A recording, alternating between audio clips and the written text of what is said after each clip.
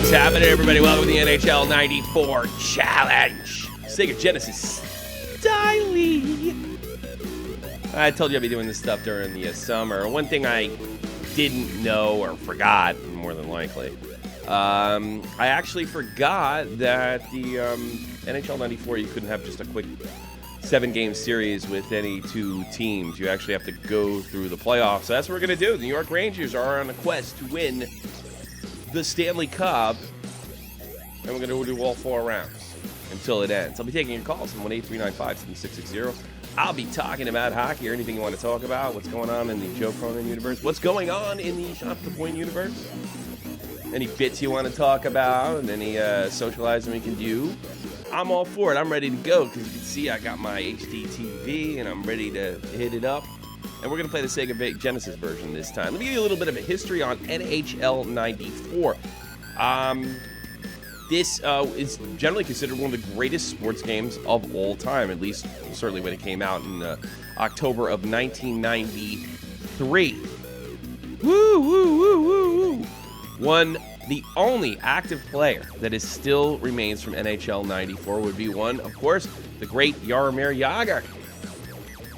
GamePro magazine gave the Sega CD version, not this particular version, a, Sega CD gave it a perfect score, citing improved controls, playability, already outstanding Genesis and SCNS versions. That's the Super Nintendo, for all those that don't know, and its use of NHL footage. Now, this version doesn't have any of that, but I did have this particular version for Sega CD, and it was pretty amazing.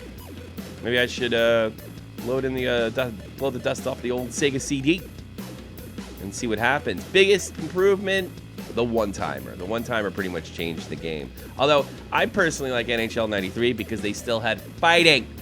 And the fighting was really well done. Your goon went up against their goon. And it was pretty neat. So, and of course, in the movie Swingers, I think it was mentioned profusely or regularly that fighting was actually removed from this game, which is quite unfortunate. But I think they would bring it back in NHL 95 and 96 for the Sega Genesis. This is what I grew up on. This was my big thing.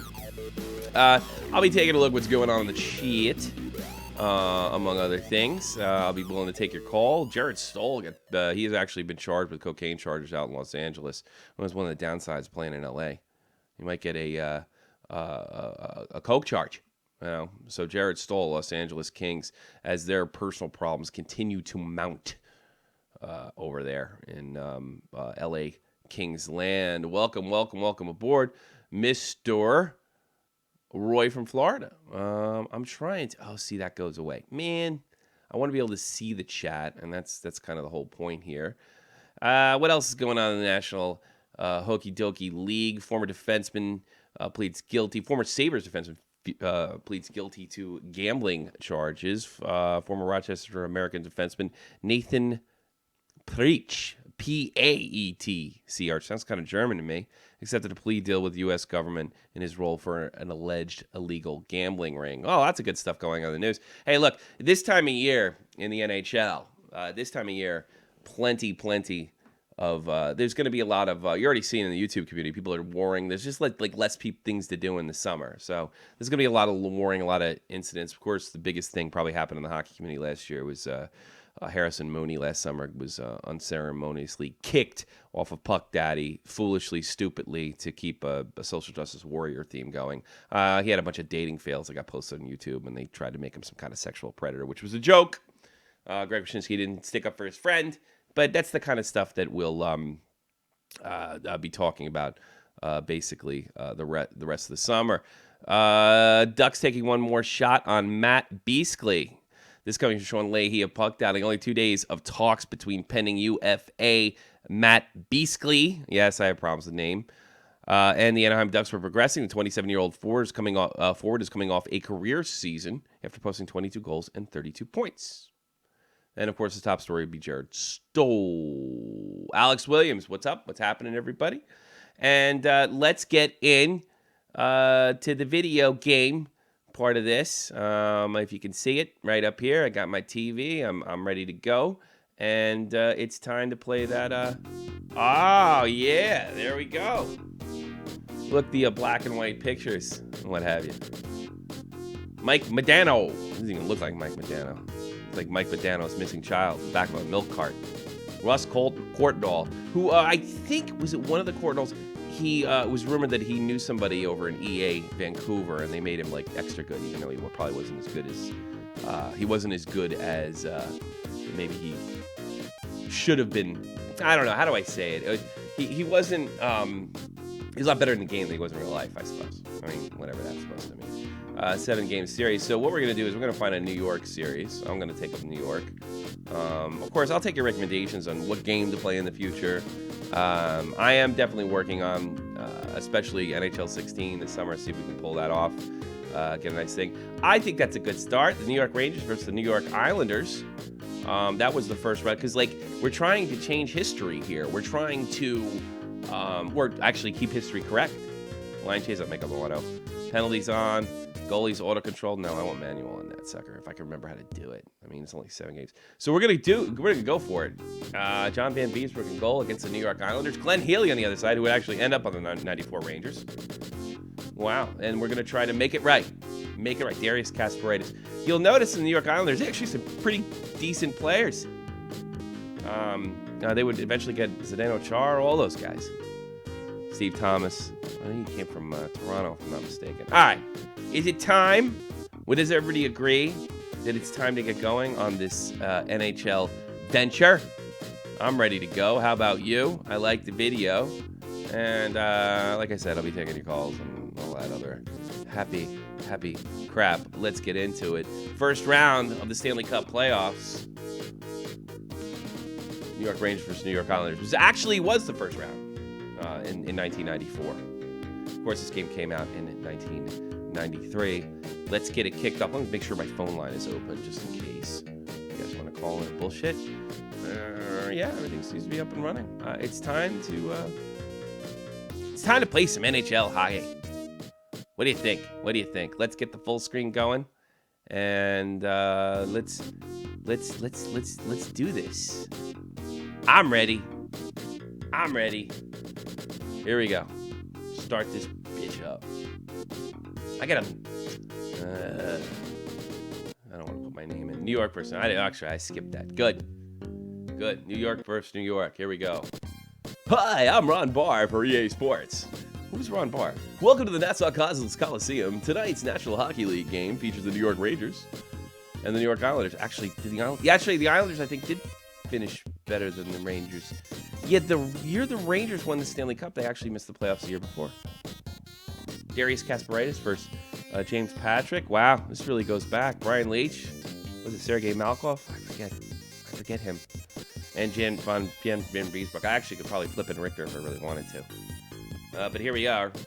A slightly higher rating, but I think, I think the Islanders got to the Eastern Conference Final that year. And if I'm not mistaken, that was the first year it was the Eastern Conference Final. Winnipeg's still in the league at this point. Well, here we go. I don't know why that's probably why I'm don't have home advantage, which I should. All right, here comes Adam Graves streaking out on the line. The great Adam Graves. And he takes a very foolish shot. All right, let's get back. Key to all these games are defense, just like in real life. Defense. Don't overcommit your defenseman. Don't pinch all the time. That's really the trick. That's the problem with keeping these guys on the blue line. All right, Graves moves in, gets some trouble. He's looking. He passes up. Nope. Doesn't make it. Doesn't work out. All right. Got to keep it in. Van Beesbrook with a big save. No, he misses it. Brian Leach, Hall of Famer Brian Leach, fires it in. Here comes Messier with a shoot. No, he's offside. Offsides by a hair. Offsides by a hair. Here we go. Okay, I just forgot to put on the... I won the face-off anyway without doing anything. How about that?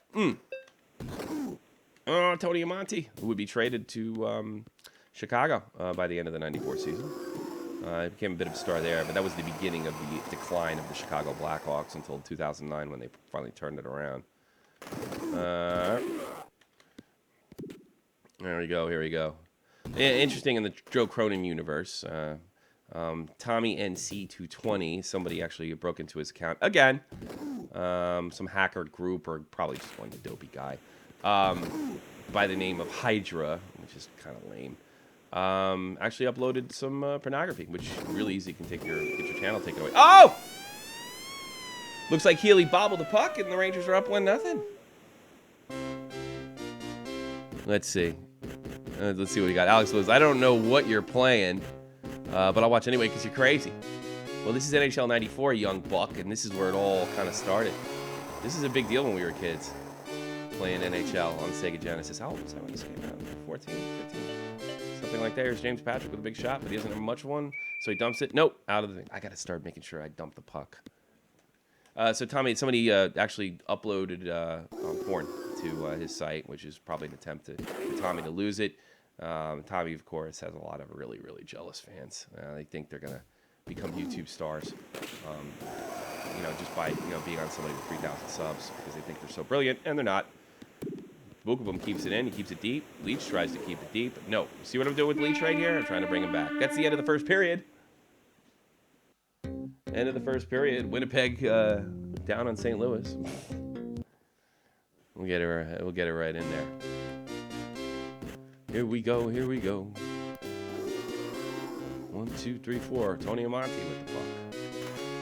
Fires it in. Picks up Adam Graves. Graves puts a pretty easy shot on net. Healy was able to pick it up really well. Oh no! Number 32. I don't know. I gotta say history. I do every player in the league back then. How things have changed. How I've gotten older. Welcome to hey, what's happened to Andrew? He's here as hell. What's going on? Mr. Speed 747. It's old. You got it. We do a little things different over here. We do it a little different. And we're going for the Stanley Cup tonight. Oh, Van Beesbrook with the big tray. Yeah, that's what we do. It's old. Classic. I'm into the classic. And I'm old, so it doesn't really matter.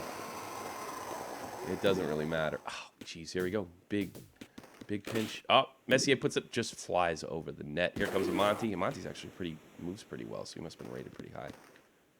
And, oh, big hit. Botched by Messier, but it doesn't matter. Tony Amonte picks it up. He's got three, but he's going to work it around and look for the big pass. There it is. Here's a one-timer by Messier. He shoots. Save. Another save by Healy. Unbelievable. Unbelievable. There it is. 1, 2, 3. Graves puts it on net. But Healy, again, is able to come up with the big save. Healy wear 34. I didn't know that. 35. That's interesting.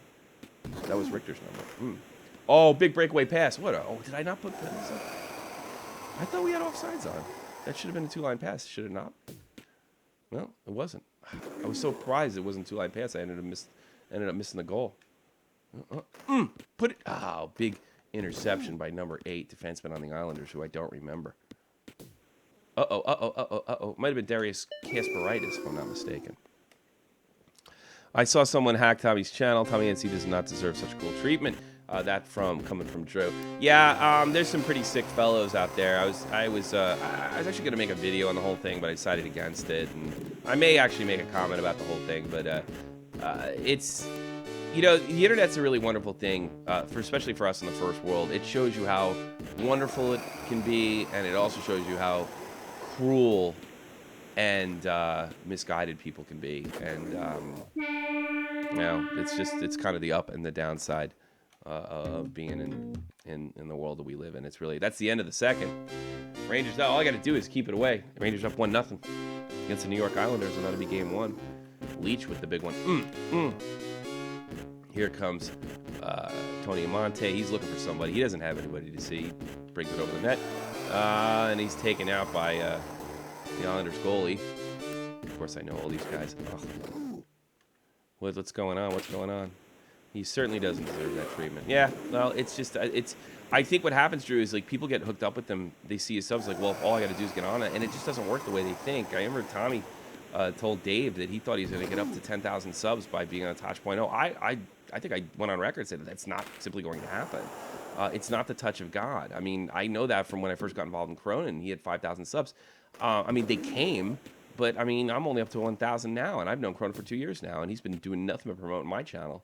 So it's not the touch of God that you think it is. And I think people get frustrated and they start to get angry at Tommy. And well, there it is, the typical NHL 94 goal around the back of the net, put it in the upper right-hand side. That's a little bit of a glitch goal. But the Rangers are up 2-0, and they're going to go up 1-0 in the series. Yeah, so that's just the way it is when it comes to Tommy, and it's sad.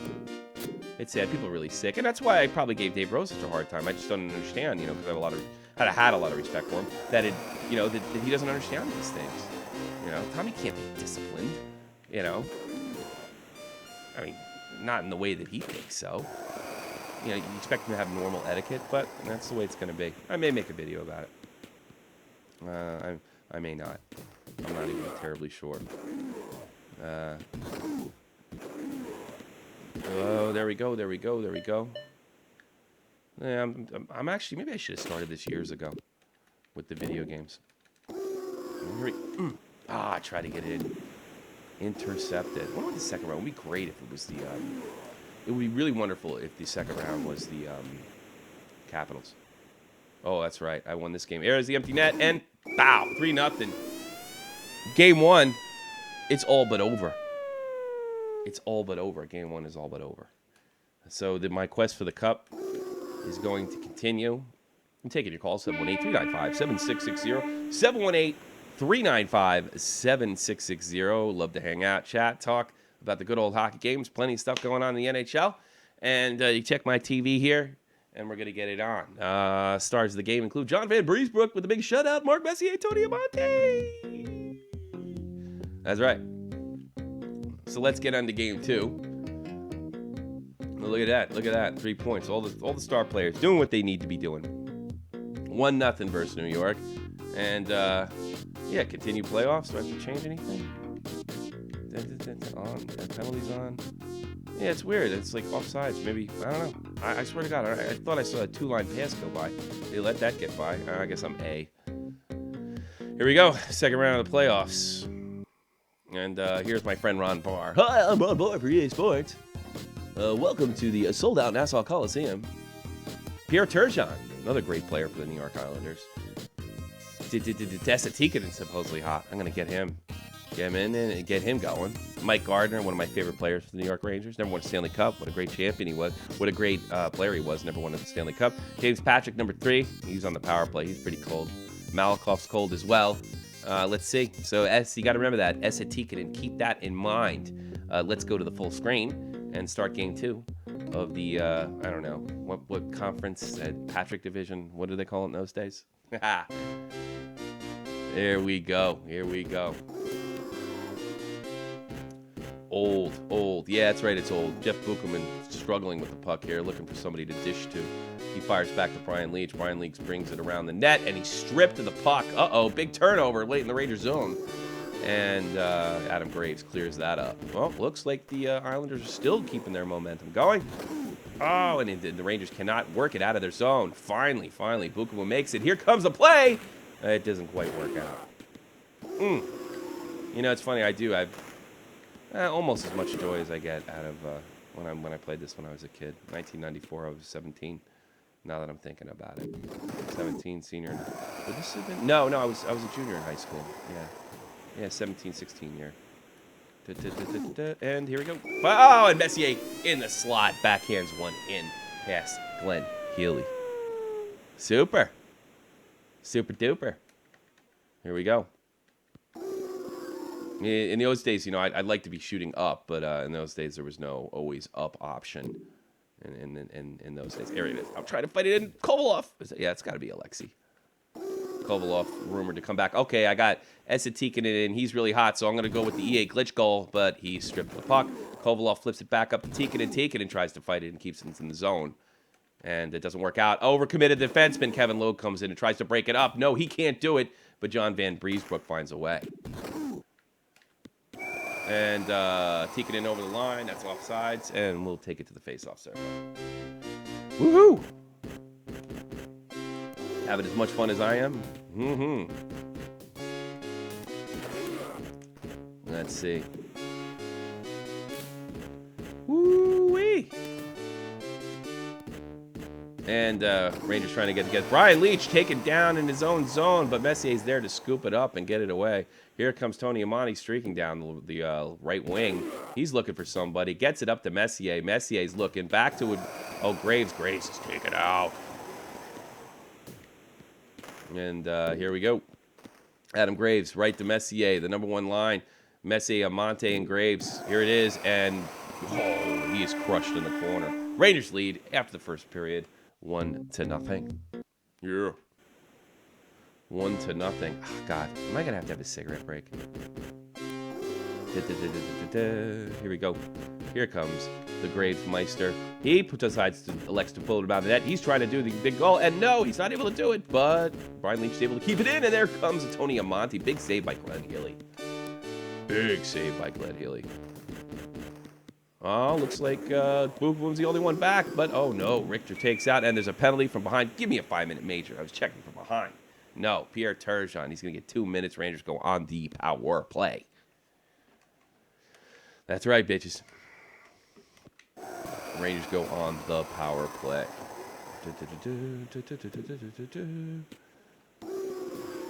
And big breakout pass that Connie shoots. Oh, wide. That's too bad. And another breakaway. We're a little pond hockey here, but Van Beesbrook with the big save. Oh, and then he's not able to do it. Here it comes up. It's a 3-on-2 right on the power play. Oh, one of the Rangers fumbles the puck and the turnover. Sergei Zubov picks up the puck. He fires it deep, and the Rangers dump it in, trying to recover and set up. They can't seem to set up on this power play. Glenn Healy's able to break that up and get it deep in the Ranger zone. Of course, there'll be no icing on the power play. Darren Turcotte picks it up. He fires up to Adam Graves on the left wing. Graves looking, finds Turcotte. He doesn't make it. Oh, boy. Sergei Zubov checking his way through. It's broken up by John Van Beesbrook. And looks like a very embarrassing showing for the power play that is now over for the New York Rangers. Here comes Adam Graves streaking up the line. He passed back to Graves. Oh, the Islanders are able to break it up and bring it down the other end of the ice. And, oh, a big strip by, oh, God, who's number 5 in the Rangers? Oh, here we go. And Healy's able to break things up and make it happen. Here it is. Sergei Zubov with a nice interception. He feeds his fellow Russian, Alexei Kovalov. Kovalov low in the corner. Kovalov looking. He doesn't make it. And Graves has an opportunity here, but he overplays it. The Islanders are able to recover. Sergei Zubov drops a check up here. Turgeon moving in, and a big save by John Van Beesbrook. Damn. What kind of excitement is that? Third period gone by. Rangers lead 1-0. The Islanders want to get back in this series. Now is the time to do it. Big shout out to Tang Man out in Norway, who doesn't play hockey even though he should. Get away from that computer and stop, being on those, what do you call it, parties, Here he is. Monty behind the net. He's searching for Buddy, but he's also stripped. Pierre Turgeon making in, but oh boy, taken out by Mark Messier. Here comes Adam Graves. Big save by Healy. And here comes, big mischeck by Jeff Bukaboom, but Van Beesbrook's able to cover. Tony Amonte looking. He tries to get it up to the point, but it's taken away. Messier up in the slot, takes a shot, but taken away by the Islanders defenseman. Oh, another big recovery by another one, Adam Graves. Graves is looking. He doesn't get the offside call. I think the referee might have blown it there. And they're able to get it deep. Amani puts a shot on goal, and a little bit of a hook there. I think the referees missed. And number 22, I've got to start looking up the other players. Oh, that would be really great if I could do that. Rangers up 1-0, 2 minutes to go in the third. Here we go. Can they break it in? No, it's a big save. Come on. And Buchman was able to break it up. Oh, the Rangers want to slow it down. They elect to slow it down here, and there's really no reason not to. Looks like an offsides. Easy offsides, Cole. I play hockey. Well, what I said was that I never played hockey video games. Okay, great. You should play more hockey, man.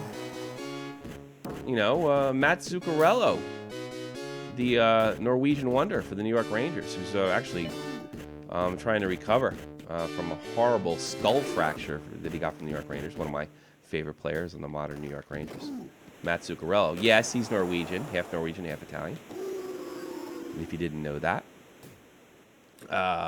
Mike Gardner coming in, one of the fastest skaters in the league back in 1994. He somehow leaps it behind the net. I don't know what the hell that was.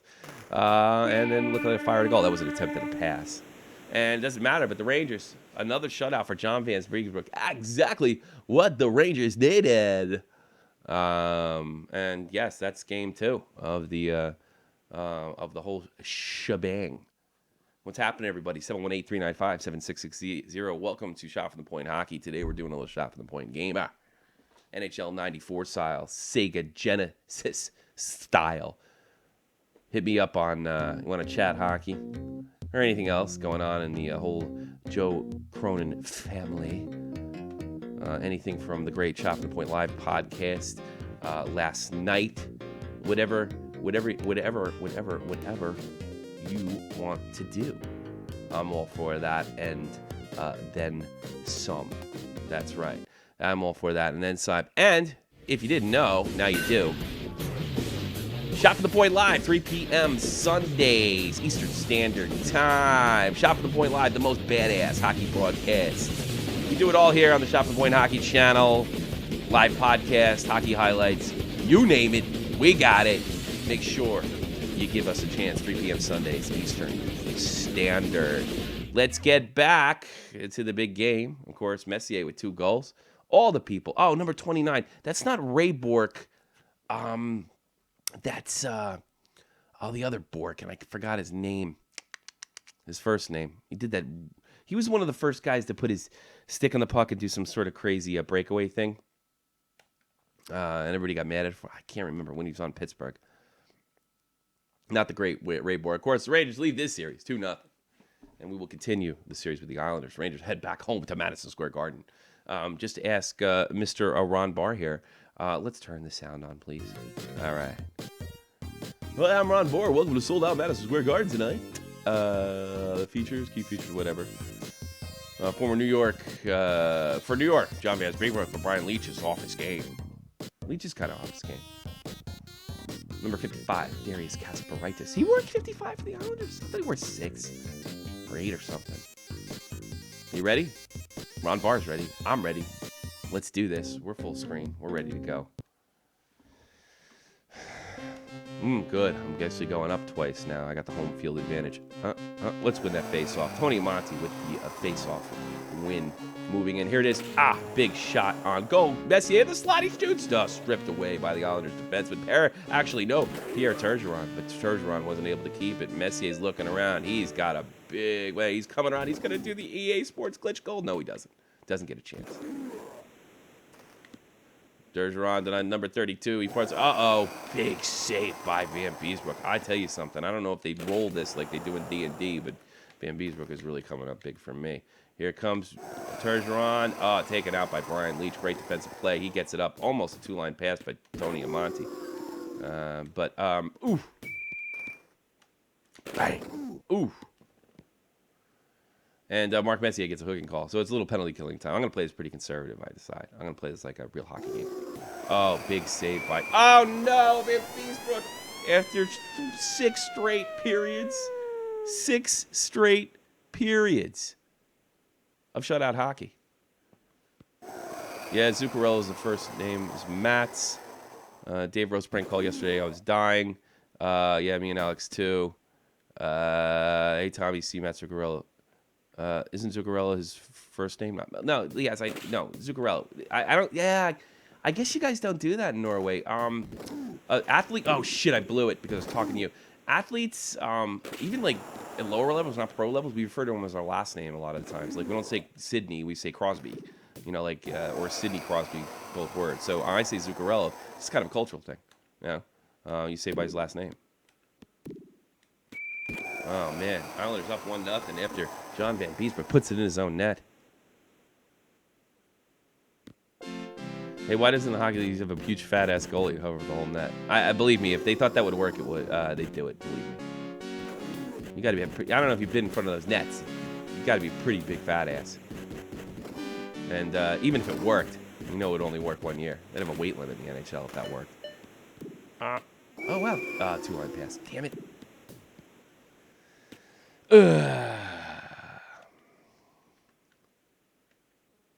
Here we go. Alexei Kovalov, Russian. Here he is, moving in. He's doing what he used to do. He used to take it over the blue line himself when he shouldn't. And he passes it in. It shows, Who's number 5? I forget. It wasn't Alf Samuelson. Oh, Boy, Van Beesbrook has trouble with it again. Passes up to Darren Turcotte. Turcotte's looking for somebody. He's a one-timer saved by Glenn Healy. And that's the end of the first period. Woo!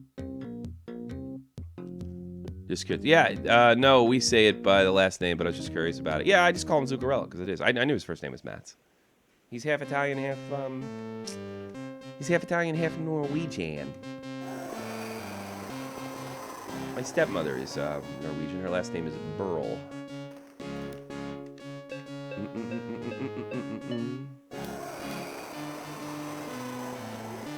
Little Scandinavians.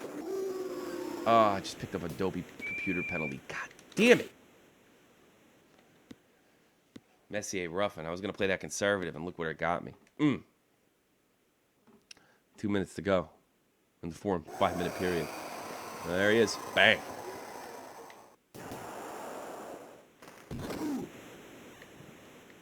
Jeff Buchable puts it on net from way out offside.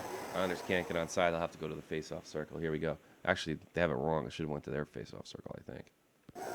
And Messier picks it up. He wins. And he'll dump it deep in the zone.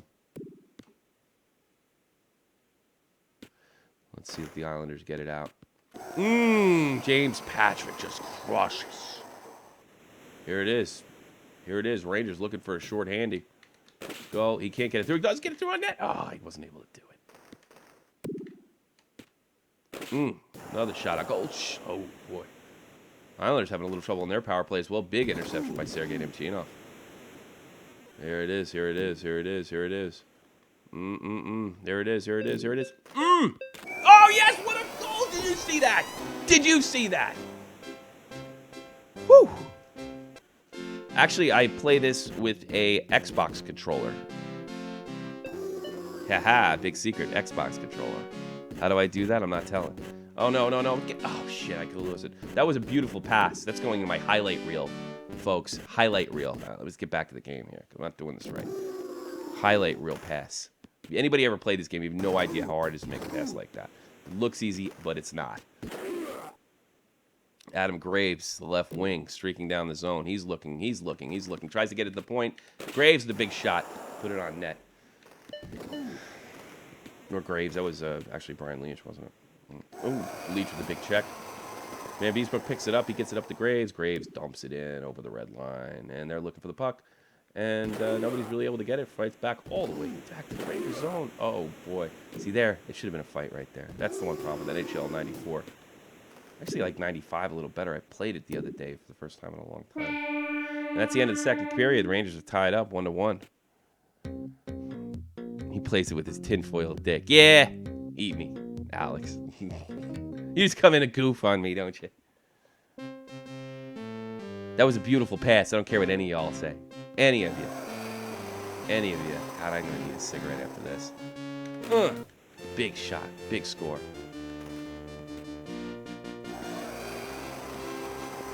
Here it is. Ah, big save. Come on. Healy picking it up. I don't want to get a penalty here. Big sensitive on the goalie interference penalty thing. Big overcommitment. Saved by Van Beesbrook. He's getting his shit back together. Only giving up one goal in the whole series, and it was his own goal. The Islanders have failed to beat him even yet. And, big hit by Messier. Looks like it was a little close to the knees, though. Fuck. Get back on D. Boy, the Rangers can't hold the pucks too long. Mike Corsi's got to be awful in this. There it is. Buchamo keeps it deep. He's looking for somebody. No, Buchamo's tied up. 1-1. Could be going to overtime. Oh, I don't want to lose. Here it is. Big penalty coming up for the New York Rangers. 2 minutes to go. This is not good. 23 charging. Jeff Buchamo.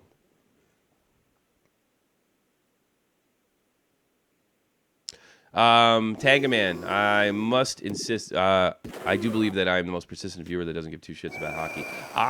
You came up with my wife yesterday, and I think you're 100% correct. Oh, Rangers get a break. That's going to be a little 4-on-4 hockey here. Let's see if we can finish this up at the end. Oh, Jesus. Paying too much attention to the chat as usual. Strip the puck. No. Jesse Tikkanen. Was he hot? I forget. That was the last game. Maybe not. Big save by Healy. Fired him by Tikkanen. 4-on-4 hockey. A lot of space out there. Big save by Van Beesbrook. Van Beesbrook's trying to get it deep. He gets it over to number 12, who I forgot who it was. And here it is. Oh, big save taken away by the Islanders defenseman. Angle totally cut off. That'll be offsides. It'll come to the face-off circle. Here we go. Coming. Ah, big check takes it away. Coming down to the last 8 seconds. I guess we're going to have some overtime, folks. Overtime. Buckle up. It's overtime time. Buckle up. Here it goes. OT. Of course, this ain't soccer. He doesn't watch hockey either. You should. It's good for you. Builds character. Here it is. Rangers got a full roster out there now for their short power play. Here it is. But will it matter? Can he end it? And can they end game 3 of the, I don't know, one of the conference finals? I totally forget. Yes, I talked to my wife about you, Tanga Man. I listen to the show. She listens to the show. She knows what's going on. She knows all the drama. She knows who Dave Rose is. She knows the whole thing. She knows who you are. They're gonna be, this is an empire, man. People know what I'm doing. Here comes Tony Amani, firing a little too far. Messier with a big check. Fires it back to his defenseman, Brian Leach. The great Brian Leach trying to be a little Bobby Orrish here. He's going left, right. He's looking for somebody. He tries to make the pass to Tony Amani. Tony Amani coughs up the puck, and the Islanders bring it up through the neutral zone. And they turn it over themselves. Amani with a... Oh, he can't get it off either.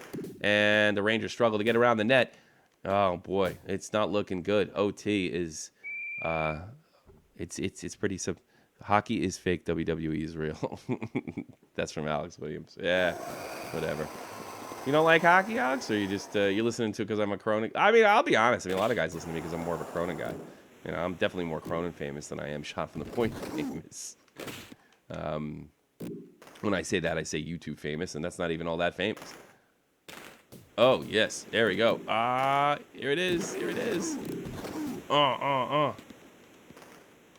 Here it is. Oh shit. Could he get it through? No, he's able to cut him off. That was really close. That was really close. A big bad turnover in overtime. Unbelievable.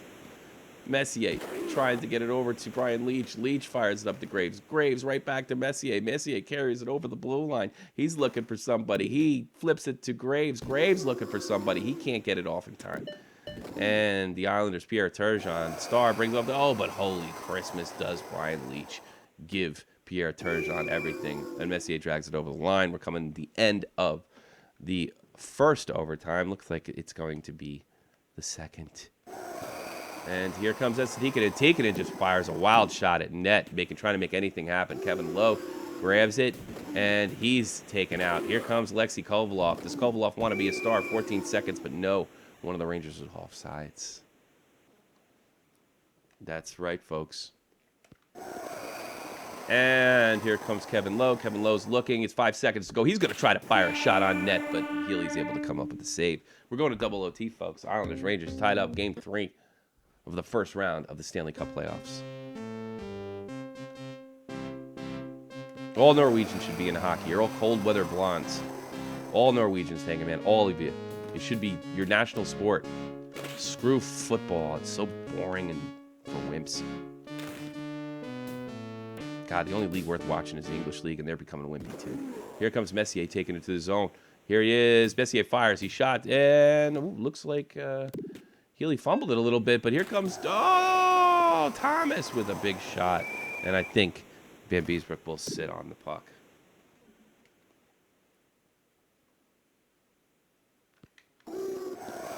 And here we go. God, this is turning into my marathon. 3 minutes, 40 seconds to go in OT.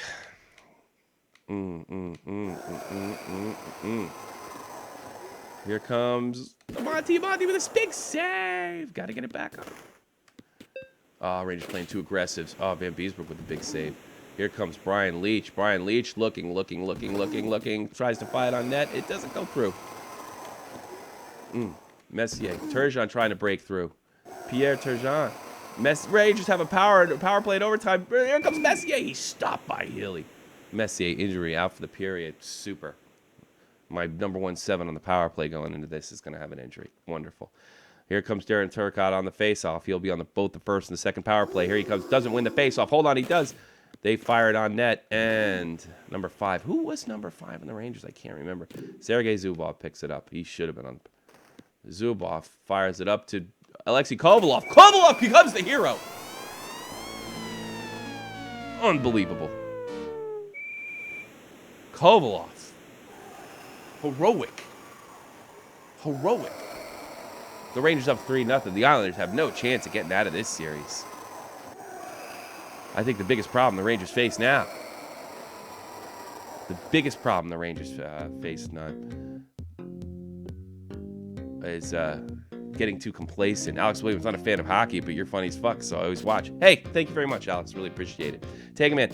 I broke my hand during a hockey once. It was like going full speed towards the goal, and the puck went this fuck.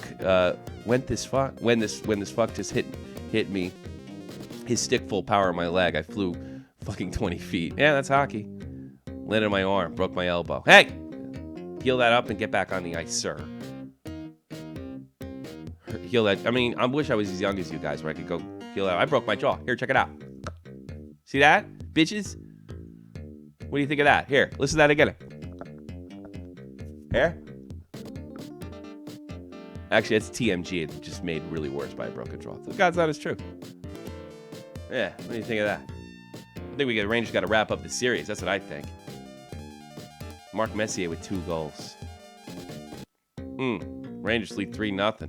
They'll face either, I guess, Boston or Buffalo. I'm not sure that doesn't make any sense, but everything's changed so much. We'll continue these playoffs.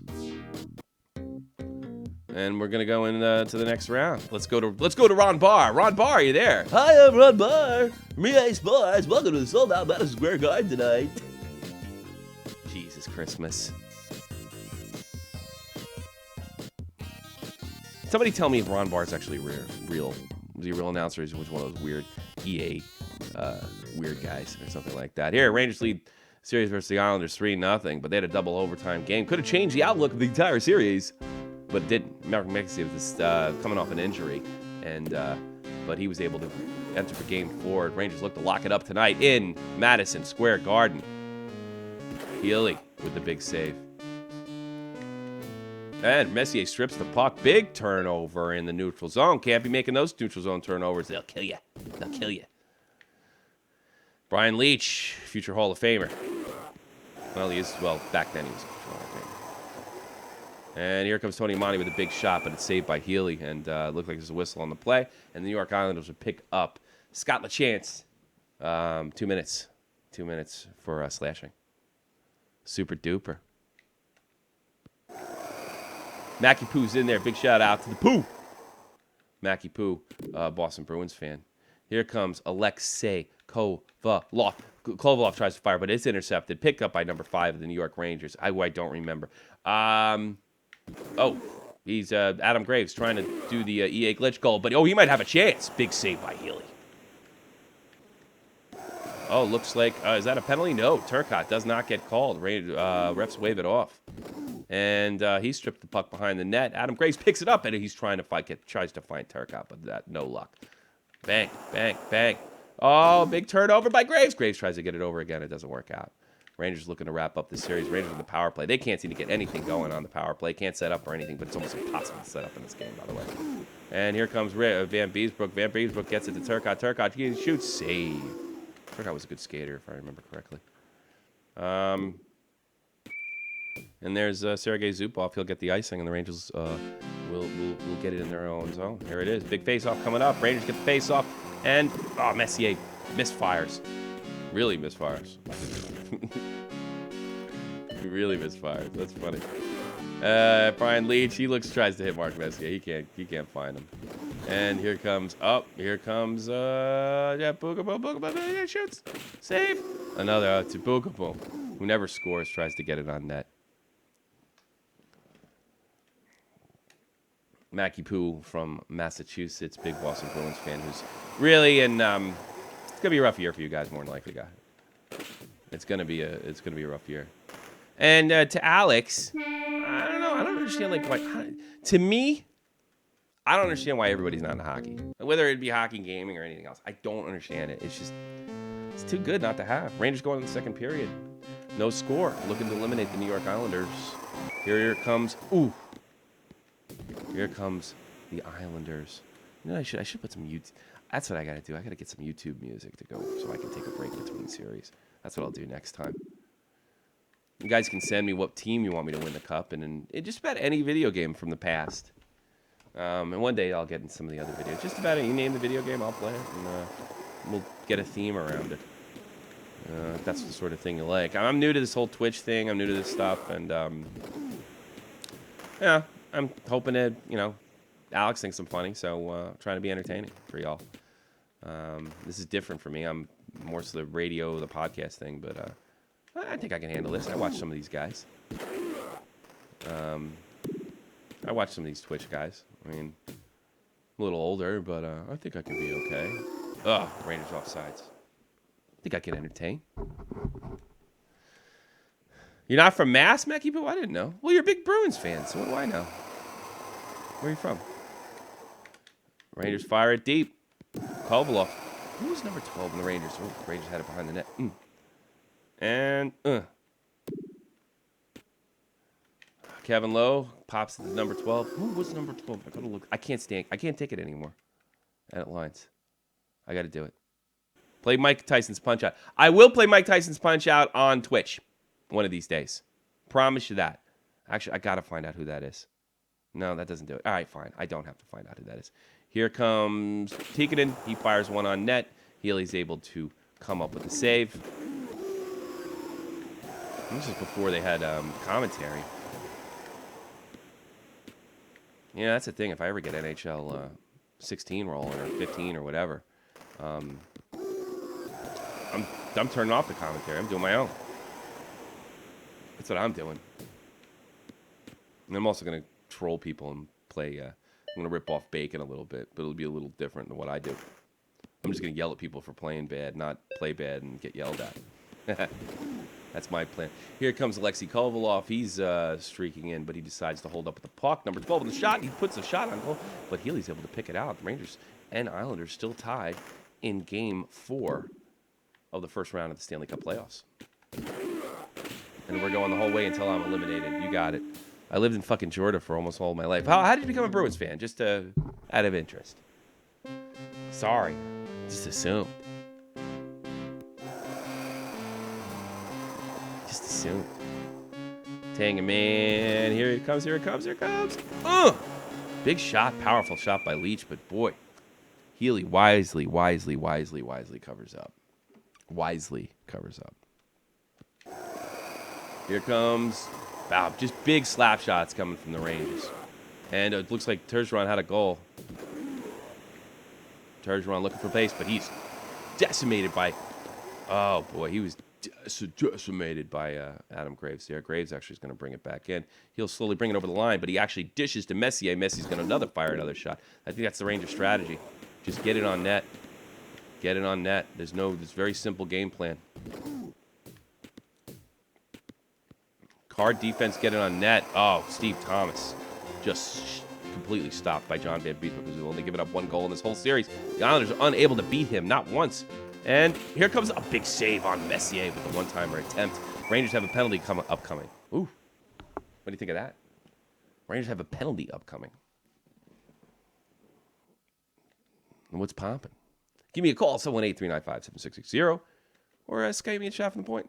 One word. Shot from the Point, one word. Dun, dun, dun, dun, dun, dun, dun, dun. Come on. What's going on here? Okay. Rangers have a power minute, 2 minutes to go. They could actually end this series right here as long as they get this power play rolling. And they weren't able to keep it on the damn blue line. Damn it. And it comes all the way. Yeah, okay, that's in the right spot. Didn't win the face-off. I actually concentrated on that one, so we win it. Still didn't win it. Oh, another offsides.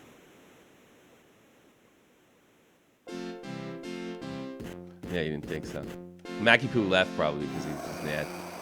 He's mad at me. Down to 2 viewers. Nobody can stand this too long, I guess. I guess I was counting on callers. You know? Why the fuck so many penalties? I thought it was a contact sport. Well, it's like computer penalties. And here comes James Patrick with the trying to get the save. Oh boy, big Brian Leach with a big effort to get back on side. Then he fires it up to Mark Messier. Messier moving in. Messier shoots.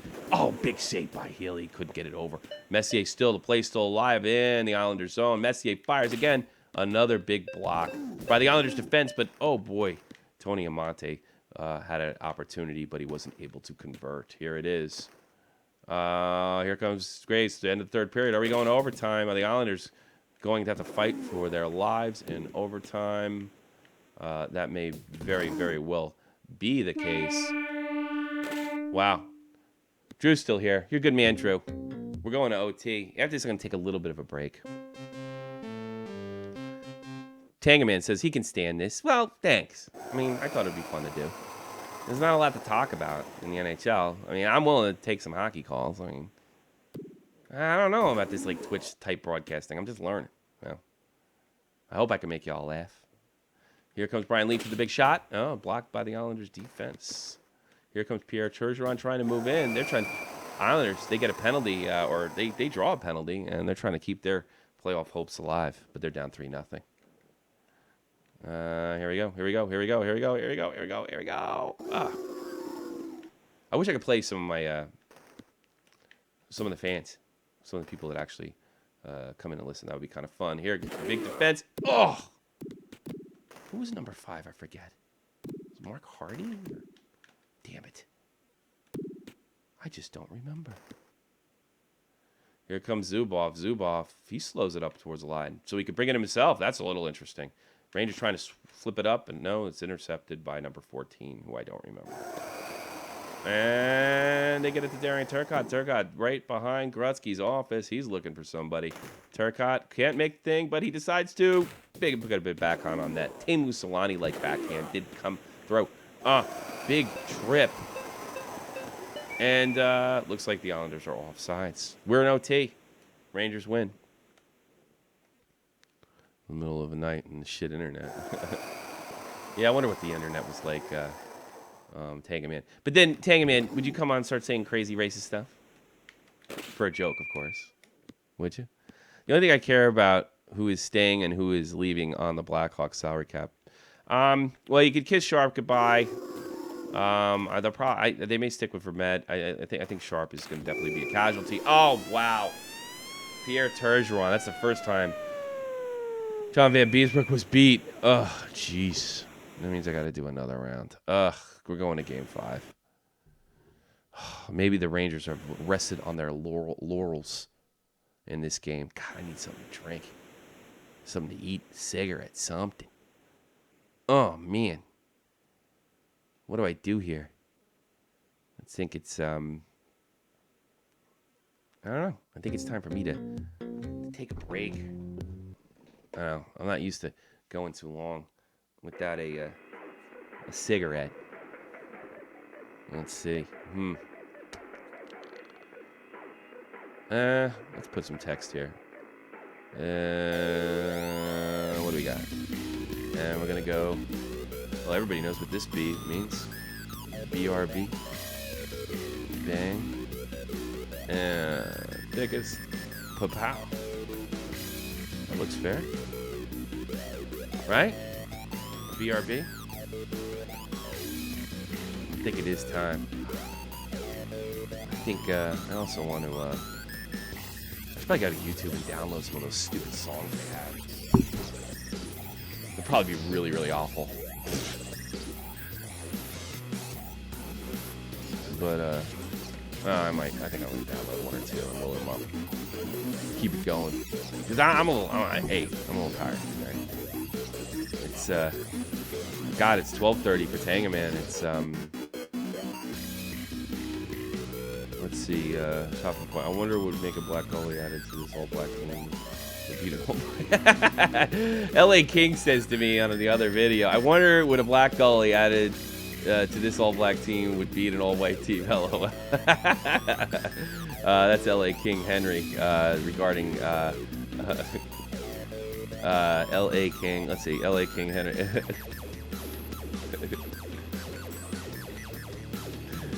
Some good players.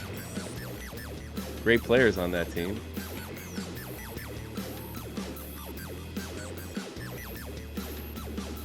All right, yeah, I gotta send that out. Oh man, that's really cool. I think it's kind of awesome. All right, let me get down. I probably gotta get some before this song ends. I'd like to download. Oh shit, I'm screwing everything up. Absolutely screwing everything up. Don't call in yet. Let's see. Instrument, mood, angry. I like angry. Angry rock.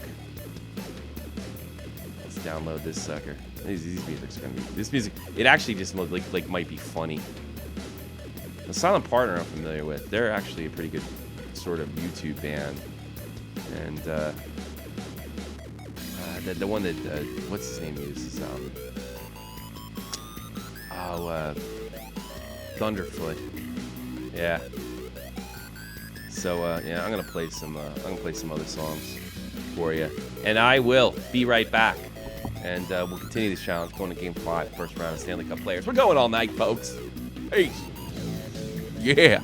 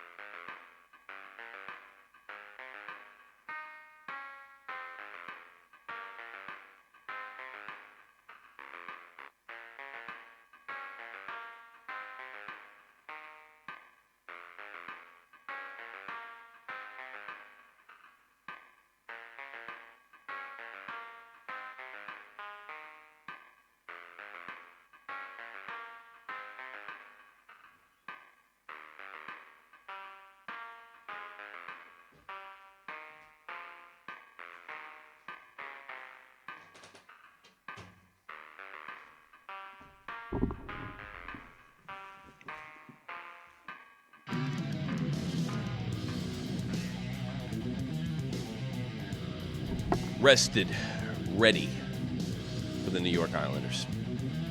That's right, I'm taking on the New York Islanders. Rangers up 3-1. Couldn't put them away. Not a good sign. I think we can all agree on that. All right, time to go. Let's try to do this. And oh, what happened to my? Oh, there it is. There's my game. Let's get right back into it. Good night, Tanga Man. I know it's late for you. Thanks for sticking with us as long as you did. I do appreciate that. And hopefully Mackie Poo's over there. Back in 08, I watched my first hockey game. The Bruins were playing. I wanted them to win. I've stuck with them ever since. I've lived in North Carolina. Well, Mr. North Carolina man, good job. That's what I say. Good job. Like and share, like and share, like and share, like and share. Show you care. What's going on in the NHL news? Well, I'll tell you what's going on in the NHL. Jared Stoll charged with possession of a controlled substance for cocaine. Got it for your train? High on cocaine. Oh, that's right, baby. Jared Stoll, LA Kings, is their personal problems, like Slava Voinov, tend to hurt. Las Vegas welcomes Hockey World for GMs for Board of Governors meetings and awards. Boy, the award show is Wednesday night. I wonder if I should try to do something about that. I don't know. What do y'all think? Should I do an award show? Make sure you put that in the chat or call me at 718-395-7660. We're at Shot from the Point. And we can have a wonderful chat on our little hockey channel that we have here right now, where I'm probably losing subs. But that's all right. I'm here. Let's see. I get so much shit over here for watching hockey. I can imagine. And maybe I should have added you Southerners to the list. To that video that I did yesterday, Mackie Poo. Hey, stay strong. I know it's tough. Football's life over there, but you know what? Just look at football. Look what's happened to it. It's a big joke. Big laughable joke. What's happened to football in recent years. But, I don't know. You're a real fan. There's no such thing as a real fan. I've watched the Blackhawks longer than you. I'm a real fan. I'm CM Punk. Dumb if you ask me. Let's continue to game 5. Rangers lead that 3-1. Let's go full screen for this bitch, baby. It's time to go. Ron Barr's ready. Going back to the Nassau Mausoleum, which is no more. No more Nassau Coliseum. They're going to Brooklyn. And here we go. Let's go. I want to finish these bastards off quick. I am done playing games. Here we go. Tony Amati with a big shot on Glenn Haley. Glenn Haley's able to stop it. And on the other end, this would be a little bit of an offsides there. 2-line pass. Like a share. Show you care. Let people know. Put it in the right places. Any NHL hockey addicts out there, I wouldn't know. Here comes Brian Leach behind the net. He's looking for somebody. He tries to get to Messier. Messier fumbles the puck, but then he gets tripped up, and the refs blow the call. Here comes Graves behind the net. Graves looking, but he's looking to set it up at the point, and that doesn't work out. Number 26, head over heels, knocked by Messier. Messier trying to move in. Here comes Mark Messier. Messier's tied up, and he tries to fire, but he turns over the puck to defenseman number 7 on the New York Islanders. And there we go. Okay, here comes. Look at this. Oh boy, there is number 8 moving in. He can't get it past Van Beesbrook. Van Beesbrook's only really been beaten once in this whole, or twice in this whole series. But oh no! Mackie sticking around. He got nothing better to do. Good, I think. And well, Monday Night Raw's on tonight too. I mean. I can't imagine that'll go as long as the Cronin. Probably fall asleep watching that.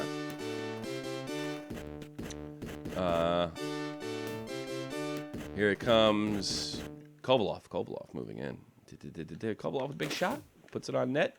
Oh, Healy has trouble with the rebound, but it deflects all the way outside into the neutral zone. James Patrick's picking it up. Patrick fires, shoots. Big save by Healy. And, oh, a big turnover by Alexei Kovalov. Kovalov tries to get it across center ice, but it's dispossessed, as Doc Emmerich would say, by number 11 of the New York Islanders. I don't know why my Rangers did that. No idea why the Rangers did that. We really got to get NHL 16 up in this sucker. Really got to do it. And I can ask for donations like those guys on Twitch. Here we go. Here comes Adam Graves. Graves tries to strip the puck away, but he doesn't get it. Turcotte with a big hit. And the Rangers on a power play. Ooh, here we go. Second period, folks. Second period, folks. Here it comes. Oh, I don't know why I did that. Let's get back on. Maybe because I hate that little din, din, din, din, din.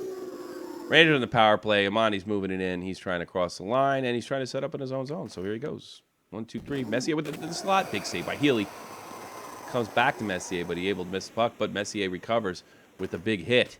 Here it is. Coming back to Messier with the one-timer saved by Healy. Glenn Healy, as we all know, is currently the he's behind the glass, or he works for Hockey Night in Canada these days. Quite possibly, I met him, and he's a really great guy, but he's quite possibly one of the worst sports personalities I've ever seen.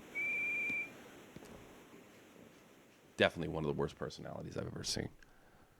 Saying Pavel Datsyuk, who is he's a pretty, what a heady hockey player, but not a lot of talent there. I mean, I don't know, the guy's so dirty. It's like Romanian whore dirty, man. It's filthy.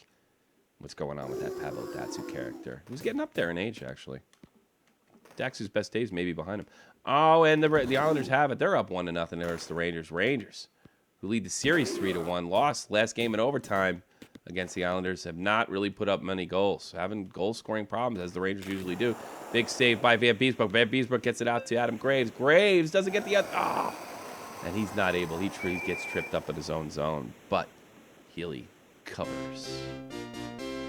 Come on, here we go. 1, 2, 3. Win the face-off. And a big save by Healy when it was flipped back to the defense. And here comes Jeff Bookabum. Bookabum looking for somebody. He finds Graves in the neutral zone, but he's not able to carry in. Graves looks like he wants to dump. And here comes a penalty. Looks like Graves is going to get a penalty on that one. Not smart hockey. Adam Graves. Here it comes. Islanders. Big Islanders power play coming up. Cross-check number 9, Adam Graves.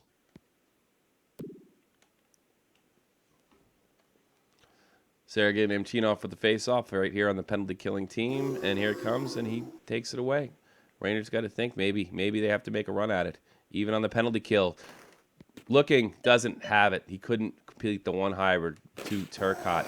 And it doesn't, well, I'm tongue-tied. That's what it is. This Doc Emmerich stuff is not as easy as it looks, folks. Healy's able to recover the puck. He gets it out the Islanders' zone. Islanders are not able to really even complete a pass. And here it comes. Rangers able to get it out of the zone, but here comes Pierre Turgeon, the Islanders' best weapon, number 77. Going into the third player, the Islanders still have a bit of a power play.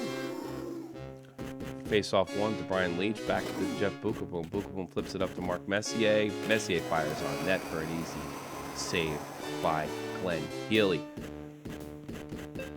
Messier firing it to Jeff Bookabum. Bookabum kind of turns over the puck into the neutral zone. Not a good play by the Rangers. Moved in by number 27. He shoots and scores. Turgeon again, assisted by Derek King. Unbelievable. Not looking good, folks. Not looking good. 2-0, New York Rangers. Unbelievable. Unbelievable. 2 shots on goal. And looks like the Islanders are starting to control this game right here. And another penalty goes to the New York Rangers. Damn it. Hooking, Jeff Bookabum. That's just too damn bad. It's horrid. Horrid and horrible. Bang. Horrid and horrible.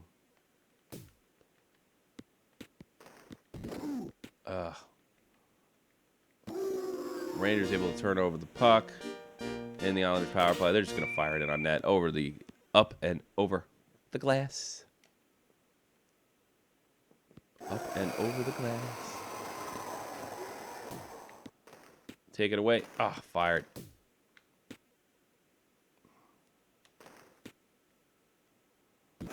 Here it comes, Adam Graves. Adam Graves coming, and he fires it in. Can't get it by Healy. Healy has just closed the door, and oh, look at this.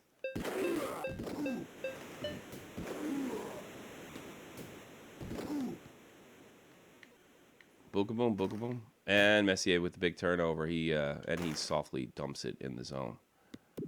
For some reason, Bookaboom's playing forward. And here comes Messier. Going right as defenseman, and he tries to shoot it high and wide. But it's stabbed by Healy. Healy has to throw in a shutout right here. 35 seconds to go. Looks like we're going to go to Game 6. Healy taking it away with showing some special stick handling ability.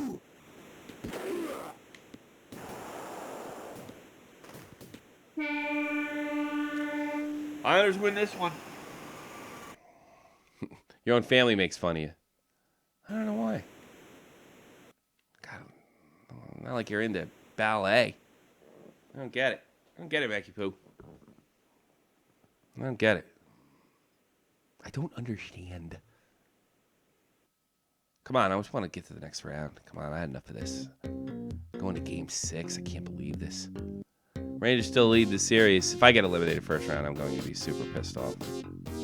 Super duper pissed off. Hi, I'm Ron Barr. I didn't even back it up. I'm just going right in there. I just want to finish these guys off. Back in Madison Square Garden for Game 6. Who knew that the Islanders could come back and make this such a series after going down 3-0 in the series? Bang. What is the Rangers' strategy in this one? They had it. They were in overtime in Game 3, leaving 3 games to Game 4, leaving 3 games to nothing. Oh, how the mighty have fallen. And here it is. I had one of the best fucking passes in this before, and I can't do anything. Turns over the puck. Here comes 32. And Van Beesbrook's able to get rid of it after Bookaboom fumbles it. Rangers having a little trouble getting out of their own zone here. Here comes Bookaboom, but he finds Tony Amonte. And they can't seem to do anything. Bookaboom again. Van Beesbrook comes out of the net. Looks like the Islanders take a delayed penalty. Here comes the great Brian Leetch. Brian Leetch looking for somebody. The ultimate left-hander on defense. Leetch coming up. Leetch with a big shot and a save and another one. It's on the crease. Islanders recover. Steve Thomas taking that penalty at number 32. Let's see. Big power play really right here. Rangers want to end this quickly. They want to get this over with. Bang. Here comes Kovalov. Kovalov is able to keep it. Then Zubov fires on net. And then the Islanders are actually clear the zone smartly. But here comes Sergei Zubov. The Rangers aren't done yet. And it's offsides. Rangers lose their momentum. And it's going to come outside the Islanders zone. Here comes Messier. And here comes number 33, Mr. Turcotte. No, actually, Tony Amonte. And, well, they try to get it through the crease, but it doesn't work. Mike Gardner, one of the fastest skaters in the league here. He comes up, bang, big save by Healy. Healy coming around. Healy shoots. Oh, real high and wide. All the way back to the Rangers zone. Here comes Mark Messier. Looks like the Rangers are already waiting from the zone, but they're offside. It'll come out of the Islanders zone. I want to win this game. Rangers with 6 seconds to go on the power play, and that ends the power play for the New York Rangers, but their line's still on, and here comes Darren Turcotte. He shoves it on goal, but Glenn Healy is able to shake it away. And that is the end of the first period, folks. Lots of shots on goal by the New York Rangers, but just not enough. Here are the game stats. Rangers with 5 shots. The Islanders 1. Still a shutout. Low scoring series. You ready for the second period? I am. Here it is. Rangers lose the opening face-off. Bukaboom takes over. Oh, Turgeon almost with a brilliant pass. Was not quite able to complete it. He's also able to get all the way back to the neutral zone in time to intercept that other pass. Failed pass by the New York Rangers. Leach coming up from behind the 8. Oh, he turns it over. Oh, jeez, bad turnover by Brian Leach. Oh, is he a little cold or what? Adam Graves, who we haven't heard much of. Here comes around. Here he is. He's hooked in the zone. Here comes the penalty. The Rangers will get a power play after this. They still have it. The puck's alive. Here it is. Brian Leach fires in. And a save by Glenn Healy. A save by Glenn Healy. That's some good stuff. Then on Dave, make sure you check out the Joe Cronin Show right after Monday Night Raw now and everything. Yeah, don't lose, Tommy. I know. It'd be funny. Make sure you check out the Joe Cronin Show right after Monday Night Raw, the best wrestling show on all of YouTube. The wild, crazy antics, and actually some real wrestling talk with my partner, who's team member of Shotfromthepoint. Point. Another then on Dave. Here it comes. Kovalov shoots. Save. Ooh, Kovalov looking angry. No fighting in this game. Yeah, that's the thing. You're watching to see if I lose this or not. Yeah, I can see that.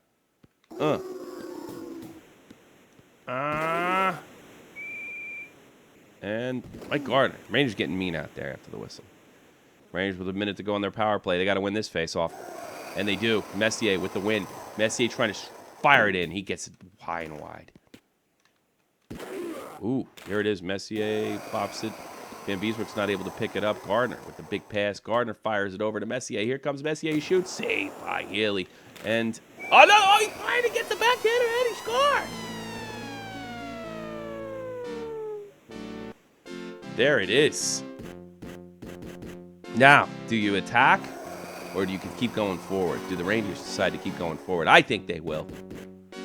Here comes Tony Amonte. Amonte looking up at a big save. And here comes Brian Leach. But no, that's turned over by number 26. I think that's Steve Thomas. And a tripping. Oh, no. Offsides. Buchum did not get the tripping call. There it is. Messier tries to flip it to his own defense. And he's able to. Messier breaks in the zone. And he's able to turn it over. Turns over to Pierre Turgeon. Turgeon can't be allowed. Eddie shoots. He scores. What a no-sell. Rangers tied 1-1. Turgeon from Norton. With the big breakaway goal. Now the Rangers are definitely forced to go forward. And maybe that's what led to that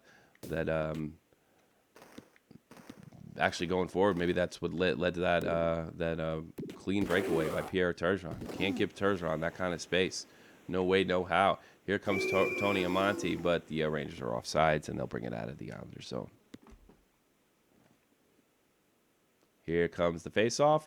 Rangers win the face-off. Bukaboom's in, but that's the end of the second period. Rangers tied 1-1 going into the second. Wi-Fi is really irritating sometimes, Alex Williams. I don't know why anybody's. I'm wired and everything. In fact, I'm even wired.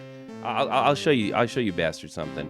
I am wired on my joystick that I use. Everything's got to be wired. No way, no how am I doing it any other way. No way. None of my guys, and also all my guys, my team members, when they do podcasts with me, they have to be wired 100% of the time. Here comes Jeff Bukaboom bringing it up into the zone. He's offsides because he's a defenseman, and the AI is really terrible. Big face-off by Mr. Marc Messier. And here comes, oh, God. Oh, come on. I'm sitting on the puck. I can't take the chance. Third period, Rangers tied 1-1. Could they possibly force a Game 7 in the Nassau Mausoleum? Here it comes. Fires. Oh, God, why you missed that shot? Here comes Adam Graves. It shoots. He can't get the puck out.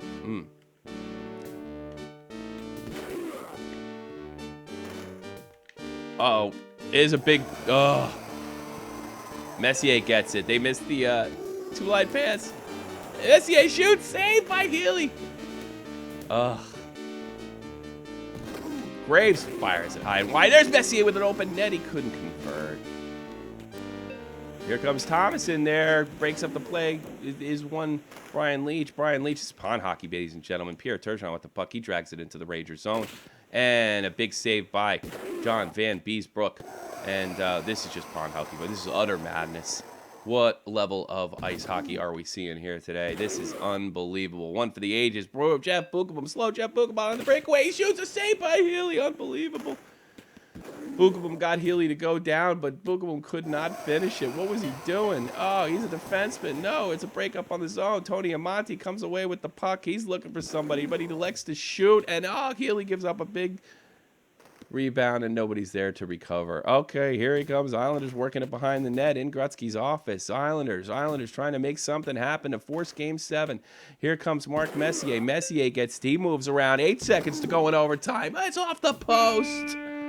We're going to OT. He shoots, he scores, no cell. That's right. Here we go. OT. Rangers score.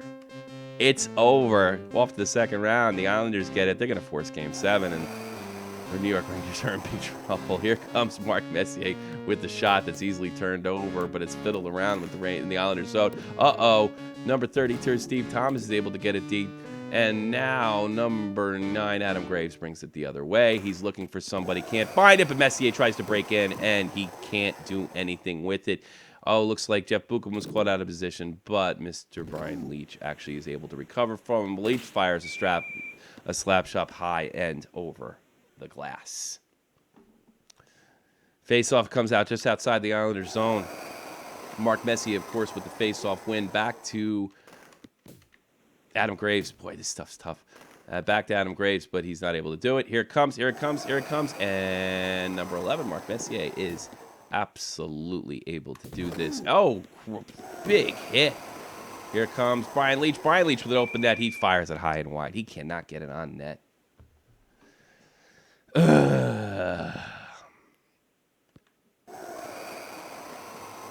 And here comes Alexei Kovalov. Kovalov coming in. Kovalov trying to win this series all by himself, but he turns the puck over. Who's number 12? I can't remember that. 718-395-7660. Love to take your calls. Or Skype me. Shot from the point. And here it is. Another one over the net by Brian Leach. Brian Leach cannot seem to find the net today, folks. I'm on the toilet, Mackie Poe. Well, thanks for letting me know. I appreciate it. Here comes number 11, Mark Messier. Messier fires it in, and Glenn Healy is able to cover up. Here it is. 1, 2, 3, 4, 5, 6, 7, and they are not able to do it. Could it do it?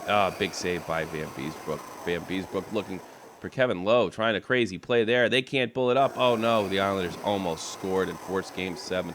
Here comes the New York Rangers. Here it goes. One. Here comes right by the net. He shoots. Can't compute it. And it's a penalty on who? It looks like it's going to be on the New York Rangers. And no! Islanders charging. Vladimir Markarov. I forgot his name. Oh, here we go. Brian Leach looking for an open spot. Here comes Leach. Fired by Healy. Here, Rangers looking for the rebound. No. And they're on the power play, and they still can't seem to convert. Nothing's going their way. Rangers looking to stop it up to the point to Brian Leach. Brian Leach fired high and wide. Leach can't find the backside of a barn. My bitch is sitting on my lap, says Alex Williams. Okay. Tell her I said hello. Islanders had an open net, and the Rangers were forced to take a penalty. We're going into triple overtime, or double overtime, I think. I don't know. Unbelievable. Absolutely unbelievable. Who was number 5? I could have checked. I didn't check. Four aside on the hockey. Let's see how long that lasts. Big save. Oh, Van Beesbrook puts it in his own net. Unfucking believable. Islanders force Game 7.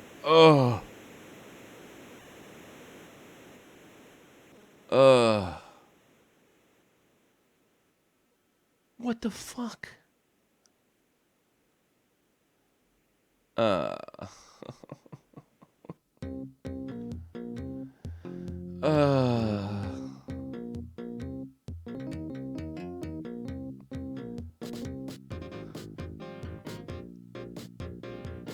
All right, here it is. Magical game 7.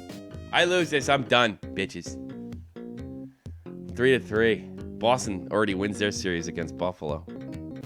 I can't. I can't deal with this. I can't deal with this. I can't deal with this. It's probably good that I'm not good at this game anymore. Otherwise, I'd freaking roll through it. Ron Barr, who cares what you got to say? It's time. And we're going to the Mausoleum, so I'm losing my home rink advantage there. Here it is, Rangers, Tony Monty with the puck. Do the Islanders actually make the impossible happen?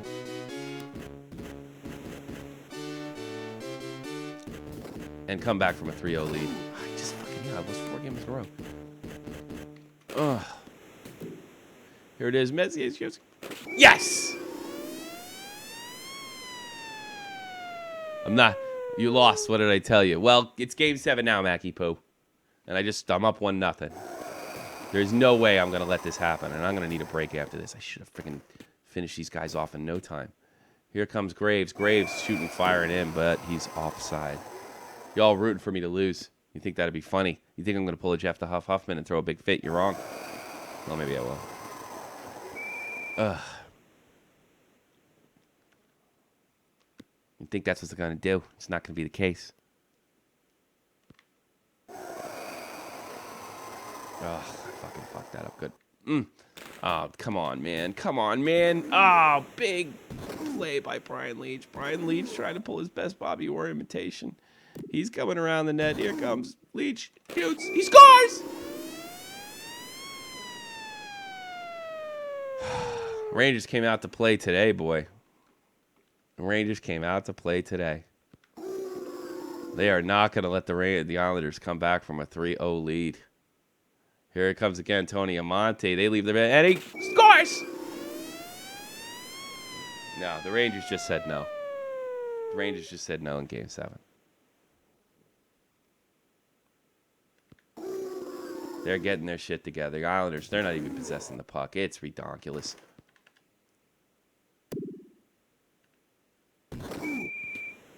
What? Icing. Unbelievable. 3-0 in the first. Exactly what the Islanders needed not to do. And here comes Kevin Lowe, and he'll just probably fire it in. Yeah, he'll fire it in. He's got to get back on his defensive. Wait a minute. That should have been goalie interference. Here comes. Wide on Esatikanen. Low with the puck. Kevin Lowe, former Oiler. Offside. Damn it. Why did I see that? I realized it's Game 7 now, Alex Williams. Game 7. Oh, man. Penalty. Penalty. It's 6 over here. Yeah, it's 12 o'clock. It's midnight over here, pal. For all you summer babies out there. Out of school, waiting to do something. Here comes Sarah Caveman. Cheat off with a big shot on Glenn Healy. Glenn Healy's given 3 goals. And, ooh, big check. Turcotte throws it on net. And Turcotte's looking to get in on the scoring action, but he misses and goes wide. That's the end of the first period. Rangers couldn't be happier after that. Could not be happier than that. Here comes the Islanders. They're on their power play. Only any chance again. They're going to have to kill. They're going to have to score on this one. If they have any chance again in this. Boom. Tricky little puck. Adam Graves puts on goal. But I think he was thinking more about his defensive abilities than putting the right shot on goal. The Rangers can actually sit back here and just play some hard defense. And here comes Adam Graves. Graves fires it back. Messier with a big shot. Saved by Healy. And, here comes. Oh, big break up by Adam Graves. That was a really good defensive play on my part. I hit the damn pink button. Here comes Graves. Graves gets taken out in his own zone. The Islanders really, really can't generate any offense. What's their currency? I don't know. Mackie Poo, damn, you need this game. You know, I might be able to help you with that. You know that, buddy? I could send you something. I could wrap it up real nice and pretty. Here it is. Here it is. Here it is. Here's Tony Amonte. Oh, scores. I'm taking a break after this one, folks. I'm not like you kids can sit in front of this damn thing all day and night. I can't do it. Need breaks. Anyway, I'm addicted to cigarettes and coffee and shit. Here comes Jeff Buchel trying to put one on net past Healy, but that doesn't matter because the New York Islanders take a penalty. Scott LaChance, number 7, with a 2-minute minor. It goes from bad to worst for the New York Islanders. And here it is. Drops it back. Here. Oh, who's number 5? Who is number 5? I'm tired of it. I got to know. No, it's not. I don't want an instant replay. I forgot you could even do that. Edit lines. Eddie Olczyk is 12. I don't know. There's only 3 lines, actually. It's scoring line 1, 2. Checking line. Before 4 lines. And the Olczyk didn't do too well. Didn't end up playing for the New York Rangers, actually. Tegan, Holden, Graves. Phil Bork. Jan Eriksson. He wasn't a bad player. Clova. Paul Brodin. Brother was on the 1980 Olympic team. Joe Koster, who's pretty much useless because he can't fight. And Mike Hartman, who didn't last long. Oh, did he end up on the 94 team? Darren Turk. A lot of these guys would be off the team by next year. No, I don't want to do that, you mother. Who is it, Olczyk? Yeah, put Olczyk back there. That's enough. Let's see, set original lines. That's fine with me. And save team line. Let's exit. Let's get the hell out of here. All right, now I know. Eddie Olczyk. Eddie Olczyk, as you might know, is partners with Doc Emmerich. He's partners with Doc Emmerich on NBC Broadcasting for the Stanley Cup Final and the Wednesday Night Rivalry and all that good stuff. And he was actually part of the 1994 Ranger team, but he didn't play much of because he fell out of favor with one Mike Keenan. Here comes Kovalov with trying to make a big dish, but he can't seem to do it. Kovalov been pretty silent in the series so far. Rangers up 3-0 with 22 to go in the second period. They're on the power play right now, but they're taking it really kind of conservatively. Here comes Zubov with a big shot, but he wasn't able to convert. Makipu went to NYC last month. How did you like it? I grew up right next to New York City.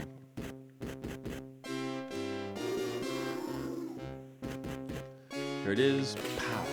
High and wide. And Healy's able to deal with it. Here comes Turgeon, who had a big goal in last time, and who had a game-winning goal in the last game on a breakaway. Here it is, but here also comes Adam Graves, and he's looking to end it, but he was held up. Held up. Big one by Adam Graves, and here comes Tonte Amante. Good Italian boy.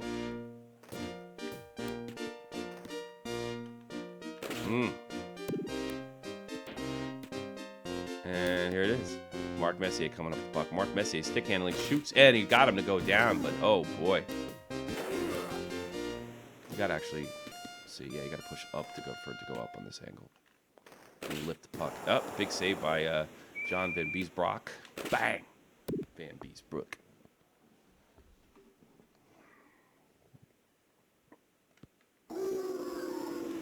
Here comes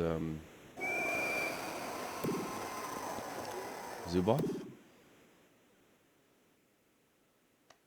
I certainly liked it better than Redneck County, Georgia. I certainly liked it better than Redneck County, Georgia. Here's the thing, Mackie Poo. You're one of those Southern guys or country boys that was just not meant for the country. You may be. Yes, that happens to a lot of guys. Like, you know, they don't feel like right in their hometown. You know, and get a good job and go to school and you know, become a city guy. You always make that change. Somebody's got to do it.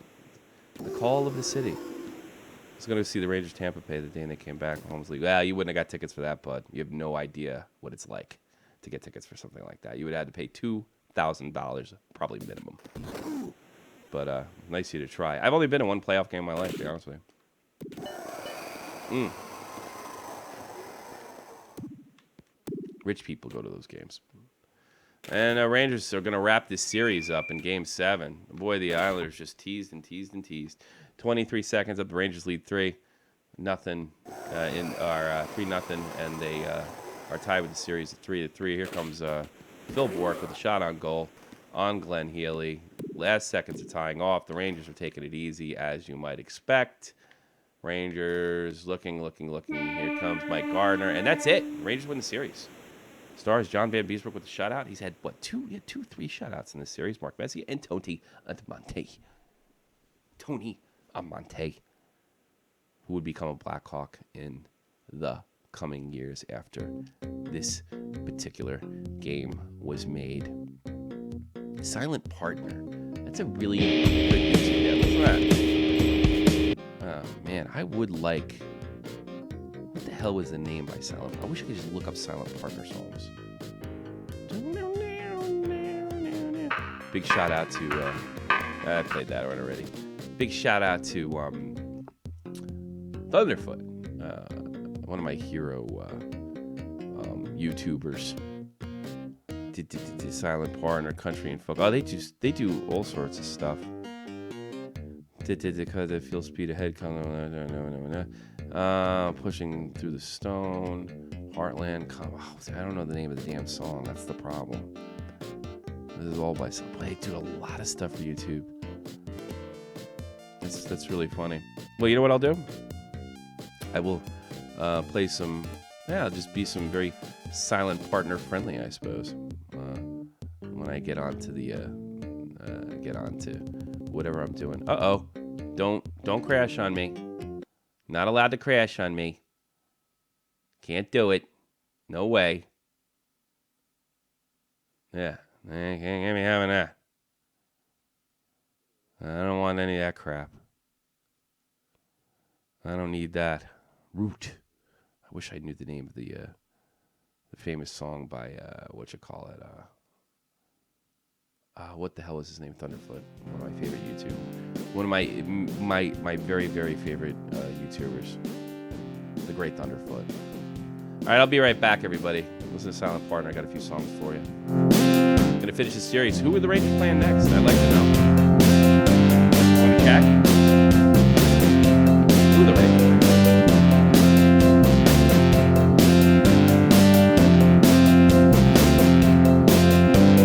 Boston!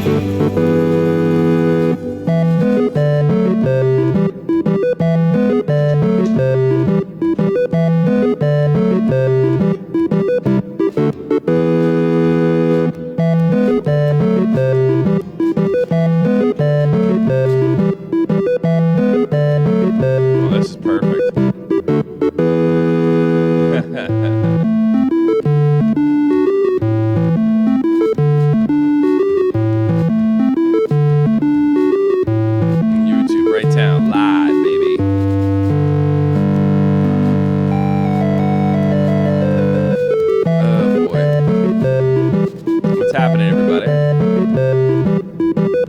It's 8-bit madness, if you ask me. This is Cosmos by Silent Partner, the YouTube band.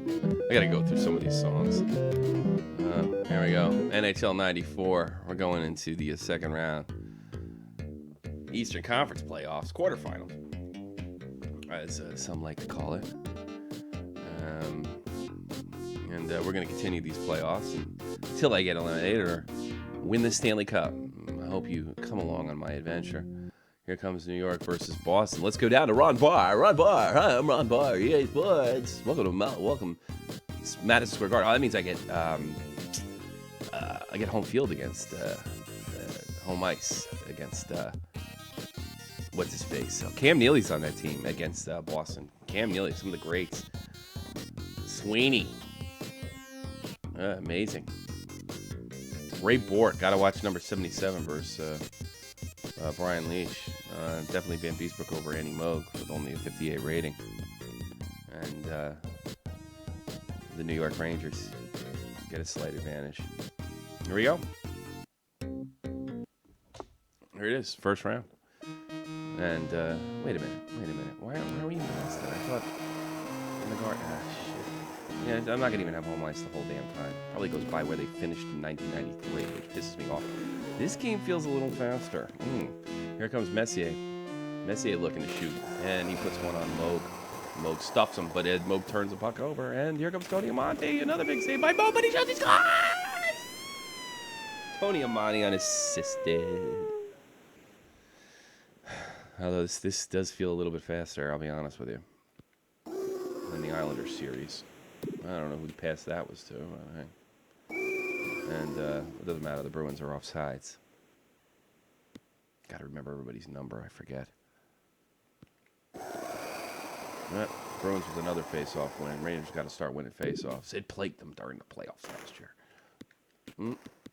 And here comes Tony Amonte.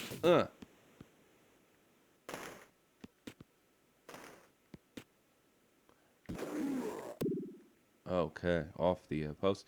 Here comes. Oh wow, Graves tripped up by Moog. If you ask me, I think the ref missed a call.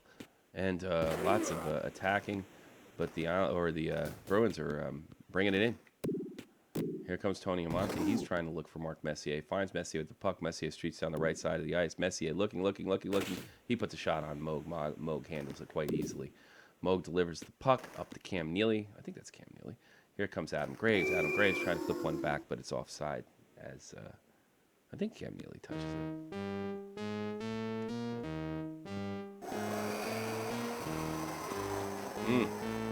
Dun. Uh-oh. There was a nice little play they had there. Here comes Esatikin, and Esatikin, shoots. Big, take it out.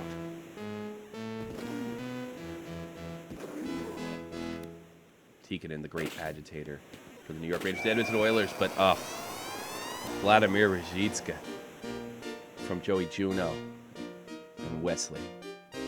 So the Boston Bruins are able to tie it up. This is going to be a dogfight, this series. Here comes. Uh-oh. Will he be able to do it? Yes. Oh, it goes high and wide. What an opportunity for the EA Sports goal, or the video game hockey goal, as some like to put it. Here comes Amonte. Amonte shoots. Oh, boy.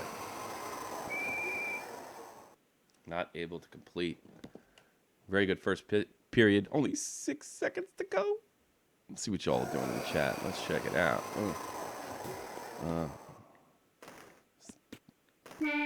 Let's see. Mackie Poo wrote something. Kevin Acosta, let's go Rangers. Rangers better win by 3. I'm happy for you, Tommy, but I'm sad for myself because it's Boston.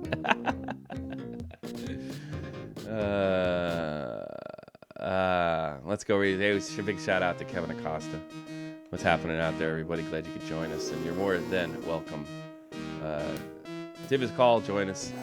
Talk about hockey, talk about Joe Cronin, talk about anything that's going on in our podcasting YouTube family, whatever it could be. I'm new at this sort of Twitch type broadcasting. Oh boy, here comes Amonte. Amonte shoots, tripped up. Oh fuck! This is getting ugly. It's getting ugly like a Bubba Sparks video. Trying to keep it in. God damn.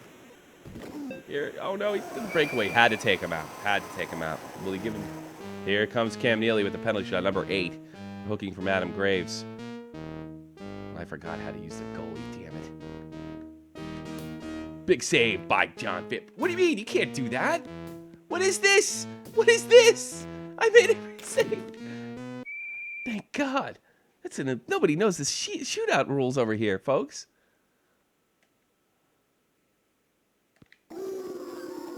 Hey, Nacky Poof, the way things are going in the last series, I go up 3-0 and lose. It's probably not going to be too good against Boston because I tell you something, this feels like a harder difficulty level.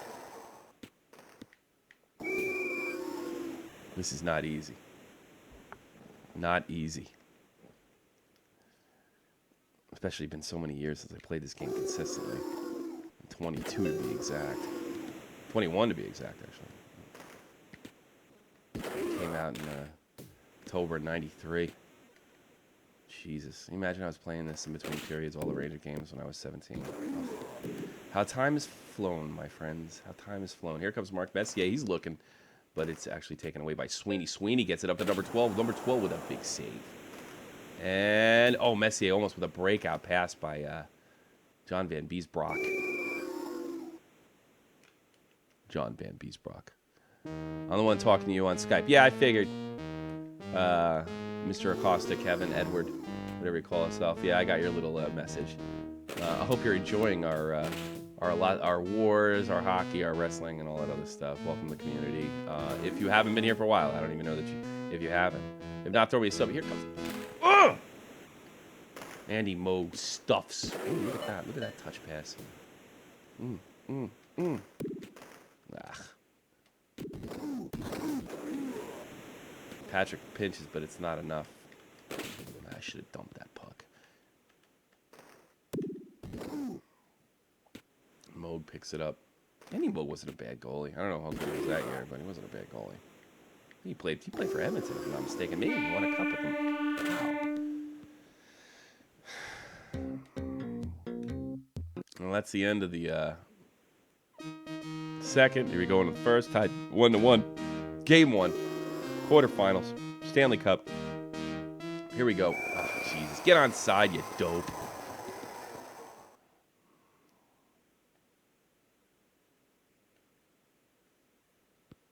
My name is Kelvin. And I'm going to sub you now. Oh, thanks, Kelvin. I appreciate that.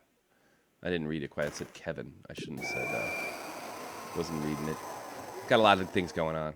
I'm not the best with names. You'll learn that. Hope you're a hockey fan, wrestling fan, or something else. Here it comes. Oh. Let's see. We're trying to do it. And Bookabum gets it deep, but Moog is able to take care of it. I think I got to start going to my dump button. And I think I might try it here. There we go. Get back on side, mess. There you go. Now you get it deep. And you can play some dump and chase hockey here, probably, more than likely. Oh, Van Beesbrook, he fuddles with it, but he's actually able to get it to Mark Messier. Messier fires just hot. Low and wide. Bang. Oh, big one. Off the mask of Andy Moog. And here comes, what the hell's his name? Tony Martin. Here comes, Leach has trouble with it. Oh, he turns it over. Behind the net. Oh, that could have been ugly, but Leach is actually able to get back and to redeem himself. Here comes the big pass, but it's blocked by a Boston defenseman. What the hell was that? That was interesting. Big save. Oh, another save. Here it comes. A breakaway for Mess. Oh, he couldn't get the shot off. Should double tap that bitch.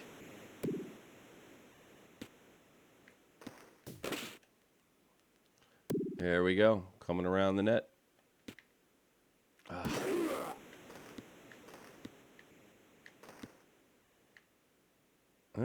Monty's able to get it in, and he's looking. Try to get that EE go. I'm a wrestling fan, started watching hockey for 3 years now. Hey, welcome aboard. And you're a real fan, by the way. You know why? You said it. Kelvin, you said it. Glad you're watching. Hope you stick with us next season. What's your favorite team, by the way, brother?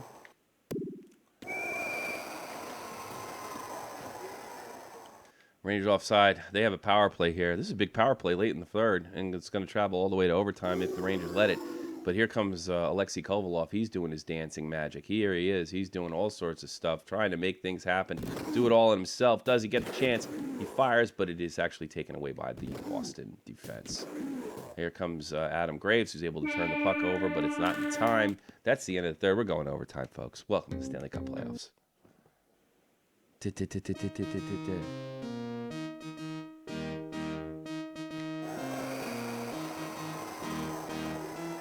Oh, big save by Van Beesbrook, who actually looked like he almost got beat. Here it is.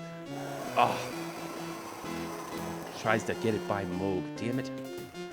Oh. In overtime, Boston almost had a complete collapse. But here they come the other way. James Patrick trying to get it in the zone. He tries to skate in the zone. Gets it up to his forward, but it's not happening. Here it is. Then he's forced to shoot. No other options out there.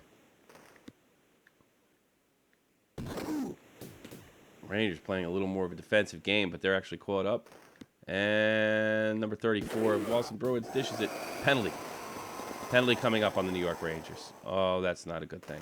I think that's the thing if you got in your own zone. Ah, shit, here it comes. Oh, and Van Beesbrook. Rangers, but I'm going to lie, and I only watch the playoffs. Well, you're still a fan to me. I'm just... I don't even watch the baseball playoffs, so what do you want from me? I'm not even a big Yankee fan anymore. More about where I'm from. And here comes... Oh, really? Damn, Cheatov can't beat Moog. Moog stuffs him and fires it off the glass. Overtime. Boston's got a power play. Rangers got to be careful.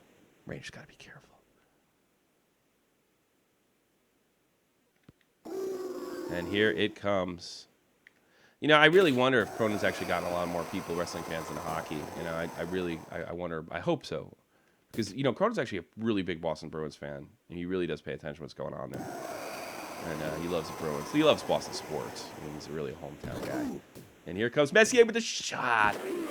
Graves can't get it through. Graves, he shoots, he scores, it's overtime. The New York Rangers win game 1 of the quarterfinals. Good stuff, folks. Good stuff. Are you ready for game 2? I'm ready for game 2. Let's make sure this happens. Stars of the games, Adam Graves, obviously, with the big goal. Tony Amante. And Vladimir Rizitska. Remember him? I remember him. Well, let's keep going. Let's make this happen. I was only NYC. I was only in New York City because my cousin was hit by a taxi. Well, how's your cousin making out, brother? That's not good news. Mackie Poole, before that, do you play RuneScape? No, I don't. I'm more of a competitive game player or classic. I'm classic games. I play anything modern competitive. I don't even know what's competitive anymore. I like competitive games no matter what they are. Sports games, things of that nature. What do I like? Grand Theft Auto. That's not really a competitive game. I used to play a lot of Grand Theft Auto online. Kind of stopped that when my subscription ran out, but and I mostly do the channel. I mean, that's really my biggest hobby is the channel. So, you know, podcasting, you know, getting together with Dave and stuff like that. Welcome to game 1 of the quarterfinals. Rangers take a penalty by Adam Graves right out the gate. Matt J. Hendricks streaming all classics. Yes, that's what I do so far. I mean, I'll probably get into 16 one day. And assuming my computer can handle it, which I think it can. We'll find out. Otherwise, I'll just stream the classics because that's what I do. It'd probably be smarter for me if I wanted to gain a fan base to do 16 and 15, but I'm not quite there yet. Love to do it. I also have a Twitch channel.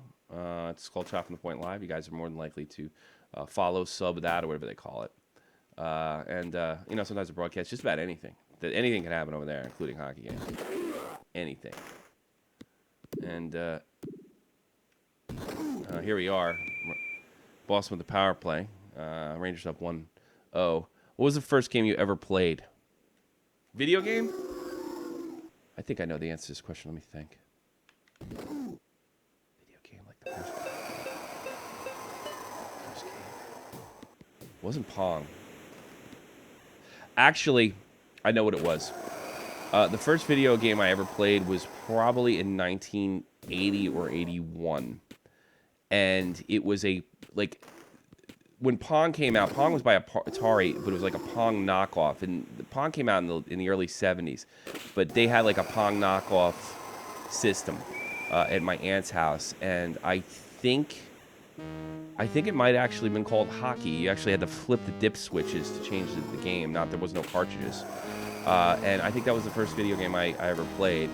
I think arcade was probably more likely Pac-Man, the original Pac-Man.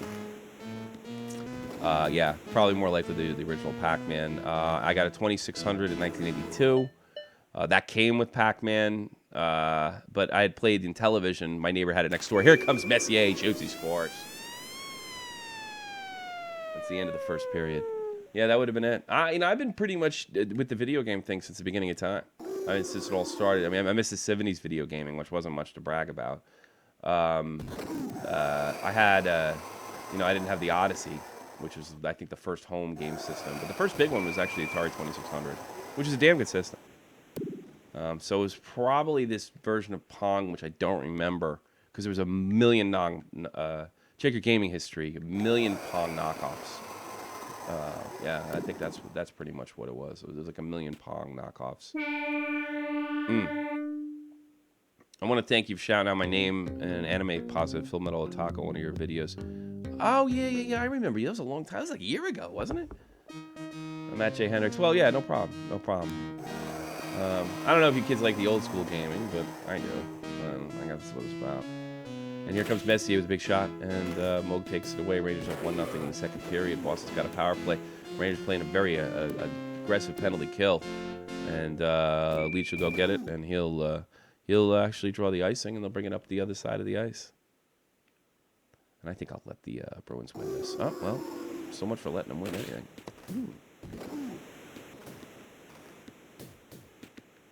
And they'll move it in, and wow, just over high and wide over the net. Rangers playing that. Misses the check. But James Patrick is able to get there in time. James Patrick and Brian Leach were actually in a Suicidal Tendencies videos. A video called Send Me Your Money, just for history's sake. You might know that. James Patrick, Brian Leach, number 2 and 3 of the New York Rangers. What have you. Mortal Kombat, was that your first? I mean, I was a teenager by the time that came out. I think I was in high school when that came out, actually. That was a big deal. And then the Blood Codes scenario with Sega Genesis versus the Super Nintendo, which didn't last by Mortal Kombat 2. I'll tell you that. I never thought of Mortal Kombat. I don't know about now. I mean, it changed. Oh, it looks like we got an injury. Brian Leach out for game. Huge injury in the New York Rangers. Bear, did I ever play WoW? Yes. I actually have a character named Garel on, I forget the name of the server, but it's over here in Europe. And yes, I really enjoy it. I never really got into raiding. I like Battlegrounds. I'm, like I said, I'm more the competitive thing. I hate having the level. I just hate it. I hate leveling, and I hate the fact that if you get really good PvP gear, eventually you're gonna have to get in a raid group. I really resent the shit out of that. But yeah, I do enjoy WoW. I mean, I love exploring. I love the freedom. There you go, Adam Graves, upper right hand corner. Rangers lead 2-1 at the end of the second. Yeah, I really dig that, Bear. Love WoW to death. But I don't have an active subscription right now. But you know what? Warlords of Draenor came out. I leveled it up, and I was pretty much satisfied. A lot of changes I'd make to WoW if I could make it a little more. There's a lot of things I would like to change about WoW. But it is a fantastic game, and if I had to make a list of on my fake Tommy C channel, yes, fake Tommy C is really me. I would probably put that in my top 10, along with Action Quake, Warhawk, and probably one of the NHL games. I can't really decide yet on that. As far as my top 10, I might come up with the top 10 list, but I'll probably end up doing that on the Tommy C YouTube channel, fake Tommy C YouTube channel. Yeah, the real game is really just sucks now, really. Yeah, I didn't mind Warlords. I gotta be honest with you, there was a lot of things I really dug about it, but the reason I got into it was because of World PvP, and it was pretty much dead by the time. The Frost, what was the third one? The third installment of WoW. I forget already. Damn it. Oh, God, could have been awesome. third installment of the Frost King, or the I don't know, whatever it was. And the World PvP was pretty much done with, and I remember I was involved in we managed to contact the Horde. A bunch of us went for this thing where we had this what was it called? We're gonna have like just the middle of a Horde battle just before the night before Cataclysm came out, and I signed up for it, and we went to Northend, right, to have this like sort of epic battle, and it didn't work, but it ended up crashing the server. It was really crazy. The Wrath of the Lich King, that's correct. It didn't work. We ended up crashing the server, and the crazy thing was we saw the other like team, and it really looked like awesome, like two sides, like all these sides coming in together and just crash in on each other. But the thing is, Wrath of the Lich King added some. It was kind of new at the time, depending where you were in as far as quests were concerned. I don't know how to explain this. Led up to whether you could see each other. So as we were charging each other, both the Horde and the Alliance was charging each other. By the way, I play Alliance. People started disappearing because they were in different parts of the quest. Like, I mean, when you hit level 80 in those days, you didn't exactly do every single stupid quest, and it's pretty much and all of a sudden we get there, and it's like by the time I get to the middle, there's just like one other guy. It was like really, really sad, really disappointing, and then the server crashed, and I ended up in Delaware. You know, so that's my thing. Fake Tommy C is you. Oh my God, I reported. Oh God, it's always trying. You better. I reported. I thought somebody was trying to be you. No, it's me. Tell me, why would you report? God damn, I'm gonna get in a lot of trouble for that. You better fucking fix that. Jerk. Why would you report it? If somebody was doing a parody count of me, I mean, I wouldn't bother me. I think there was a guy that went into the Cronin show, and he was pretending to be me or something like that, and he said a bunch of horrible racist things. It was a parody account. I heard about this. I didn't see it, but Fake Tommy C has always been me. When the trolls are attacking Tommy and C again, he posted an apology. Yeah, actually, Ed's view. I told him to post an apology, but I got to be honest, he really didn't do what I said. I told him to get on there, apologize, don't threaten, don't do anything. Say you're going to take it up with the police, and then take it up with the police. I think hacking and uploading porn is crosses the line. LOL, I'm joking. You better be joking. And I think it's reached that level that it's not just like fun and games or just trolling or anything like that. I think you're attacking somebody's channel. I mean, if the porn had gone detected, by YouTube, that was it for time, and there was no recourse. So I tried to get Cronin to get him a number that he knows to Google to let them know that he's being attacked, his channel's being attacked, and it's just gotta end. Now it's getting to the point where it's just not fun anymore. I just started playing Cataclysm on a private server. It's best in Czech Republic. I need to know more people speaking English in the BG arenas. Boy, I probably couldn't help you with rating Bear. I'll be perfectly honest with you. Mackie Poo, are you going to be on JCS? Very likely. Very unlikely. I can't believe I'm up this late as it is. Very unlikely. I had no plans to be on JCS tonight. Although it would probably be a smart move to do that, but no. Also, I'll tell you one of the reasons I don't go on JCS all the time. The first and foremost is the time difference, and I have my own channel. Second is, I feel uncomfortable sometimes, like I'm sort of stealing. Look, it's Dave and Joe's show as far as I'm concerned, and I feel very uncomfortable thinking like I might steal his spotlight, especially if I don't have time to watch Raw. So that's why I don't do it. When I do go on, I usually watch Raw 9 times out of 10, so I can have an opinion. But I don't think it's just really fair. I know it's a joke, Acosta.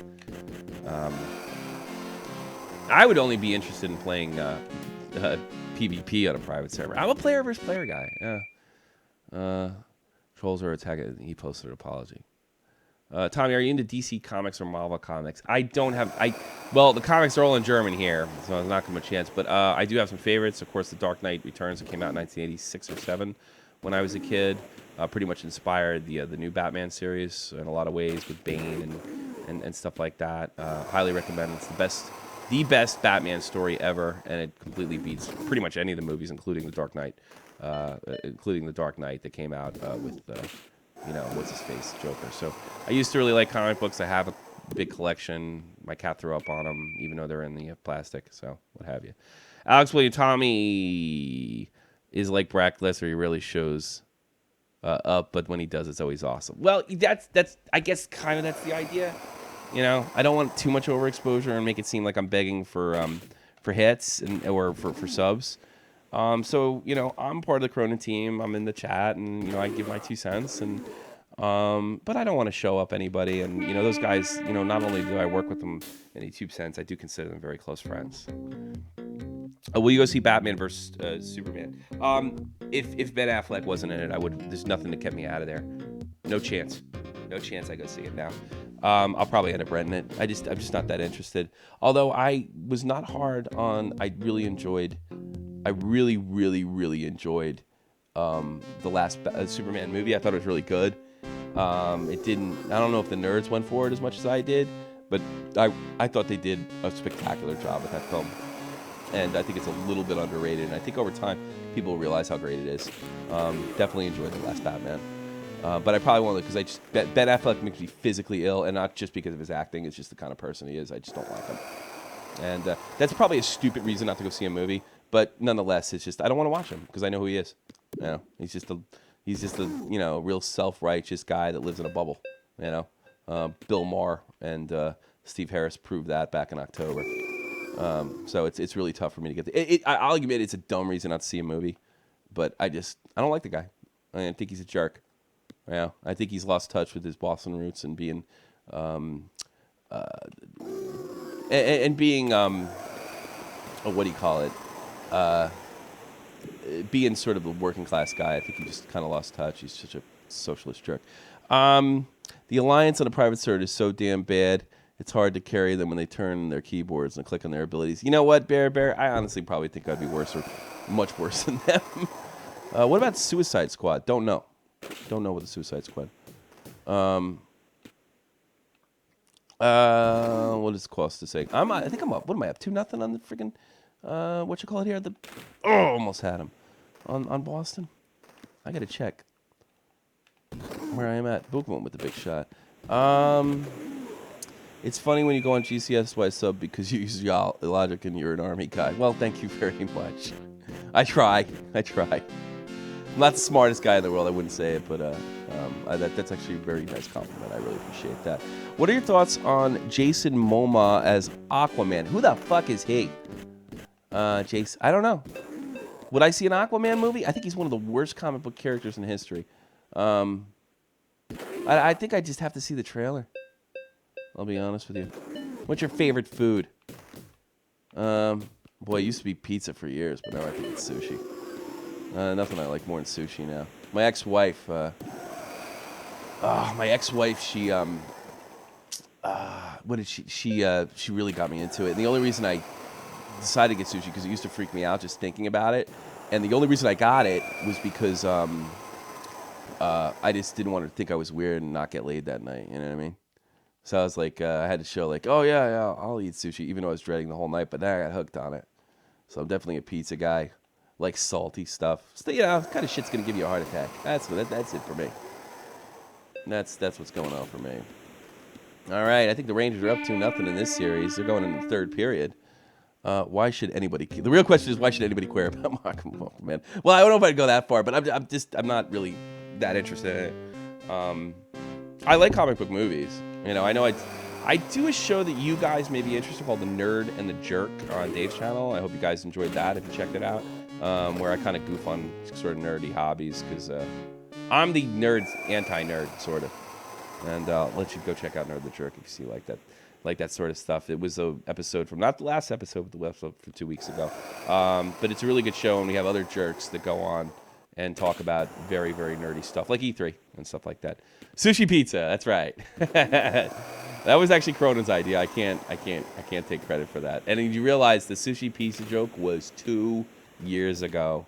That's just mind blowing to me. The sushi pizza joke going out to Ed's View. Yeah, we used it again recently. I think I'm gonna monetize this. But yeah, that was a joke from like 2 years ago. Sushi Pizza in the original Monetize This, before really Jesse really talked to us and bring it back. And it was before Jesse was actually a team member. He was just a listener. Actually, it was before he was a listener. Oh shit! I don't know why he dropped past that back, but I got very lucky. Real questions: why should anybody care about Aquaman? I know these are weird questions, but do you like Dominican girls? I don't have a problem. I'll take any question whatsoever. Yes, I do like Dominican girls. Here's the thing. I could never date Latin girls in general back home because, I don't know, I just like, maybe because I was just too white, I came off like a pussy. You know what I mean? Latin girls always seemed like a lot to handle. Like, they would actually hit you if they got mad, you know? And that kind of freaked me out because, like, oh, big goal. End of the third with a shorthanded goal. James Patrick gets one by Andy Moog. Holy shit, Rangers up 1-0 late in the third. That's a big one, baby. Big shout out to the Metaphor Messiah out there. Go check out his music every and any time. Oh, Messier gets laid the fuck out. And he gets a big penalty shot. Can the Rangers end it right here? I think this puts me up 3-0 if I score this. No, it doesn't matter. I ain't going to do it. Yeah, but no, Dominican girls I always thought were really rough. And you can throw Puerto Ricans in the same boat. I know it's actually, I would say Dominican girls kind of freak me out more than Puerto Rican girls. And that's probably because I had a lot of more Puerto Rican friends. Oh, Jesus, big backhand. Joey Juno on a breakaway from Vladimir Rzhitska. No, I never dated a Latin girl.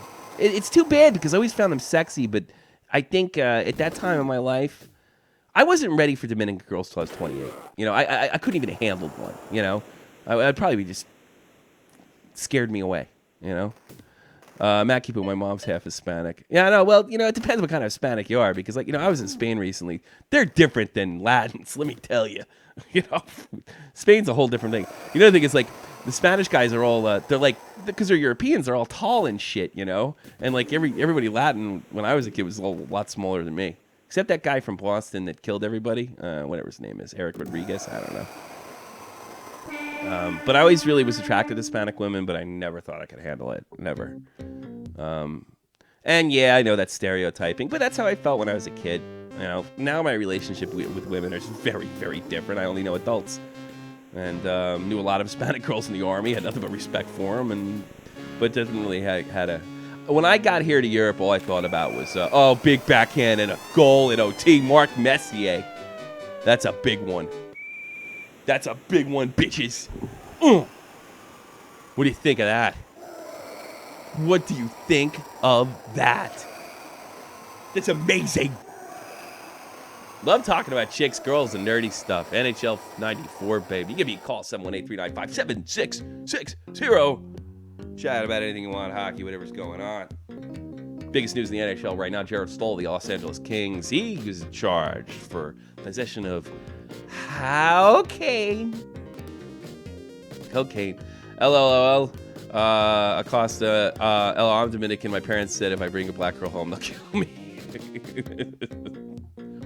Why? I mean, like, you know, like, my experience with the Dominican Republic is everybody has, like, I don't know, all different colors. New York Raiders lead the series against Boston 3-0. That's awful. I don't know. Look, I don't get it. See, my uncle's from St. Croix, and he married into our family, so it's weird for me how people have that kind of stuff because pretty much from the time that I was 12, we had, you know, I had a black relative, and well, actually, no, it was before. No, like 11 or 10, I've had a black relative, so that's weird. But you know what? I do remember this, and this is just stupid, but it is what it is. My niece, who was a lot younger than me, she's in her early 30s now, but yeah, we found out like in school that the kids were teasing her because her stepdad was black. And it was a really horrible situation that was not dealt with the way I thought it would have been. I mean, it's in the 90s, you know. I mean, it was in the 90s. All right, let's go eliminate these Boston Bruins right now. Rangers pick up a penalty. Come on. So, yeah, it's just like, you know, there is a lot of racism in the world. I would never deny that. I don't think there's as much as everybody would like to say there is, and I think it makes it worse constantly talking about it. But yeah, it's definitely there. Believe you me, I know it. I think I have an alternative way to deal with it. That is, everybody wants to deal with it old-fashioned way. Everybody's arguing whether this jack-off in the Carolinas was a terrorist or not. What the fuck does it matter? We finally have one right-wing terrorist attack, which almost never happened. All of a sudden, white people are horrible. I mean, come on. I mean, Jesus. How come when some Muslim wacko goes off, we're always reminded constantly, well, it's only some of them. It's not all of them. Yeah, one white guy goes nuts. It's all of them. No, that's just nuts. It's just nuts, and everybody should just be thinking a lot more about those families and how to keep this from happening again. And I tell you something, limiting our free speech is not going to keep it from happening again. And that's the, it's gone from more, what did the president say? It's gone from more from just being impolite. Get the fuck out of here. That's just a shot at speech. No, my parents say black people are allowed and they steal. Well, your parents really need to grow up. Sorry, Kevin. It's not race, it's class. And nobody's all the same. Nobody. Trust me on that. I got all these young kids in there. Tommy, it's okay. Tommy Bear, is it okay if I identify as you? I don't understand that question. Don't understand that question at all whatsoever. Don't get it. Don't get it. Are you attracted to African American women, Mr. Acosta? I am. I always dug first kisses I got from black girl. One of them. Oh, big save by Andy Moog. Rangers looking to wrap this series up. Let's hope they don't burn the city. Boy, you guys are funny. Let's hope. Honestly, I think we're in for a really miserable summer. It's very difficult for me. It's very, very difficult for me to watch what's going on in the States and seeing how it's getting torn apart on racial boundaries. This is not a problem that I grew up with. We always had problems in New York and stuff like that, but it's never gotten to this level now. I mean, it's really just horrid. It's really just terrible. And it's hard for me to watch, this. I didn't grow up with this stuff. Yeah, we always had Al Sharpton screaming, crying, and complaining, but it never got to this level.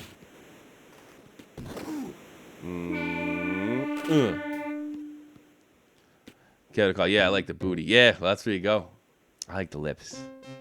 But I don't like, that's the same thing with black too. I'm always afraid I'm going to get hit. I don't want to get hit. I don't want anybody hitting me.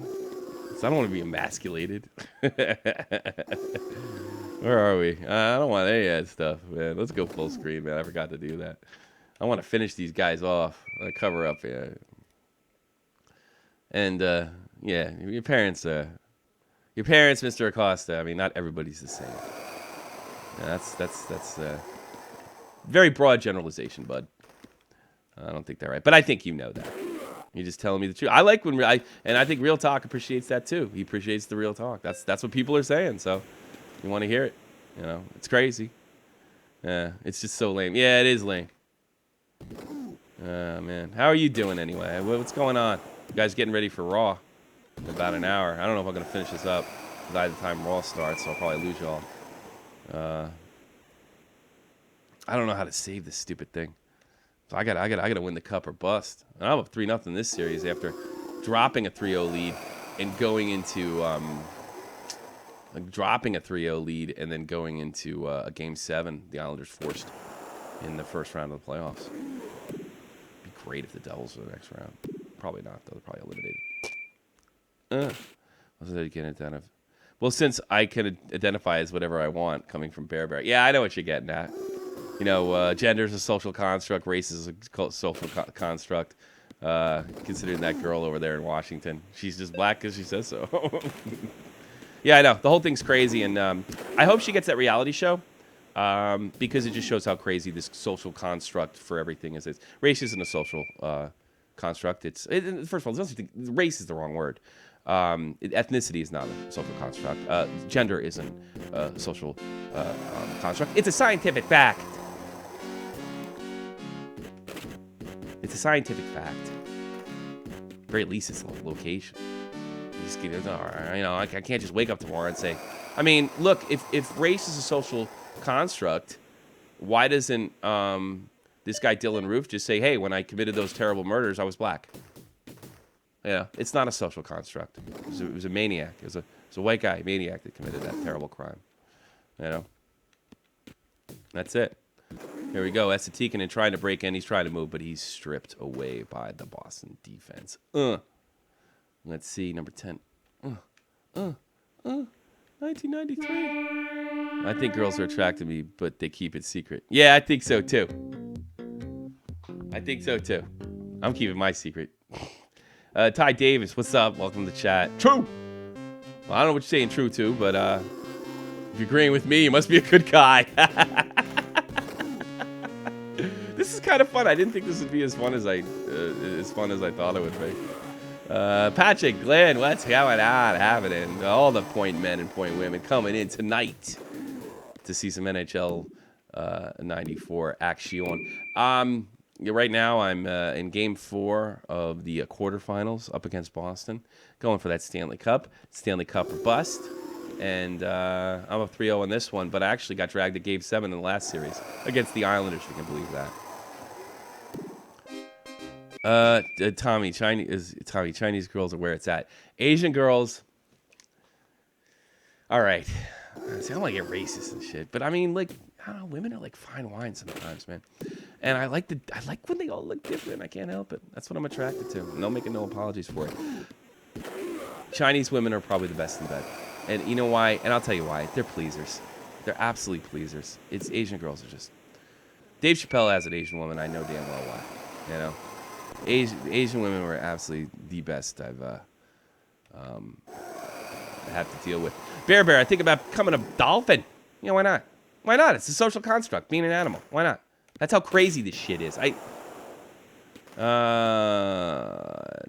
Tommy, I should tell you to check out the German metal band Powerwolf. They're really awesome metal band. Alstrom, I don't know that. Alex Whittam, I know the reason they're burning stuff is because the police took the innocent lives, even though they are also taking innocent life by burning the city.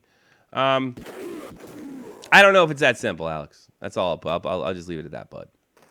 I think there's a lot of things going on here that I'm just simply, maybe I'm a coward and just not willing to get into it. I think I've beaten the political stuff to death over here, and I don't think it's very entertaining. I'll comment on stuff, but I'm not going to try to convince you to look at the world the way I do. You know, that's entirely up to you. But I'm glad you guys all listen to monetize this and stuff like that, and care about my opinions, whether you were listening or willing to listen, even if you don't agree with them. I do generally appreciate that. Ty Davis, I personally do not find Asians attractive. I don't. Oh shit! Boston goes up with 25 seconds to go and forces Game 5. This better not happen again. Motherfucker. Ugh. 20 seconds to go. Oh no. Come on, can I hit it? No, it's gonna be offsides. 4 seconds. Looks like we're going. Looks like we're going to Game 5. I don't get it. I do find them attractive, but you know, we all find certain people attractive and not attractive. See, I don't want to get into who I don't find attraction. I don't want to do that. Look, there isn't a girl on Earth from a different ethnicity that I haven't found attractive. It would just be a generalization if I made it. Because there hasn't been a girl from any nationality that I've ever seen that I didn't find smoking hot. Like one girl that was smoking hot. Wasn't there an episode of South Park when Kyle's dad turned into a dolphin? That could have been. Hendrix, I got a thing for Japanese women. They're fine. I had a relationship with a Taiwanese woman. Do you think Sting will complete the Survivor Series match this year? It's tough. It depends on his injuries. Obviously, he can still work a match. It's pretty amazing for his age. Rangers lead 3-1. It's a little tough to tell, but if he's ready to go and they can book a match, sure. It looks like he can still work a match. He could do the Undertaker thing. I don't think for how long. I really think it was lousy that Sting did not have a win at WrestleMania. I'm sorry. We already did the WWE one thing. Maybe we could just give one WCW guy the win. and not have this big show. So I'm not really disappointed that Sting actually didn't win it. I think he deserved to win one on Triple H. But I think the reason they went with it is because they can't lose either way. People still want to see Sting no matter what. Let's check some of these questions. I don't find douchebags attractive, Alex William. Tommy, if you were president, what's the first thing that you would do? Well, first of all, if you're president, if anybody's president for that matter, they can't just do stuff by waving a magic wand, or at least they shouldn't, because that would be a dictatorship. But what I would instantly take the left's argument, the rich aren't paying their fair share away. I would take that by making a flat tax on corporations and individuals, and it would probably be about 5%. Oh, shit. Dimitri Koltonov with the goal. That would be the first thing I do. A flat tax. I would close loopholes. It's just a flat tax on everybody. Churches, everything. I don't know about that. I probably could give them certain types of tax breaks. But yeah, flat tax. That's it. Flat tax. That would be. And you can't say everybody's not paying their fair share anymore. And that's exactly why certain folks on the left don't want that. Because that takes the argument away, and you're limited the amount of money that government can spend. But I got to be honest with you, over time, they would have more money coming in than they do now. Flat tax. That's the. I think our country would be completely unstoppable, and I think it would bring an era of peace that it probably was never known in America. Oh, Messier with the backhand goal, he ties it up at Game 5. Andy Moog, there's a name from the past. You got that. Matt J. Hendricks. I want to see Triple H for Bray Wyatt. Triple H for Bray. I don't know. I'm sick of Bray Wyatt just coming in and attacking people for no reason. Marco Venezuela. Hey man, your videos are awesome, and you are the best YouTuber ever. Subscribing to your channel was the best thing I ever choose. That is a really, really nice compliment, and I really, really appreciate that, dude. I hope you're like some of the changes I do in the podcast, the videos. I get nervous with the NHL stuff because I'm afraid they're going to come after me one time, but I do have Shot from the Point too, if that were to ever happen, and then we'll just do video games and podcasts and news updates if that's the case. So I do have a backup plan if the NHL ever decides to tag me for no fucking reason whatsoever. And the bigger I get, I think that day may come, but if I just get hit for a video, that's the thing. But if I just get hit for a video, that's great. Then I'll just take all the NHL videos down. But if something ever happens, I'm just going to Shop from the Point 2, which is out there, and you can sub that as well. Alex, on July 18th on my Twitch, we'll be doing my own WrestleMania. You should check it out. Ratch Hendricks. Hey, make sure you send me an email or a tweet on your thing, and I'll make sure I give it. If it's not on my daughter's weekend, I'll probably actually will give it a check out. I actually like watching WWE 2K13 or 15 or whatever it is right now. Morocco, Venezuela. I hope I'm saying that right. I can say Venezuela because it's a country, but that's really, really nice. Good. I super appreciate that. Definitely want to bring people out. Like, this is what this is about. This, like, I was going to call the game and stuff, but really what the video game thing is about is talking to people. And because I dig it. If you haven't noticed, I can't shut up. Oh, boy.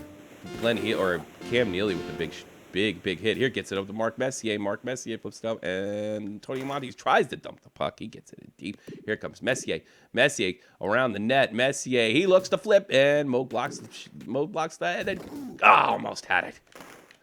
Oh, here comes Cam Neely with the backhand, but Van Beersbrook stops him, and Van Beersbrook will sit on the puck. Tommy, have you ever seen Power Play with CJ? He's really great. Yes, I have seen Power Play with CJ. He is tremendously talented. I have reached out to him. I think the reason TJ has not reached out to me is two reasons. I don't think he likes what I do, and I think oh shit, that was stupid. I just blew the penalty shot. I don't think TJ really likes what I do, and I think he has dreams. He's have a calling to be a kind of a mainstream sports broadcaster, and actually he did the women's championship. Oh wow, Messier scores a goal. I don't think that CJ really likes what I do, and I don't think he wants to be associated with that. And you might think I was offended, but I'm not. I think he's trying to put a broadcasting career, and probably somebody said to me, because if you want to be taken seriously, you don't get involved with him. And that's probably true. Unfortunately, it's true. Even though we're doing a comedy thing, I love the fact that he has all those subs just spitting raw hockey stuff with his face, no tricks, no traps. it's really really great. So I got nothing but respect for TJ. If he doesn't want to work with me or talk with me or what have you, I completely understand. Completely understand. I don't know if I was his parents that I wanted to do this, because we're doing this for adults for the most part. Adults and mature teenagers. That's what I have to say about that. NHL should be giving them the biggest plug. Yeah, NHL should be giving me the biggest plug. Matt, just imagine the entrance to WrestleMania. Mackie, do you have the WWE Network at $9.99? Mackie Poo, I don't, because it's not available in Germany yet. That's probably the only reason. Tony Amonte with the backhand. Rangers up 2-0. Do you have the WWE Network? I saw other channels in the box. So I have tons of respect for the kid. He's probably gonna have to. He has a very thick Massachusetts accent, I think. And I'm the last guy because I speak with a big New Jersey accent. He's probably gonna have to prove that a little bit, but I think that'll come with time. As far as being a mainstream, but I don't want to be a mainstream broadcaster. I want to do what I'm doing. Big goal, Lexi Kovaloff. There it is. Who is your favorite female wrestler of all time? Oh, that's a tough question.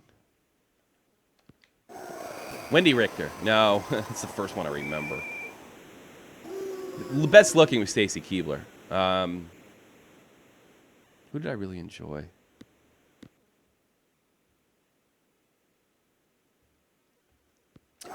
I didn't get to see much of her. Who's the black girl, the big black girl that could really work? I really liked her.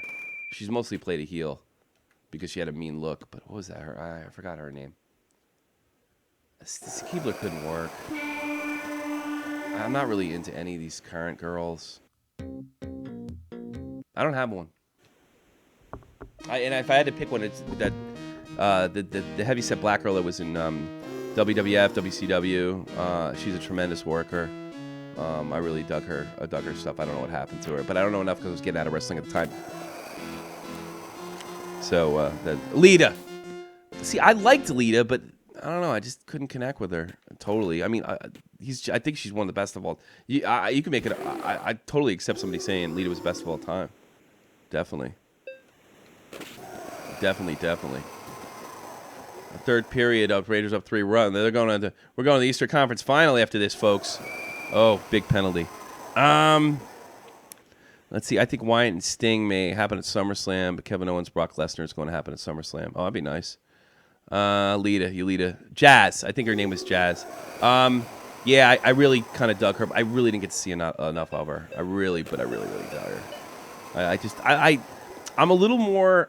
I'm willing to. I know it's like marketable thing. If the girls can work, then I'm gonna give them the benefit of the doubt. You know what I mean? It's just like the looks don't. I mean, Lita was pretty, but she wasn't like the most smoking hot chick ever. She's an athlete. She wasn't, a professionally good looking. She wasn't a model, but she definitely wasn't unattractive by any means. Jackie. Acosta, I live in the Bronx. New York is the best place in the world. Well, I agree with you. Growing up on the other side of the Hudson, I used to wave to you guys when I went to bed. Bye, Hudson. Bye, everybody in New York. I really have a bad Long Island accent as a fellow Ranger fan. Where do you think Talbot will go, if he will go? I don't know this. I guess the biggest rumor, I can't say this with any kind of certainty anyway. Who can? There is rumors about him going to Edmonton for a 16-round pick. Doesn't sound too bad. But you can guarantee Talbot will go. I think it's more important, like the Rangers, look, it's early in the summer. The Rangers are going to try to get the best deal possible. This is a very valuable piece that they need to trade for Cam and for the benefit of the team, especially if they're going to make some changes themselves. Martin St. Louis is not what he was. I don't know if Rick Nash can be counted on as far as playoffs. There it is. That's the end. That's the end of this. Mark Messier with a big hat trick in Game 5. So Talbot could go just about anywhere. Let's see. Yeah, I mean, look, I probably could do the sports talk thing if I really wanted to. Coming at you on demand from the heart of Europe. This is the most badass hockey podcast in all the known land. Ladies and gentlemen, my name is Tommy C, and I'm going to be talking hockey all day to you. The Cam Talbot trade is coming up. Where will he go? I want to hear from you callers. I'll be taking your calls all day, dead on Dave on the other side of the glass. That's not for me. It's just not for me. My generation is filled with fuckheads, Mackie Poo. Get in line, Mackie Poo. It's everybody else, too.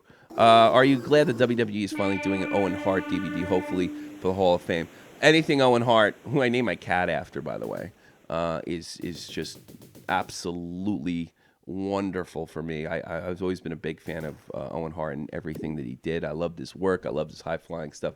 Absolutely everything about Owen Hart warms my heart. And I was actually, I actually got the pay-per-view with a bunch of my buddies. Actually, Jake Link's brother-in-law. We were there to experience that whole horrible night. And it's still surreal to me. Well, who's going to be in the next round? Who's going to be next round? Well, I do wonder about that. Let's flip over here. Hey, everybody, welcome. This is In the Crease. Well, no, not In the Crease. It's Shot from the Point Gamer right here on the Shot from the Point Hockey Channel. We're playing Spin and Shell 14. The answers, the questions, talking, and possibly taking your calls. And what do I want to do right now? I want to, I don't know, download some Silent Witness songs so I can go have a cigarette and take a little bit of a break.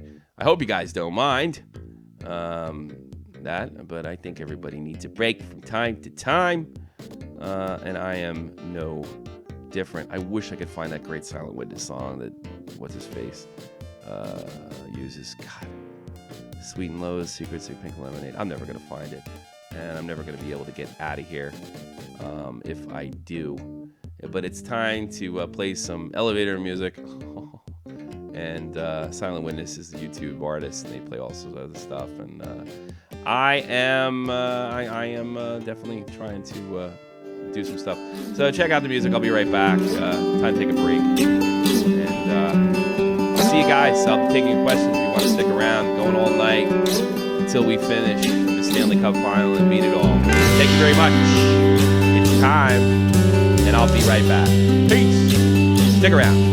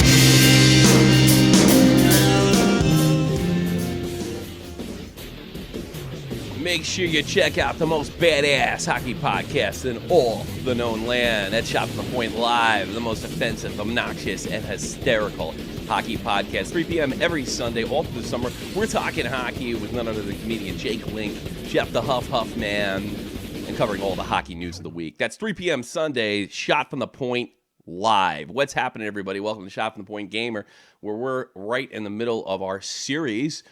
We're actually going to the Eastern Conference Final. I definitely want to check out some of the questions you guys had to ask me before I go any further, because there was some stuff I didn't get to. Patrick Quinn, is the Eastern Conference Final the Western Conference Final? The Wisel Campbell? I don't know. We're going to find out pretty soon. Alex Wims, I'd like to see a Golden Four, Trish, Alita, Victoria, and Molly Holly versus the NXT. Those girls are old, man. They're all my age and older. I don't know if we're going to see that. Ty Davis, my thing is if he went to a bad hockey team, he'd still be good. Would he still be good? That's a very good question, referring to Cam Talbot, Ty Davis. An excellent question. I don't know how to answer that. My gut tells me yes, that there might be some talent there. It's just that thing hanging over Talbot, the University of Alabama. Do you like the Over the Edge pay-per-view? I don't know what's going on with that. I'm going to have to check up with Cronin and stuff like that. I actually get all my hockey or wrestling news from Cronin.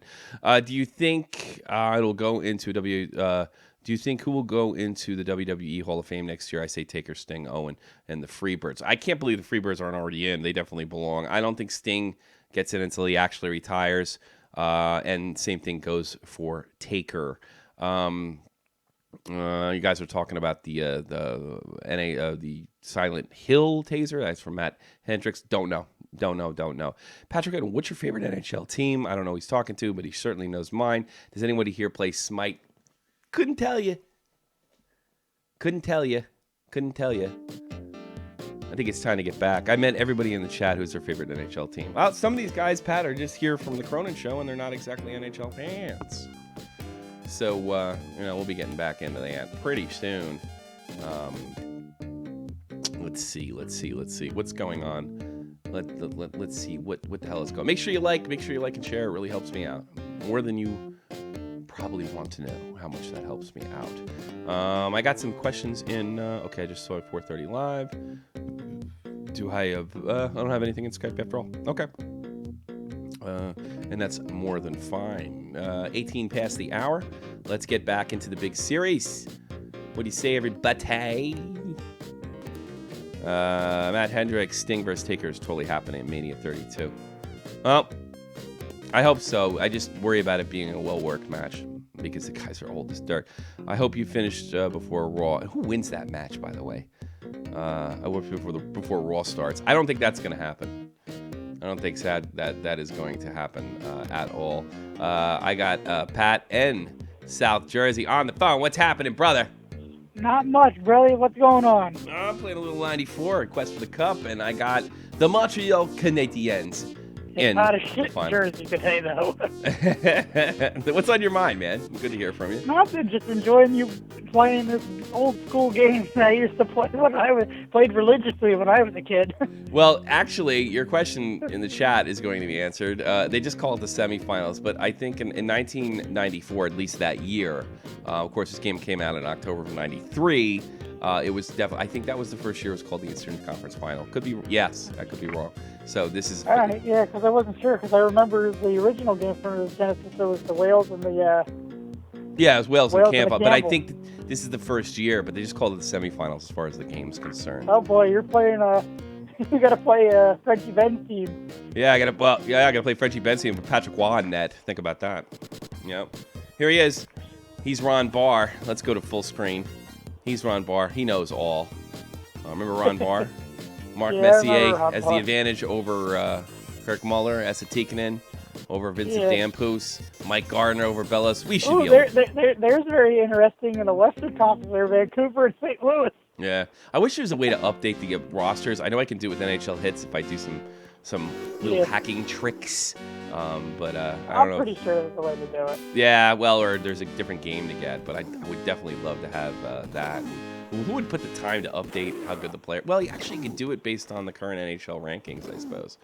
But that would be that would be one hell of a project. I have all of them. I have all of them on Genesis going up to I think it was I want to say. 95 was always my favorite. 95 is my favorite because it had the whole 94 Ranger team together. Oh boy, Eric Desjardins is off his game. Yeah. This is before he got traded to the Flyers. Oh, that's right. Eric Desjardins. Desjardins. No, it's JJ. Desjardins. Oh, Jesus, they just fucking popped one on me in a nice little play. I've got a delay here, so I'll probably see it in a couple of minutes. Yeah. I'm about to leave and go bathe myself, Alex Williams. Thanks for listening. Thanks for being a part. Thanks for the questions, Alex. I really appreciate that. Yeah. So what's going on in your world? Anything? Not much. Got some pretty cool, a couple cool gifts from for Father's Day. Oh, I didn't get shit. I got Van Halen tickets. Oh, did you really? Oh, wait, you told me that in the last show, didn't you? Yeah. That, and I got Have you ever seen Van Halen live? Huh? You get to see Wolfgang Van Halen on bass. Yep. Right? Yes, I do. Yeah, they're one of the bands that I wanted to Is he any good? see. Is he a good bass player? Or is he Eddie Van Halen's He son? was good on the album. Was he? Yeah, but on a different kind of truth. That's not I the thought same. he was okay. That's not the same. I mean, thing. nobody will be as good as the original bass. Not having Michael Anthony he was the voice. He was really the background voice of Van Halen, and you can't replace that. I mean, you can replace his bass playing, but I don't think you can really replace his voice. His voice, he was the backup singer. He's a big part of that sound. Do you have a favorite Van Halen album, or you just like everything? I like some of Sammy's stuff. I'm not going to say I didn't. Definitely. Well, I'm not like going to lie and say that I'm not a. I mean, I don't. I didn't like any of Sammy's stuff. Yeah. Twitch still sucks coming from the Metaphor Messiah. Well, here's the thing about Twitch. Twitch allows if I don't do anything hockey here, I'm losing subs. You know, that's the problem. So it's got to be something hockey related. Run around hockey, because otherwise people just freak the fuck out. But Twitch, I could probably do other games besides hockey. You know, and I play classics.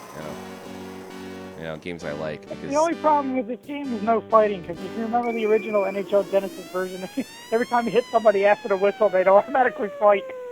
Oh, that was the 92 version. It was just called NHL Hockey. And you know there's a version before that, right? It's called Ice Hockey. It's the same engine. And I've never played that, but I actually have a copy of it here right now. I've actually never put that in and see what happened. I don't even know if there's fighting in that one, because there's like international. Blades of Steel. It was actually international teams. I will have a Blaze of Steel night, I promise you. There will be a Blaze of Steel that was night. the game back in the day. Sure was. Blades of Steel. I don't know why I didn't do and this then they tried earlier. to make a version on the N64. It sucked though, right? Yeah. Yeah, it did kind of suck. I'm like sorry, but EA's always made the best games. Yeah, pretty much. The only thing I liked at 2K, obviously the wrestling's pretty good, but the only thing I ever liked with 2K was a football that came out for Dreamcast that I thought was pretty good. I like that. I like the 2K, ESPN NFL Football 2K5. I thought that was good, the one with Carol Owens on the front. Yeah, it's pretty good. Yeah, I thought it's that just one junky. It's not. Metaphor Messiah, it's just junky, not good as YouTube. But I think they've been broadcasting in 60 frames longer, Metaphor Messiah, and I don't know. It's a different kind of thing. It's more like I'm doing this, you know. But YouTube's competing, and you know they're putting up their own new channel. I don't know if I'm gonna. I think I'm just gonna stick with Twitch and YouTube. I don't really see any need to go to the other one for now, but we'll see. You know, we'll see what happens. I mean, I can't believe they're gonna move all the video game stuff over there. That would just be weird. And I don't even think they must be adding a different script, the new YouTube gaming service. You know, they must be adding a script or something like that to make it different. Otherwise, why just not broadcast on YouTube then? You know, what's the point? You know, I don't know what's going to be so different about this. It may be a big, giant failure, but I mean, I don't know. Is 94 the first game where you can knock the guys into the benches? You know, I don't know. I don't think I knocked the guy into the bench the whole game. It's definitely the first one they took fighting away. Yeah. And definitely when they took fighting away. Big shout out to Mackie Poo being here from moment at one and sticking it out even when we went down to one. I didn't even know you were doing this until I just I kind of decided you were doing it. I didn't go to sleep last night. I kind of slept a big chunk of the day, so I mean that was one of the reasons I kind of. Oh, and I finally got to see the argument you had with Dave Rose. You mean with Dave Rose soundboard? No. Oh, the Dave Rose, the actual Dave Rose. The actual Dave Rose one. Yeah, what'd you think? He really He's put me in my place, huh? He's in the wrong, and how are you a hypocrite? Yeah. Well, here's the thing. Like, that's his big thing. He's telling everybody that I suspended him, and I made a big deal about the suspension. Here's the real story. Okay. First of all, none of this would have happened if and Marky's somewhat responsible for this too, but he didn't know, so I'm gonna give him a break because he was new to the community. Marky, the guy who's running MCW. Now, it wasn't. I give him a little bit of a break because he did not understand the Cronin community about everybody taking a piss out of each other and busting balls. So I gave him the benefit of the doubt. So I mean, what you happened pick on me, and it's all unjust. Yeah, it's all like, I'm not picking and I'm the first one to admit, yes, I have the Mickey Mouse. All right, yeah, that's the thing. Like, and I have a fucking accent, and my life's fucked up, and I'm a little bit obnoxious, and I got the tinfoil dick, and I mean, Joe can do a spot-on impression of you. Really? Yeah, I mean, look, and all those things, like, it's funny. I mean, not 100%, they're not all true, but I mean, it's just that's we've always agreed that we're going to be doing stuff like that, and I make fun of Joe too. I mean, Dave picked on me yesterday because I've gotten for a Father's Day that. Do you remember the TV show ER? What? You got a Mickey Mouse tie? Go ahead. No. Sorry. You remember the TV show ER? The medical show that was on NBC. No, I'm not a big TV guy, but now I think I know what you're talking about. Yeah. Well, my son had got me the computer game. Oh, that's nice. And there's a video game for that? Dave was picking on me because I like that kind of show, but I told him, I said, it was a show that I, bonded over with my mother with. Oh, really? Oh, with the ER. See, I hate TV. I want to get back and finish the Dave Rose story. So here's what happened. I made that interview with Tommy NC just because before he went on. I did like a quick interview with him because he called me after an In the Crease episode, and we talked about his Detached 0.0 thing, and the whole thing was a big goof. And I'd heard he got suspended, and I thought it was funny. I thought it was like because Tommy's like he's got sort of problems. It was like I just thought it was hysterical. They would suspend the autistic kid instead of just telling him to knock off whatever he's doing. Or not work with him. I mean, if it's too difficult to work with him, it's too difficult to work with. But the way I saw it is they were taking each other a little seriously, and they need to be knocked a peg down. So what happened was I made that video not thinking that it would have the problem. Impact that it did. No, I didn't think it was going to be a big problem, and it wasn't really a problem. It was a problem with Dave Rose or a problem with Marky. So I cut it when I heard about this. I forget what ticked me off, and then I made the video where I really called them out on an In the Crease episode or something like that, and I really called them out because I was really angry, and I basically said, yeah, Tommy does deserve a double standard. He totally deserves a double standard. Now, this is after he's got autism, right? Yeah, because he's got autism. So, he does. So, like, stop taking yourself so fucking seriously over there. It's a fucking video game wrestling show. I mean, come on. Let's get with that. So, I said that shit.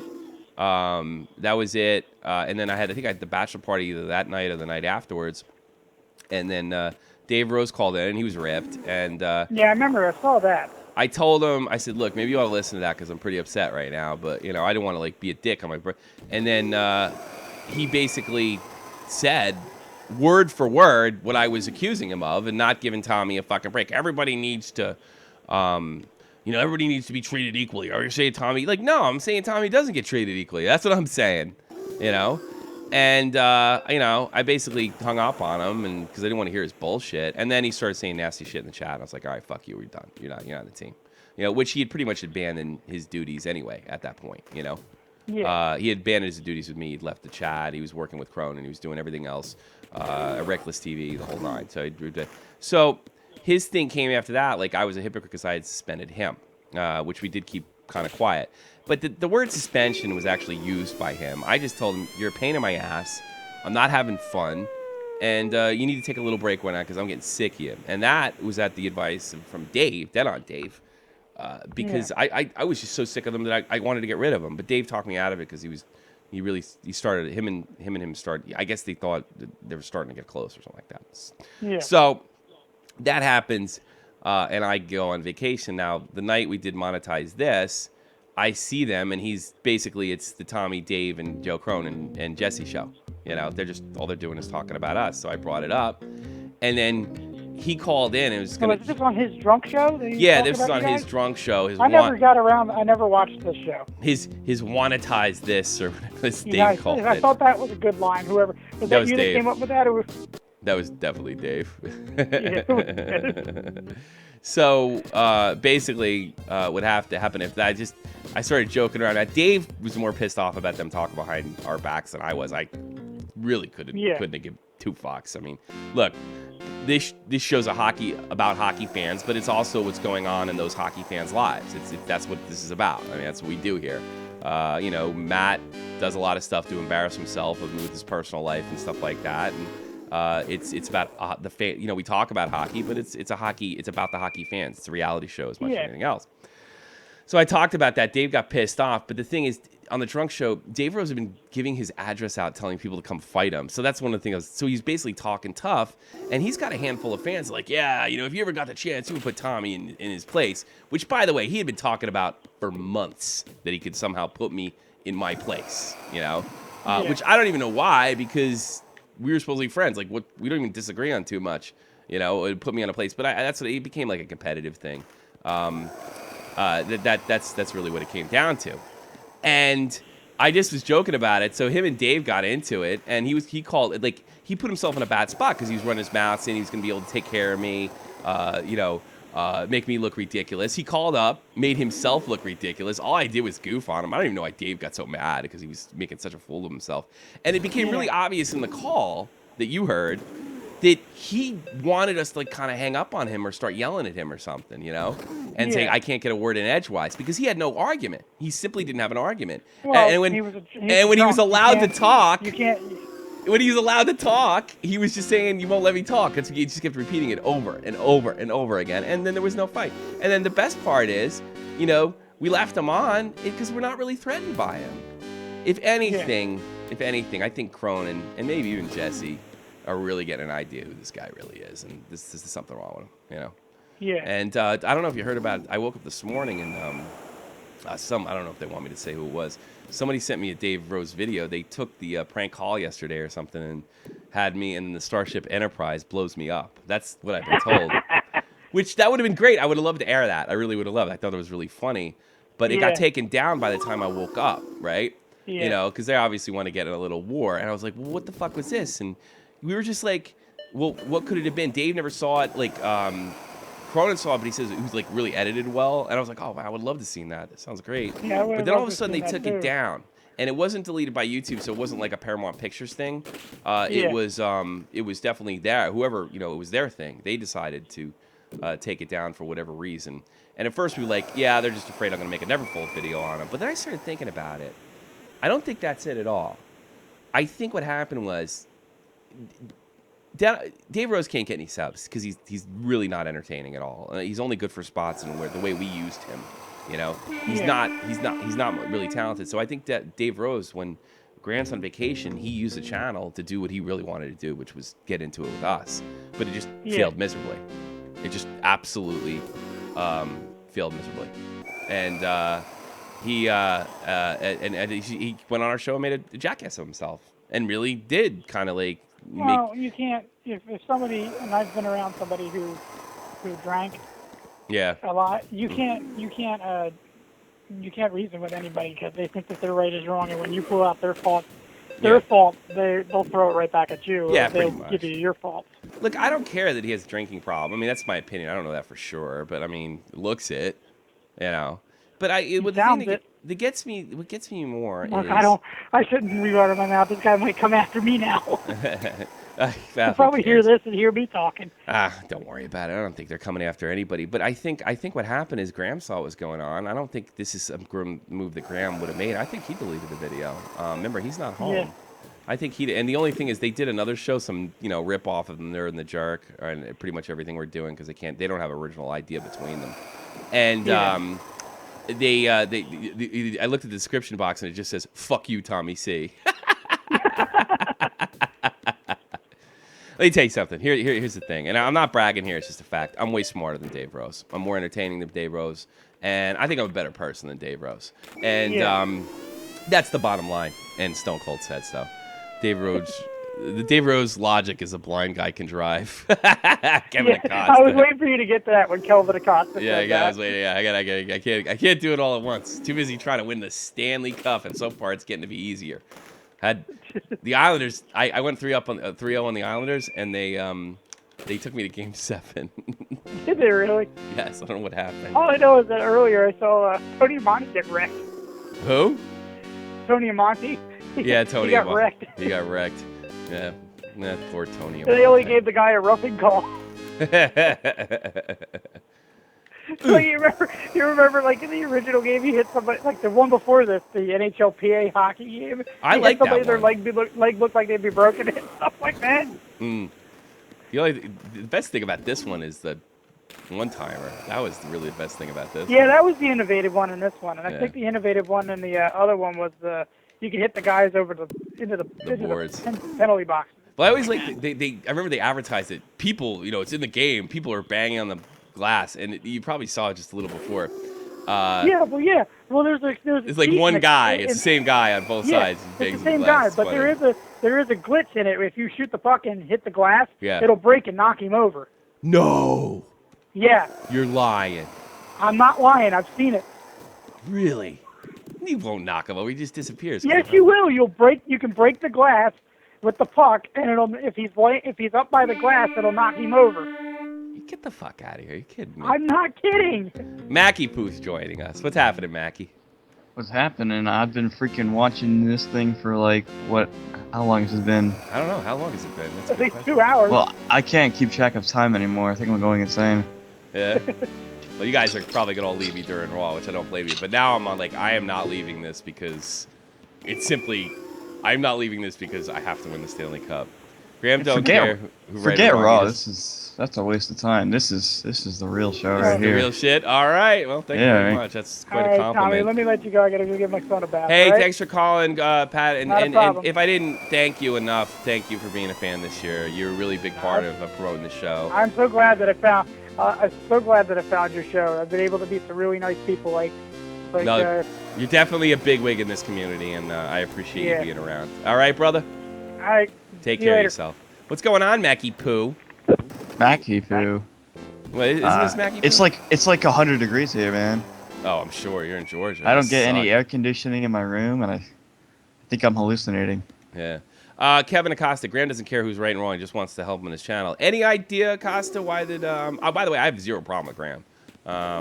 I actually tend to like the guy, and I helped him out, I think. He asked me some questions. He's pretty cool. Yeah, I like Graham. He's a good guy. Any reason why they deleted that video? That's if you can get to the bottom of that, Mr. Acosta. I'm dying to know why they deleted that video. That would be some kind of funny. So you're frying your ass over there. You're the only hockey fan in Georgia. Everybody's playing baseball or can't wait till football season to start. And you're how old, Mackie Poo? I'm 15. You're 15. So you're still in high school. You're going into your junior year next year? I'm going to my sophomore year next You're going your year. sophomore year. So you're a freshman this year. How was that? That was painful. Yeah, was they beat you up and stuff, or? No, okay. No, they just fuck with you. It's probably good to get fucked with the freshmen. It's character building, as long as it doesn't go too far, Everybody calls me fresh meat. Yeah. That's no. I got that too. That's not a big deal, And whatever. Fuck you. Yeah.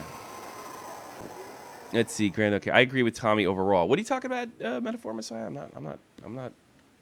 The Raw, as far as, did I say something on Raw? I don't know. I forget on Raw. But everybody's gonna leave when they go Raw. But this is where it's at. I really appreciate you sticking through this, by the way, there, Mackie. I'm not How's leaving your when arm, Raw by the comes way? on. That- You're the I get only guy. disappointed every week. What do you, yeah, you're getting sick of dick. Which video are you talking about, Tommy? Which video are you talking about?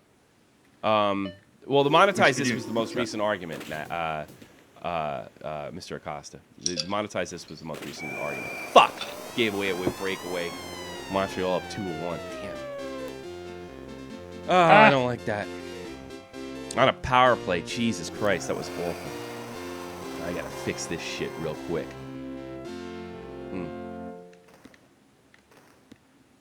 I'm playing that game too. All right, you play 94? Right You now. like it? You liking it? What year were you born? Better than... What year was I born? 99. 99. Jesus Christ. You were born the year Wayne Gretzky retired. I got beat. Which video I talk about? I don't know which video you're talking about, so I can't tell you, Mr. Acosta. Like, the most recent incident happened on Cronin's show, so that's the only thing I can tell you about the Dave roast. That was hilarious. Oh, the video. Yes, yeah, I know what you're talking about. No, the me getting blown up. Why was it take it down? I'd rather watch you over Raw, Jay Davis. Before Messiah. Yeah, well, thank you. But I got a little. It looks like this series is gonna. I'm already feeling like I need a break already. Oh, God. I gotta get this done. This is one hell of a long broadcast. 1-to-1. So yeah. So what's your plans for the summer, man? What do young guys do in the summer nowadays? People my age? Yeah. Well, they What are you planning on doing? Forget what people your age are doing. Well, Probably what am I drugs. doing? Nothing. Well, I already went to New York, so How was that? that's it for me. That was awesome. That was. You ever seen anything like that? Buildings blow your Yeah. mind. Now I know I want to live there. No, you don't. You want to live in New Jersey and then have to work in New York. That's the plan. Or Connecticut or God. something. No, It's long. everybody likes New York, like Manhattan, but living in New York and being in New York is too much. Well, I stayed at my aunt's house, right, and she lives in like the Mexican ghetto, Mhm. and it's scary over there. Whereabouts in New York were you? I was like in Queens. Oh, okay. Oh, is it Mexican or Puerto Rican? I can't tell you. No, really, you don't know. I'm in the South. I don't know the difference. They're all Latinos to me. I'm just buzzing balls. But you're half Latino too, right? Yes, I'm no, I'm like a quarter Peruvian. Oh, okay. Well, that's probably just all Latins over in that area then, with your aunt.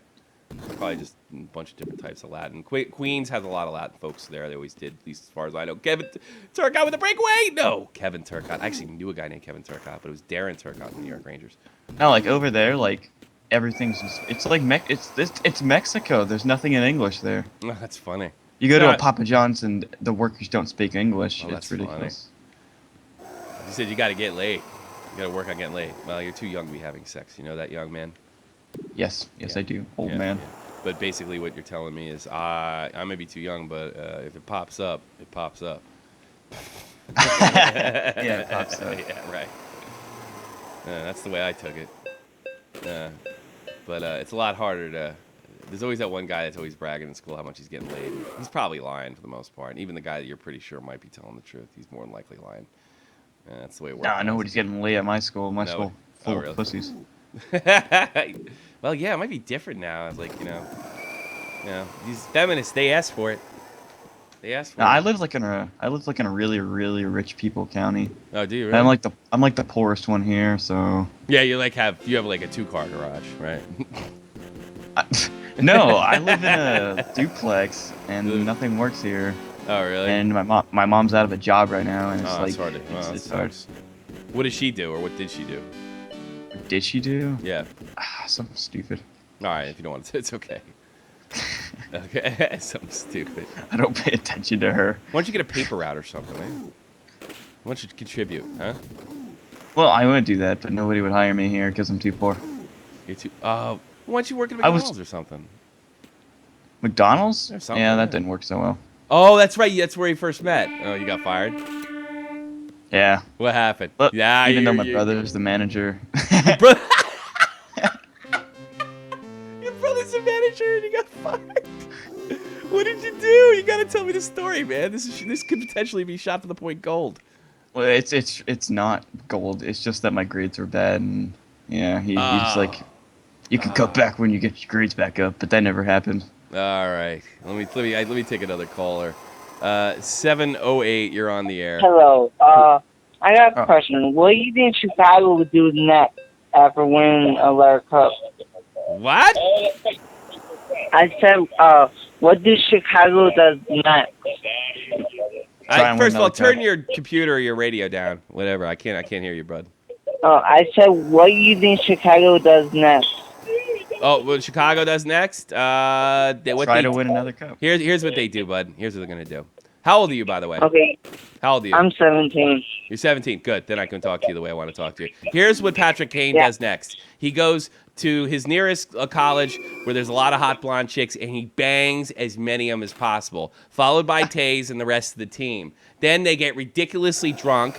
They start their coke problems, and they get ready for next season all freshened up to try to do it all over again. More cups equal more pussy. How about that? That's the Shoot, life. that's a point. What's Okay. that? Goodbye. Good show. Oh, thank you very Bye. much. I appreciate it. Take care of yourself. How do you like that? You ain't gonna get that from your local sports talk station, are you? Will you? Right, Mackie Poo? You still What? there, Mackie Poo? Oh yeah. Yeah. What does Chicago do next? I don't know. What the fuck they do next? They go to the bar. I mean, to sober. You know. That's what Chicago does next. But thanks for the call. Who's up, Buddy Landell? Who's Buddy Landell? I don't know. Who's Buddy Landell? Cronin put a post on Facebook like 20 minutes ago. Yeah, what did he say? He said, I was just a week away from having Buddy Landell on my show. We had spoken in emails this week. I found out today he passed away. I am shocked. Rest in peace, legend Joe Cronin. Who's WWE. Buddy Landell? I don't know who Buddy Landell is, I'll be honest with you. Like, Well, he's Google him. probably a big influence on Cronin. Maybe he's a local sports personality in Boston. It could have been. Buddy, go look him up. Google him for me. That's Can you King Kong Bundy. yeah, he was working on that. Fuck. Ed's view. Buddy Landell passed away. That sucks. And that's why everybody probably split and went over Cronin's. That's too bad. Now what are you gonna do? What are you gonna do? Oh, jeez, that's sad. King Kong Bundy did Married with Children. Did a whole bunch of wonderful stuff. I think WrestleMania, headline WrestleMania with Hulk Hogan, WrestleMania 2, if I'm not mistaken. The great King Kong Bundy. He was one hell of a big That was the man. main event. Yeah, I think at WrestleMania 2, if somebody in the chat wants to correct me, WrestleMania 2, King Kong Bundy, Steel Cage versus Hulk Hogan, if I'm not Yeah, mistaken. but that was the main event. Yeah, I think so, yeah. And WrestleMania 3 was Andre the next year. It was King Kong Bundy. Bundy was in Heenan's stable that year, and yeah, I think I got that right. I forget what year it was, but I remember it. I remember it pretty clearly. It was 86. 86? 85. Okay. 86. So, was it? Yeah. So Bundy. I remember that being an interesting match. I always found it ridiculous. Like, the only way to win the steel cage match, you either had to walk out the door, which seemed unfair, or climb out the cage. But if you're a bad guy, you went out the door. If you're a good guy, you did it the hard way. You went to the cage. It was just a weird dichotomy, you know, of like a match. Buddy Landell. I don't think I've ever seen the finish with someone walking out the door. Well, that's what happened. What happened was, it was funny because like Heenan would open the door for King Kong Bundy, and then they would pull at each other. It was just kind of a constant thing. Bobby Heenan would actually open the door to make it that much easier, which is illegal, of course, and bad guys got away with that stuff. But Hulk, of course, won the big match. It was WrestleMania. Oh, yeah. I'm sick of Hulk Hogan. Yeah, still here too. I gotta stop smoking pot. I used to think he was like the coolest piece of... So did I, brother. I grew up with him too, but he's just not the coolest. Oh shit! Yeah, Beesbrook put it in his own net again. Oh, Jesus. I have not had to come from behind in one of these series, and I disposed of Boston. Jesus. Man, I don't want to get serious about this. I know I can win if I get serious. This is a minute to go in the third, man. This is not good. I put it in my own net. You got to be really careful with the goalie, man. Here comes Adam Graves around the window. Adam Graves fires, he shoots, save by Patrick Waugh. How am I going to go on Patrick Waugh? Is he going to pass? He did pass. Unbelievable. 1 minute to go. Gets it. It could be a breakaway. Oh, man. Come on, get in there. It's back and forth pond hockey. The Rangers are going. Here comes Adam Graves trying to break down the middle. He shoots. Save, taken away. Scheisse. Big save. Back to Mark Messier. Messier tries to get it to Graves. Graves moves over the blue line. Doesn't get the offsides called, but it doesn't matter. That's the end of the fucking game. Damn. I meant WrestleMania 2. Yeah, WrestleMania was held in the arenas. I don't even know. Oh, Mackie Poo. I'm going to try to get serious so I don't lose this game. But thanks for calling in, brother. Hope you All right, stick man. around. I'll see you later or something. Thanks, brother. I appreciate you calling. You're a good man. Love the show. Yeah, thank you very much, man. That means a lot. It does. That was the great Mackie Poe. It's time to get serious, man. I mean, I guess Raw's coming on in 10 minutes. I'll probably end up doing Cronin's show. Maybe I should. Maybe I shouldn't. I don't even know. Thank you for sticking with me through this marathon. I'm going to play one more, and then I might have to take a break. Well, they're up 1. I got to tie this series up. Got to tie this series up. Ugh. Tie it up, tie it up, tie it up. Here comes Brian Leach. I'm going to play this a lot more seriously. Tony Amonte. Should have penalty. Penalty. Ref blew it. And Beesbrook up. 50 Hannah. Boy, oh boy, boy. What's going on out there? A lot of talk, I noticed, at least in the NHL feed, about the World Cup of Hockey that'll be going on next summer, which I don't agree with. I think they should just do it during the All-Star break. Unbelievable. Montreal, Kirk Muller, a big goal. I really think they should do it like the Olympics, maybe every other year, or just skip the Olympics completely and do it every 4 years. I would really, I think that would be the best thing to do.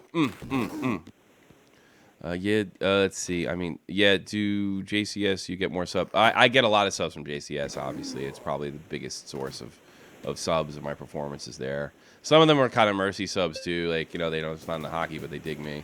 Or they just want to see what ridiculous thing I'll do next. I got a fan in Norway that doesn't like hockey at all or give a shit about it one way or another. And he actually came in with a team of guys. That was beautiful. Got Va to go down. Mackie Poop. I'll give you a sub, but I'm going to give him for my fake Tommy C account. And here's why, Mackie Poop. I will, if I haven't subbed you already, I can't. I have just hockey channels I'm subbed to on this particular channel, and I need to keep them organized so I can look over stuff. I can't be fluttered with other stuff, but I will throw you a sub or two. Promise you. Did that for Metaphor Messiah. I'd be happy to do it for you. But yeah, I get a ton of subs from. I always get a few when I go on Cronin's channel and say hello to everybody. So I'm sure King Kong Bundy will be talked about a bit. Deservedly so. Definitely a legend. Did somebody tell me in the chat if Bundy made the Hall of Fame? I don't think so, but I don't know if he was of that level. Here it comes. Kovalov with a big shot. Waugh picks it up. Waugh's got to probably have the most ridiculous rating here. Here we go. Another big shot. I got to get this more serious, man. I can't lose the halves. I can't lose the halves. Here comes Darren Turcotte. Darren's looking for somebody. He tries to flip it up. Intercepted by left wing. Kirk Muller was 11. I thought he was a center, though. Yeah, he was a center. Trying to think. He's trying to look for... Man. Tries to get it through, but no. They're bringing it up the other way with a big interception, and it doesn't matter. The period's over. Are you going to be at Joe's shows tonight? Doubtful. But not out of the realm of possibility. I have no plans. I kind of got an open thing over there. It depends if I stay up. Honestly, I didn't think this would take this long.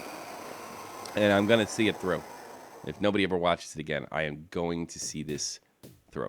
For sure. That's what we do. I'm going to win the cup or lose the cup and then say goodbye. And that's what I'm going to do. I am going to win the cup or lose the cup. Here it is.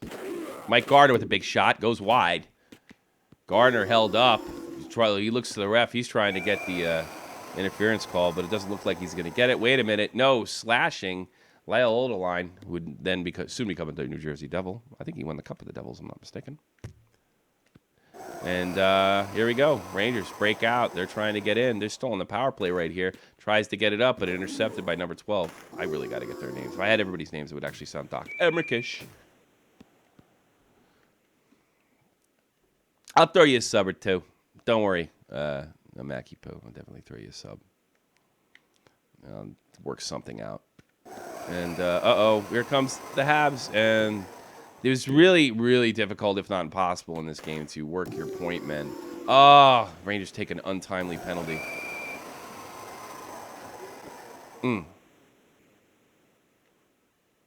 JCS is the man. Make sure you check him out right after Monday Night Raw. That would be Mr. JCS man, Joe Cronin, the Joe Cronin Show, with the Dead on Dave, and of course, the comedic stylings of Jesse J from California. That's what I'm gonna do when I have we're gonna do a Shot from the Point radio show, and no commercials, no nothing, free for all, and I think Jesse J is gonna be on it. We're talking about doing that already. Jesse, the J. Tied up, second period. Here it comes. Here comes Sergei Nemchinov. Nemchinov with the ball with the big save. Yeah, well, that answers Scheisse. That answers Patrick Lynn's question. You can go into the bench. Woo!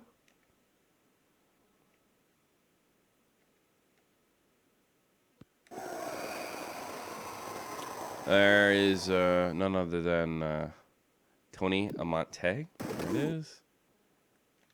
There it is. Amante makes it 2-1 at the end of the second. Big goal. Assisted by Mr. Marc Messier. There we go.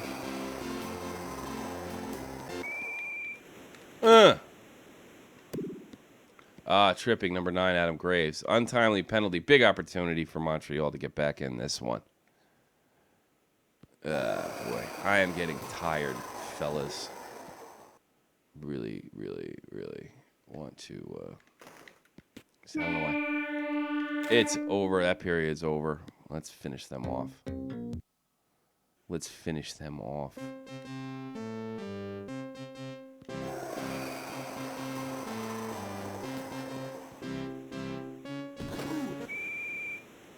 I'm actually pretty tired. The odds of me doing Joe's show are pretty slim. And I got to take less breaks because I got to win the Stanley Cup here. Patrick Waugh with another big save. There it is. James Patrick thinks he's Patrick Waugh. Puts it up real high for Patrick Waugh. He has to make a difficult save. And, oh, shit. Stefan LeBleu from Dion and Waugh. Big power play goal. Ugh. Does Joe have Dave Rowe soundboard, the troll you previously uploaded? I don't know. I think they put it together at the last minute. That's what Dead on Dave told me. Because apparently my buddy Dead on Dave was in on the whole thing. I found out later. Definitely a classic moment, flashback moment, which we only uploaded a handful in the end.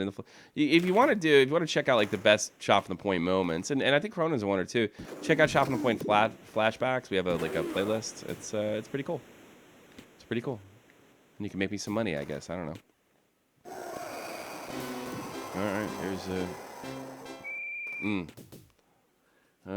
soundboard. Full drop it. Yeah, I don't know. He should give it away. Peace. I'm going to watch Roy. Enjoy your show.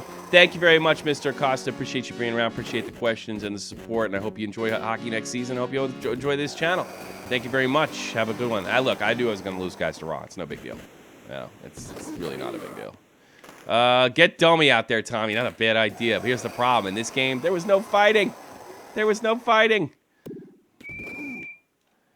I have no use for. I have Joe Koster on the team, too. I don't know if Domi... No, Domi wasn't on this team. Domi's on Winnipeg by this point. They traded him with Chris King to Winnipeg. Domi was he was really popular in New York, and he became he was just as popular in New York as he was in. Oh, what a pass! Oh, fuck, I can never make that fucking thing. Oh man, should get Domi out there. JJ Daniel, I forgot if he was on this team or not.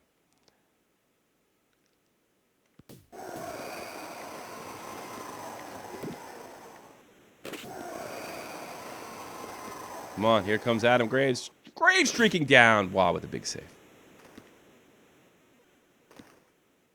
Graves tries to snipe it back, but a lot of neutral zone traffic. Trying to plug it up. Goes wide. Looks like I got to take these Habs a little more serious. It's the end of the third. Going to the Rangers really need this. Rangers really need this. I just arrived. Go Habs go. Ah, Frenchie Ben. What's happening there, Frenchie Ben? Yeah, it looks they're up 2-1 on me in the series. We're going for the Stanley Cup. You guys are probably going to go, you're probably going to go all the way go to, what do you call it, Raw after this, which wouldn't offend me, I understand. I didn't think it would take this long, but with breaks and the fact that the Islanders took me to Game 7, I know, was with a boo, JJ Janyo, who, Frenchie Ben, me, he just turned 39. Happy birthday, Frenchie Ben. I know it's a little late, but happy birthday. Oh man, I'm getting tired. Starting to get the slurs a bit. Let's see. Come on, here we go. Here comes Mark Messier. Messier almost had it. Oh shit. Can't do that. There's Van Beesbrook.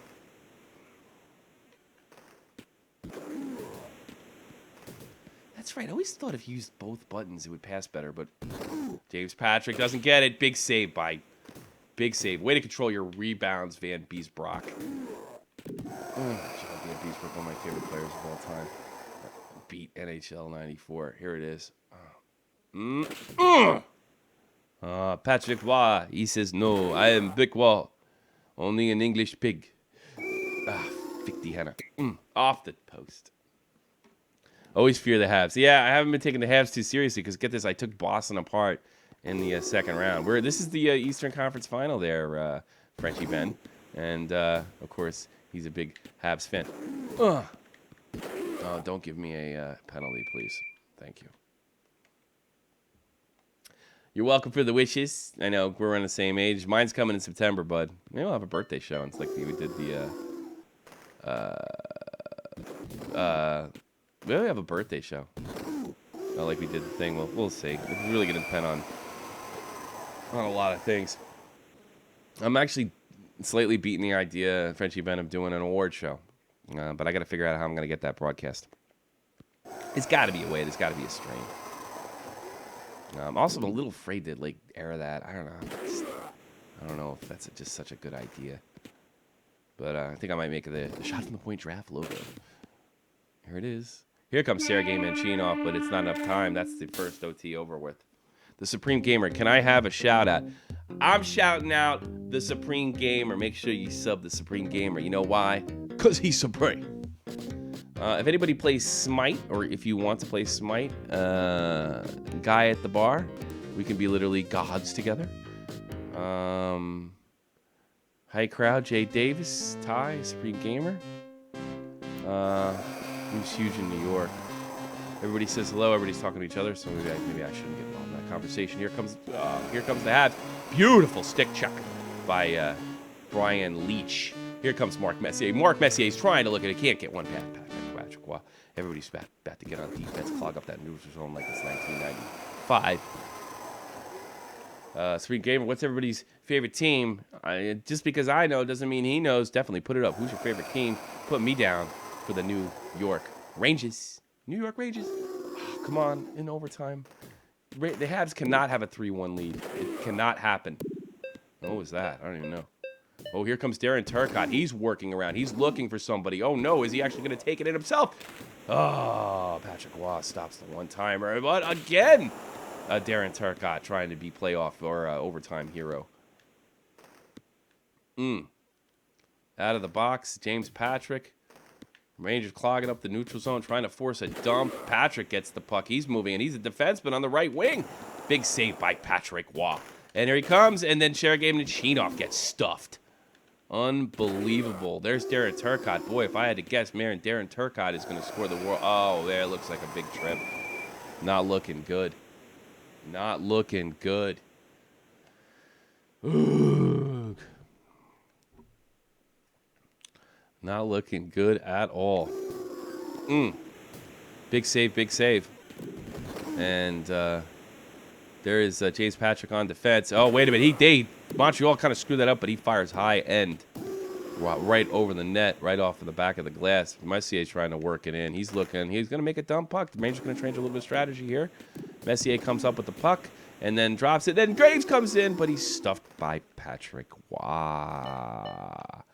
Here comes number 23 of the Habs. Can't remember who it is, but Van Beek stuffs him. Messier gets the puck. Real far pass fired out by John Van Beesbrook. Buller tries to work in, play in the center.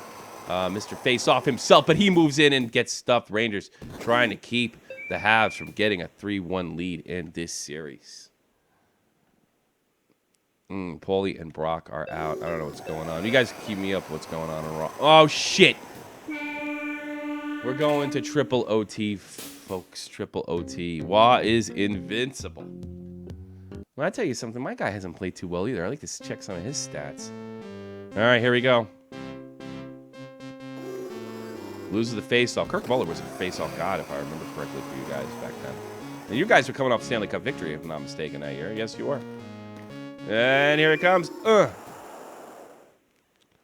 Spring came around from Toronto, and I feel like I should like the Leafs, but they suck. I feel sorry for you, hardcore, real Toronto fans. I think one of the problems is just too much media covering that team, and they do not. They are spoiled, rotten brats. Best thing to do, I think, let Kyle Dubas take over, let him do his analytics thing, and maybe cut the core of the team out, starting with Fnuff. There it is. On the delayed penalty, Brian Leach plays play off hero. Unbelievable. Believable. I gotta get those sound effects. Unbelievable. Series sided too. Unbelievable. Absolutely. 93. Frenchie Ben. See how old was I at 93? I was 16 in high school. Frenchie Ben with his Frenchy friends, real happy back in 1993 when the Los Angeles Kings were struck down by Kirk Muller, Patrick Waugh, J.J. Gagnon, Vincent Dampus of the Montreal, Stéphane Nebu, Montreal Canadiens. Messi got 11 goals. How about that? 4 assists, 14 points. Oh, guess who's getting the Conn Smythe? If we go take this any further. 2-2. 2-2. What do you think of that? 2-2. 2-2, folks. What do you think of that? I don't know what to think of that. But I am actually. You know what I'm really wondering about? That's got to be the Silent Partners here, Country Folk Dark. I'm actually gonna take. I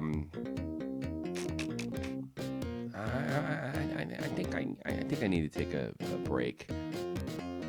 Chances. There's this song I really want to hear, but I don't think it's gonna work. And there's this song I really, really want to hear, and I forgot the name of it, and I know I have it here in the YouTube thing somewhere, and it's not coming. Cinematic and happy? Nah, it's not my thing. Or dance music. No, this music's supposed to be awful, but hey. Well, I'm gonna take a little bit of a break. I hope you stick around. I know a lot of you guys are watching Raw and what have you, and that's okay with me. But I have to do this. I have to finish this. I gotta do it, man. I gotta finish this. Montreal and New York are tied up in the Eastern Conference Final. On the other end, it's Vancouver versus St. Louis. The Vancouver Canucks, get this, the Vancouver Canucks have already taken out the St. Louis Blues 4-0. They're just waiting for the Rangers-Montreal season, and it's going to be a rematch. The Vancouver Canucks versus the New York Rangers in the Stanley Cup Final in 1994. Can you believe it? I can't believe it. But I'll be right back. Be right back, bitches. Yeah. This is Stinger by Silent Part, and I'll see you.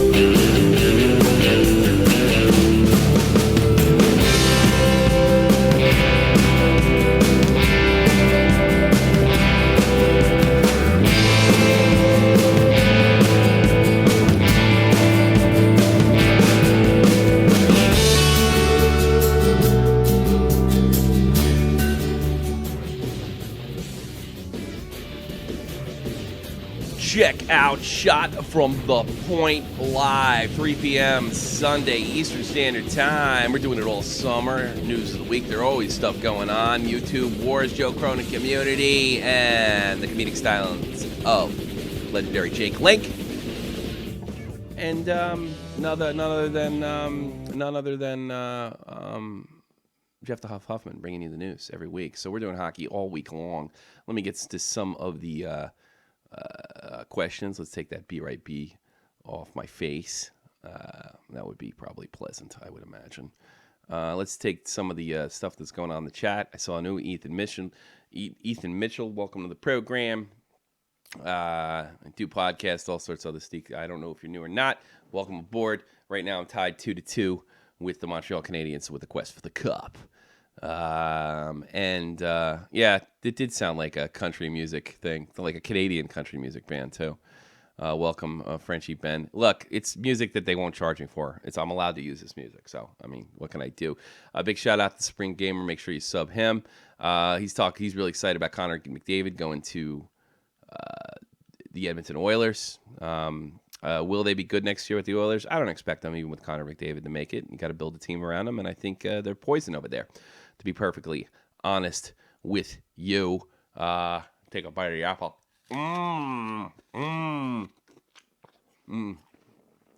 It's Chris Jericho's band. Yeah, was he into folk rock now? And all that happy, good stuff. All right, let's get back into what we're supposed to be doing here. We're tied 2-2 with the Montreal Canadiens going up against the great, legendary Patrick Roy. Like I said, we do podcasts, upload hockey highlights. We do it all right here on the Shot from the Point channel. Continue playoffs. How can I not continue? 2-2, New York versus Montreal. Hi, I'm Rod Barr. Welcome for EA Sports. Sold out Montreal Forum. Is that the old Forum too, right? Ah. Hey, feeling good apple. I'm sure you guys want to hear me eat, but this is one hell of a broadcast. Supreme Gamer, one good player doesn't mean the team would be good, but it definitely. I to say it wouldn't have an impact. I wouldn't say that. I think the guy. I do think the guy will definitely have some kind of impact on the team. Let's get back into the playoffs. If you want to give me a call, 718-395-7660, talk about anything hockey related or Joe Cronin community. Got questions, comments, I'll be taking them all. Or you can just leave it in the chat. Entirely up to you. Here are the Rangers in the Forum. They're going to take it to the Montreal Canadiens. El Habitant. Well, is it Les Habitants? Les Habitants. Oh, it's too much Spanish. I was in Spain for too long. Here we go. Tony Amonte takes the puck away over at center ice. He's tied up. Oh, ref missed a freaking holding call. Well, they didn't call interference back then. What can I tell you? Here comes Adam Graves streaming down the right point. And looks like the Rangers are trying to get it going here. Oh, tries to pace it up. Dave Patrick's or Jeff Bukaboom, and he can't really make it happen. Jeff Bukaboom, not the greatest skater in the world. He's looking, can't find anybody. He tries to fire it over. He finds Tony Amonte streaming down the right. And here it is. Monty with a big shot, but was able to stop him cold. Kirk Muller with the puck. He moves up. Oh, fights off a check and moves in on Van Peesbrook. He scores! Damn it. What do you think about the Cam Talbot situation, Tommy? What do I think of the Cam Talbot situation? Well, I was asked that before, and I certainly don't know where he's going. But I think he has to go. I think it would be better for him, better for his career. Certainly he's not going to replace Tony Amonte with a big goal. They answer the Habs right back right here in the Forum. Exactly what they needed to go do. Talbot, he's got to go. It's better for his career. You don't want, as strange as it sounds, you don't want two good goalies in the same team. So I think I think it would have been smart for the Habs to have possibly made a move for Toharski last year. I think he's actually a goalie that may be a starter for in years to come. Oh, wow. It's getting rough out there, boys. But we don't have fighting. Eddie Olczyk knocks off the puck. That's right. That's the Eddie O, partner of Doc Emmerich, but not back in 1994. Here comes James Patrick with a big slap shot, but Patrick Waugh handles that. But, oh, no. Esatikinen tries to break in. Oh, God, I wish I remember the names of the halves. Next time I do this game, I am definitely going to look up some players' names. And that'll be better. Here comes Patrick again. He's doing his best Bobby Orr imitation, but it doesn't work out. Olchek moves in. He tries to fight off. And number 45 of the halves. That's the end of the first period. It's tied up for 1-1. There is Niemi, Dubnik, and others. Ha ha ha. Kirk Muller, yeah, face-off master. And, you know, didn't they trade him to the Islanders right after he won the Cup, if I'm not mistaken, there, Frenchie Ben? Kirk Muller, and he was really upset about it because he loved Montreal. Loved it, loved it, loved it. Here comes Mark Messier, but he's all called off sides. Too bad. Too bad. Here comes Messier with the puck. Face-off at 7 Knights versus Kirk Muller, and he doesn't win it. And, Messier tied up. He tries to break up the play. War in the zone over there. Oh, look at that. Can't see it anywhere. Van Beesbrook with the save. Van Beesbrook with another save. And he gets it up to number 11, Mark Messier. Messier looks for the save, and Patrick was able to handle the cross-ice pass. And, Messier takes a bad penalty from behind. Roughing.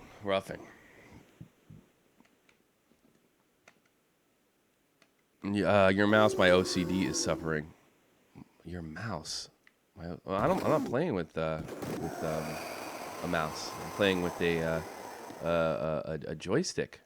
That's my tang. Let's see. I'm paying too much attention to the whatchamacallit here. My OCD is suffering, probably as a supreme gamer. My mouse. No, it's just it's actually a Xbox 360 joystick I'm playing with, which is a lot easier to stick handle. And well, that didn't go too well. I'm trying to get back on. Who's that? Stefan Lebil? Oh man. Actually, I have a funny story about Matt called me today. Matt Lazar. Oh, Jesus. Kirk Muller for Vincent Damn Poop. 156. God damn. It's fucking awful. Here comes Brian Leach with a big shot, puts it on walk. Matt Kazar called me today. He said those guys that took his puck, or an older guy that was familiar with the kids that were making fun of Matt. Oh shit, that's not good. Tony Monty with the puck. They actually said that they actually told him to come out, and then his sister and his brother didn't want him to go. They thought it was like some kind of beat up setup or some type of thing. And he wanted to go because he didn't want to look like a pussy. And then, believe this, before he told his father, he told me if he should go. Of course, I told him not to go. I'm not even worried about him get his ass kicked. There's something even worse than that happening. And, big move by Adam Graves. And he was arguing with me like I was his dad, that he should be able to go, he should be able to go. So I finally talked him out of it. And he says, well, what do I tell the guys? Like, tell him you got caught up with something, right? And you can't play this week, you know?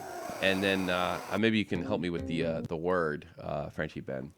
He said, after he said no, Makasar, he's like, fuck off, you tabernacle, I don't know what that means. I think it's like a curse word in French, or at least Canadian French. He called him a tabernacle or tabac. I don't know what the hell it's called. Write it in the chat, then I'll know. So it turned out it was a C after Matt turned it down. So we were right as usual. Talked to the whole family today. Yeah, you know what Matt wanted to do? He wanted to bring his phone and start getting more material for the podcast. And I was like, you know what? I don't think that's worth it. You know, I don't want anybody getting in trouble. You know what I mean? Not in big trouble, anyway. It's 2-2 for the Rangers in the third period in the halves. This is an important game. Next guy's to face the eliminator. Oh, shit. Oh, I'm sitting on that. A tabernacle, I don't know what it's called. Don't know. Here comes a big important face-off in weird part of the ice. Oh my God, they screwed that up. And it looks like Bukovo wisely dumps it, but Watt touches it and almost pays. Here comes Tony Amonte. Amonte looking for a partner, doesn't seem to have one. And then swooped up by Patrick Waugh. It's pronounced tabernacle.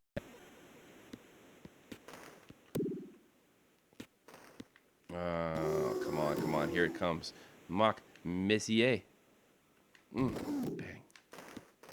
couldn't get that pass over to the damn point, man. Tampa Bay Lightning might have won the playoffs. It wasn't for Bishing pulling a grind. Stamkos hurting his leg. I really even think more so than Stamkos.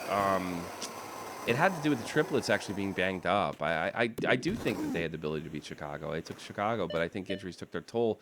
And I think that's why it's so important to get you can't have 7 games in your first round. I think a lot of times the team, not always. I think the Kings proved that wrong last year, but you don't want to have long first and second rounds. Champions eliminate their opponent in 4 and 5 games. You don't want to get messed up or tied up in big games. But yeah, I do think the Ducks and the Rangers could have conceivably beat the Blackhawks as well as the Tampa Bay Lightning. But the injury bug didn't hit Chicago as hard. So I mean, that's just the way it goes. That's the way it goes, and it's keeping healthy is a part of it, and it's the hardest thing to do because there might not be much you can do about it. Mueller with the bigger interception, but kept in by Adam Graves, and Leach fires one over the net, and the Rangers aren't able to keep it in the zone. Leach gets back there with his awesome speed, picked up by John Van Beesbrook, fires to Messier, but looks like Tony Amante was caught offside. I mean, well, there you go. That's where you got it. Uh-oh. Almost lost it. And a big pickup by John Van Beesbrook. And here we go. 1, 2. Oh, boy. Tries to shoot it in the wing. Low percentage shot. But Messier is able to get the icing. Tommy, we see your computer mouse on our screen. What? Hold on a second. What are you seeing what's the problem here? You see my mouse on the screen. What the hell is going on? Tommy, we see your computer mouse on our screen. Push it to the left. Oh, the mouse. Oh, I didn't realize that. I can actually take care of that completely, I think. And show mouse. No, gone. Done. Sorry. Let's get back to the game, folks. Yeah, sorry about that. Now I know what you're talking about. The mouse pointer. That's what you're talking about. Let's get back into the game. It's an OT, and the Rangers are in there, and here comes the big shot from Matt. The guy said, "Oh, Patrick Waugh." Graves was more than a pest. He was more of he's quasi-enforcer, actually. He had a little more skill than that, but he scored 52 goals one year. Remember that? He was on the line with Beacon Messier. That didn't hurt. And here it is. Try to fire it high. Not a Hall of Fame player by any means, but definitely a legendary New York Ranger, Adam Graves. He won a cup with Edmonton, I think, in '89 with Messier without Grutz. Excuse me, and sorry. And here comes, checked. Big check on, boy, Brian Leach felt that. Here comes in another big penalty. Uh-oh, it could be. And it looks like they're going to the pointer. He was a 50-goal guy one season, I want to say 1997. But he was definitely not consistent. Just had a really hot season. Really, really hot season. Joe Sorella in the box. Rangers 2 down in overtime. When does this happen? You're not supposed to call penalties in overtime. What's the matter with you? I think I'm going to kill this. Uh-oh, that didn't go the way I'd hoped. Get back. Another penalty coming up to the New York Rangers. Rags. Oh, boy. Everybody's watching Raw now, but I will not stop. I will win the cup. I don't stop things too easily. Oh, fuck.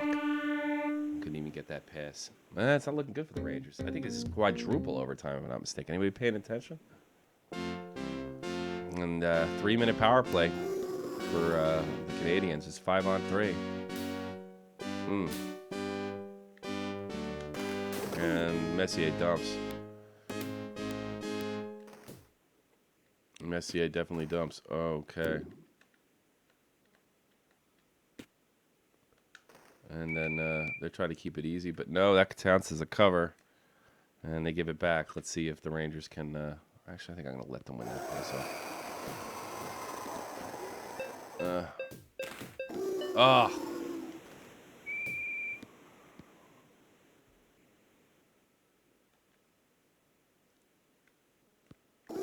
All right, now it's a 4-on-3. It's still 1:48 to go. Oh, this is ridiculous overtime. Here comes Brian Leach. Brian Leach fires a little bit wide. Now it looks like the Rangers tried to go for it. Here. Oh, big. Almost got the EA goal right there. Messier with a beautiful strip of the puck. Definitely trying to kill more time off the clock. And he's looking around. Oh, and he skates backwards, which is a cheesy way to do it, but he does. Well, now Messier's moving in. He's moving in. He's moving in. And he puts it on net. And it's stopped by Waugh once again. And, oh, the Rangers get caught up ice. But that's the matter because Adam Graves finds Mark Messier. He moves in. Messier takes a low percentage shot, puts it up, and then they go back to cover in the neutral zone. Montreal brings it up. And that's the end of the power play. And I think we're going to the 5th overtime, I think, if I'm not mistaken. Here comes Adam Graves moving, stick handling, trying to through everybody. He can't seem to do it, but he's tough, he's strong, and here it comes. And it's blocked by the Habs defense. The Habs defense. What could happen in this game? Somebody's got to give up one eventually, don't they? Don't they? Jeff Bukavoom brings up the puck. And here it comes. Pa-pow. And a big save. Big save by Patrick Waugh, who is short of invincible. This was innocent. Out comes Brian Leach, and pow! Tries to put it wide.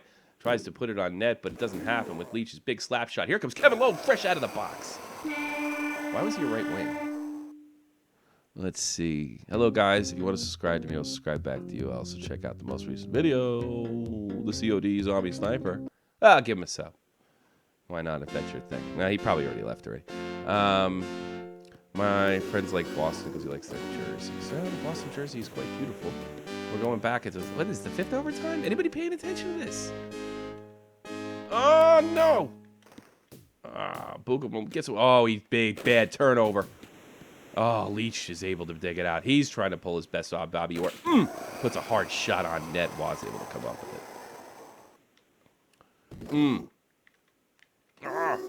Big slop. Another big hit. Oh, wow. Jeff Bukavoom just cleaning house out there.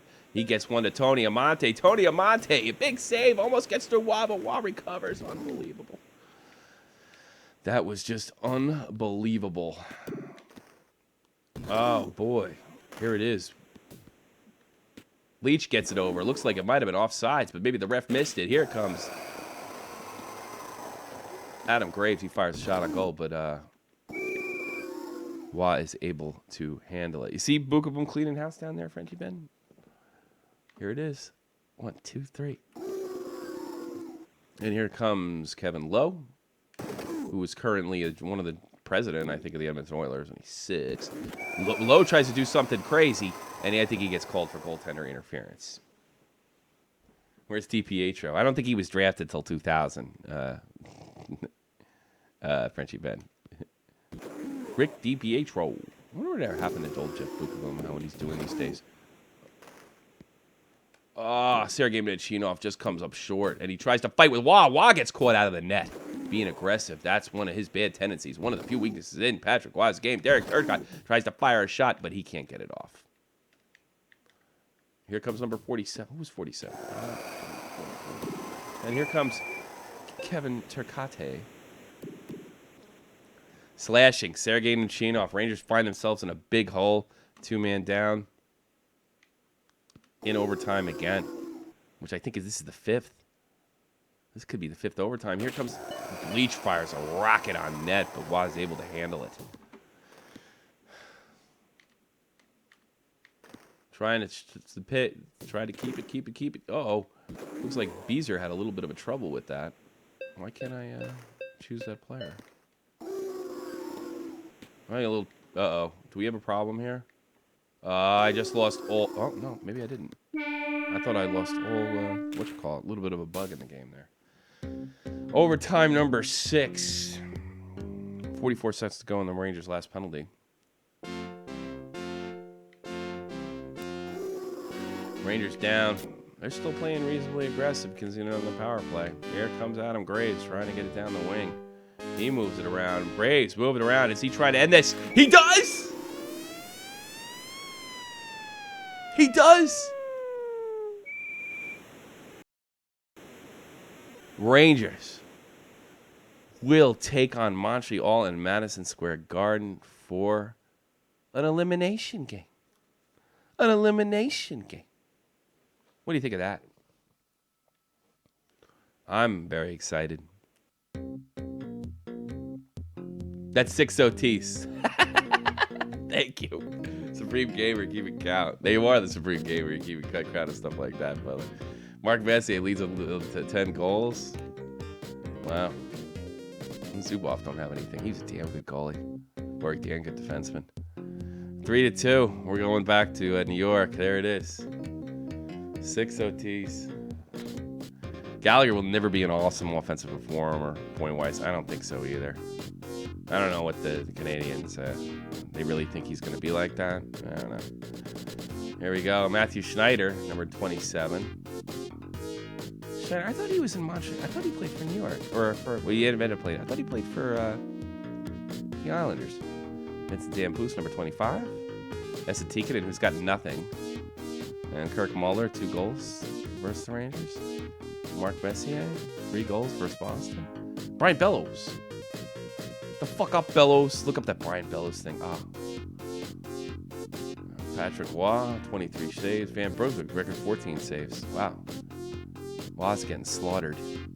All right, let's keep this sucker going. It's time to play playoff hockey. I want to eliminate these guys, because if I eliminate these guys, the New York Rangers are headed to the Stanley Cup. They lead 3-2. And it was Graves. Boo. Hey, he scored 50 goals one year, Frenchy Ben. Come on. Ron Barr is all excited about the game in Madison Square Garden tonight. You should be too. I got home ice advantage. That means I'm going pointing up, which is nice. Pointing up. And here it is. Messier comes off the baseball. He drops it off to Graves. Graves moves in, fires it on Waugh, but he's called offsides. Faceoff comes outside of the Montreal zone. Messier and Muller going at it right here. Muller makes the big, wins the face off, and Leach makes a nice sweep. Oh, maybe the left missed a call right there. That could have been tripping in any other league. And, oh, now I think the referee made a made-up call right there. Brian Leach should be heading the box for roughing. I don't know if the second call was roughing, but they definitely missed the trip. Right, Jim? Yeah, they sure did. They missed the trip. Here comes Darren Turcotte on the ice. He's going to fire one. He's going to fire one in. And bang, big hit by Turcotte after turning over the puck, making up for it. Van Beesbrook gets the puck over to Sergei Nemchinov, who for some reason doesn't get a 2-line pass. And actually fumbles the puck. Who's number 14? Goddamn. I wish I could. If I knew the other team, I'd be really, really good at this. Here comes Sergei Nemchinov on a breakaway. He shows he's taken out by Patrick Waugh. I think that was a penalty, Jim. I think it was a penalty, too. Lyle Olderline, that's right there. Lyle Olderline, that Lyle Olderline. When here's the thing, if they got the Montreal players, no, put their name and their number in there. Tell me who I'm dealing with, because then I'll remember it. I need the number for some reason. I'm like learning disabled like that. Here comes Sergei Nemchinov with a big shot, but Patrick Waugh is able to send it. This is first minute, 2 minutes to go. Habs are facing elimination of the New York Rangers. I don't think the Rangers have ever eliminated up until this point the Habs in a series, ever. I think it was the first one they ever eliminated them. It was in 2014, if I'm not mistaken. They've never beat. Have they ever? Be interesting. Certainly not in my lifetime they didn't eliminate the Habs. Beat them in the Stanley Cup Final in 1980, if I'm not mistaken. And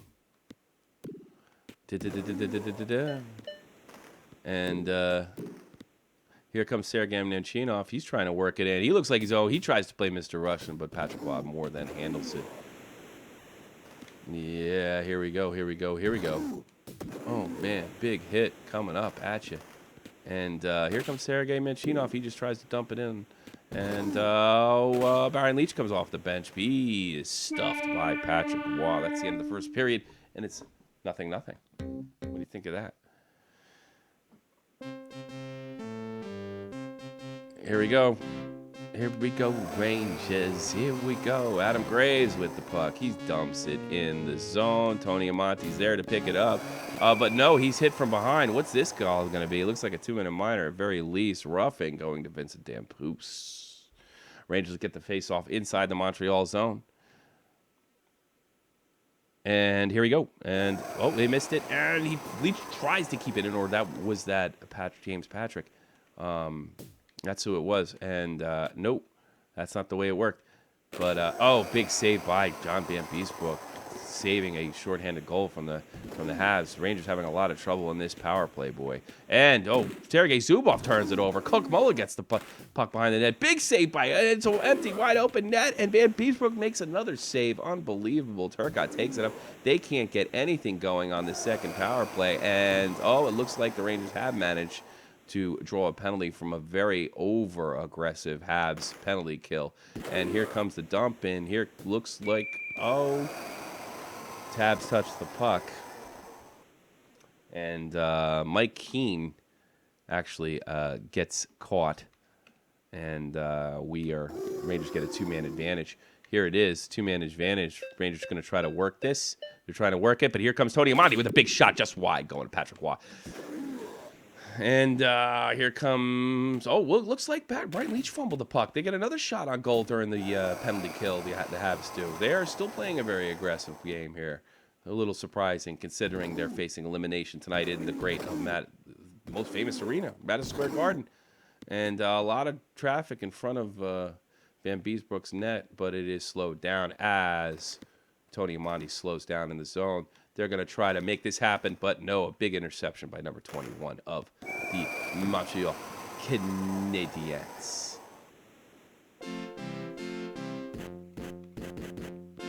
Here we go. Darren Turcotte wins the faceoff. He's moving in, drops it off to Adam Graves, and Graves tries to cross ice, but is cut off by Patrick Waugh in net.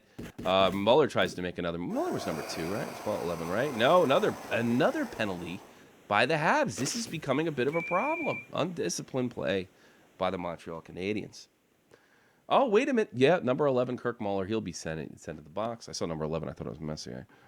And here we go. Rangers get another big power play. Very important here with 26 seconds to go in the period, and will carry into the other period if the Rangers don't score. Here it is. James Patrick looking for his opportunity, trying to load up his big play. He turns it over, but then the Habs actually drop the ball in center ice. We're going to head into the third period right now. There's still 1 minute and 34 seconds left in Kirk Muller's penalty. Here we go. Here's the big face-off. Messier not been winning a lot of face-offs here. Oh, tripped up by James Patrick. Doesn't look like, oh, here we go. And looks like Amonte gets it. He's trying to play, and he has trouble fumbling the puck with a little bit of interference from Patrick Waugh. Good job by Patrick Waugh keeping his stick open. And here comes Mike Gardner. Gardner, one of the fastest skaters in the league. He moves it in, and here comes, fires it in on Patrick Waugh. Waugh easily handled a low percentage shot. You gain 1 step in the string. 2 more till 50. Keep working on it, bud. And here comes Brian Leach. Patrick Ben says he's not so much of a gamer. You know what? I'll be honest. I'm getting back into it because of the channel. I think it helps the channel. And oh my God, did you see this? Eric Desjardins slips one by. A beautiful diving play past Van Beesbrook. The Habs are really looking to stay alive. Here comes Mark Messier, but he's called offside, and Patrick Waugh makes the save anyway. 1, 2, 3, 4. Hey, gamingers, wrestling fans, hockey fans, some people just like how stupid I am. That's what we're all about here. And Brian Leach rips one wide and picked up. Oh, misplayed by Mark Messier. This could be telling right here. Messier recovers with the puck, and I think he just goes in for the easy dump after that. And they're moving in. Oh, Messier moved it around. Patrick Waugh played a little aggressively again to come out of his net, but Jeff Buchholm is back in the neutral zone. Offsides by the Montreal Canadiens. It's hockey and MLS, Impact Radio in general. Yeah, there you go. Hey, off the post. Oh boy, if the Rangers are gonna get back in this game, they're gonna remember that. Here comes James Patrick firing high and wide. What a rocket if that was on net. I don't think even the great Patrick Roy could have snapped it. Here comes Eddie Olczyk, friends with Doc Emmerich, and then he fires one wide himself. Esa Tikkanen, who's been a bit of a disappointment in this series, who has not produced like you'd hope, but that turns it over to Alexei Kovalev. Kovalev files a low shot, but Patrick was able to handle that as well. Patrick Waugh really the difference maker in all these games. He is just unstoppable in this. Hey, Frenchie Ben, whatever happened? And we're going into Montreal looks like they're going to win. It's 3 seconds left. And guess what, folks? Game 7. The Canadiens forced Game 7 in the Eastern Conference Final. Unbelievable. The second Game 7, the Rangers have been involved with. The first one in the first round with the Islanders. I don't know what to say. Shot from the Point is possibly my new favorite YouTuber because it is a gaming and hockey channel. Actually, it's very new. It's very newly a gaming channel because we're doing that, and somebody my age. But I do want to get NHL 16 up here and other things. It's we're doing everything. It's podcasting. I upload clips. I got a ton of great hockey clips from all over the world. And with a Canadian, Vancouver's had a lot of time off, so we're doing it all. We got like a little family going on here. But I really appreciate you saying that, Supreme Gamer. The problem is that we have a lot of wrestling fans that like this show, so a lot of people lost a lot of people to wrestling, and I'm probably going to take a break after this, after 6 freaking overtimes. Although my breaks aren't too long. They have to do with a cigarette and an apple. Oh, there's Tony Amonte moving in. Here's Game 7 at the Forum. And the Rangers are looking to move in. Oh, boy. Oh, fuck. Here it is. Messier. Oh, with the breakaway. Could he? Stuffed by Waugh. The game is in Montreal. That's right. 1, 2, 3. Here comes the face-off. Rangers win it. Here comes big shot by blocked in front. I think that was Dan Poose. And, Messier with the big steal. He takes it away. And, both Canadians move in. A little bit of a shock. I thought the Rangers kind of outplayed the Habs in the last game. But Patrick Waugh with a big shutout. That's what he's there for. Here comes Jeff Bookable. Bookable fires it up. These teams have got to know each other quite well in this series.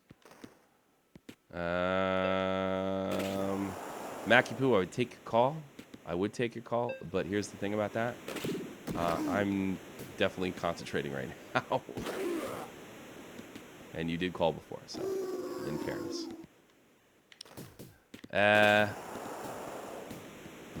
Here it is. I'm getting shelled. I'm going to sit on this puck. You're in Game 7. Always choose Waugh. The Rangers are done. This broadcast may be done if this game's over. The broadcast may be done. If we can't win the cup, here comes Alexei Kovalev, another guy who's been a little disappointing in this series. Has not put up the numbers that maybe we all think he's capable of. Another guy that only retired like last year. Yeah. Here comes Alexei Kovalev. He's moving in. Kovalev moves around. He fires on net. Why has a little trouble with that one? Oh, wait. 4 seconds to go in the first bit. That is it. Cigarette and a Coke right now on the beverage. Yeah, I know what you mean. He ate before he came. I always get up and I really smoke. I have a bad smoking problem. It's 3 o'clock in the morning, almost over here. While you guys are doing I probably end up on Cronin.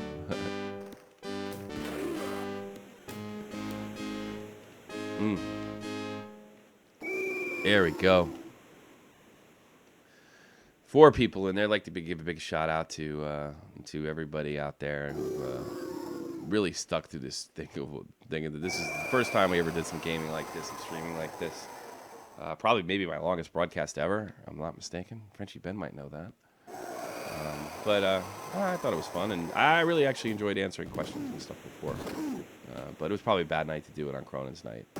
And I definitely, no matter what happens, this will end if Cronin does, because I don't want to broadcast against my main man. Kovalov, go take a break. Yeah. He's actually talking about trying to get back in the league, if you can believe that. Here comes Tony Amante. Here he comes, here he comes, here he comes. No, doesn't work out. He's going to go to the Rangers. The Rangers give him a contract, I'm sure. Kovalov, go take a break. 2049 here. Yeah, it's almost, it's 20. It's 2:48 here, so 8 o'clock over there, 2 o'clock in the morning over here.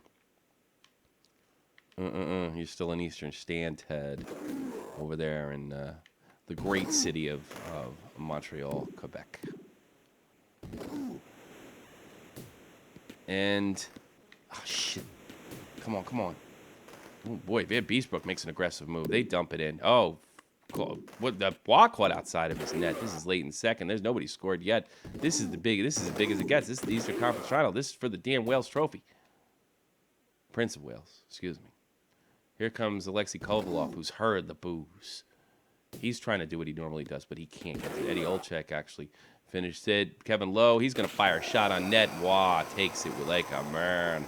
And fires it up, and oh shit, and Van Beesbrook with an unbelievable save. Oh. And Kevin Lowe had to take the hooking penalty right there. It was probably a good penalty right in this spot, but geez, what a huge power play coming up for the El Habitant. Not El. Oh no, there it is.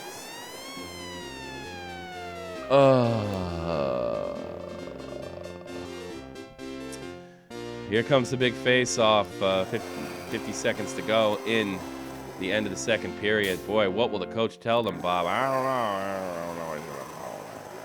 Here comes Marc Messier moving it in, trying to get it through, and he's trying to tie this game up, but no, the Montreal defense is there to minimize the mess.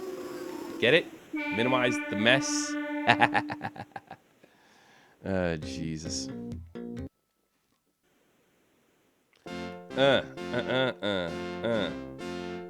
Here, on top of the third. Here we go. Habs leaving 1-0. Beautiful move by Adam Graves, the playoff, the overtime hero in the last game. Or the game 5. I don't know. I blew the last game. This is game 7.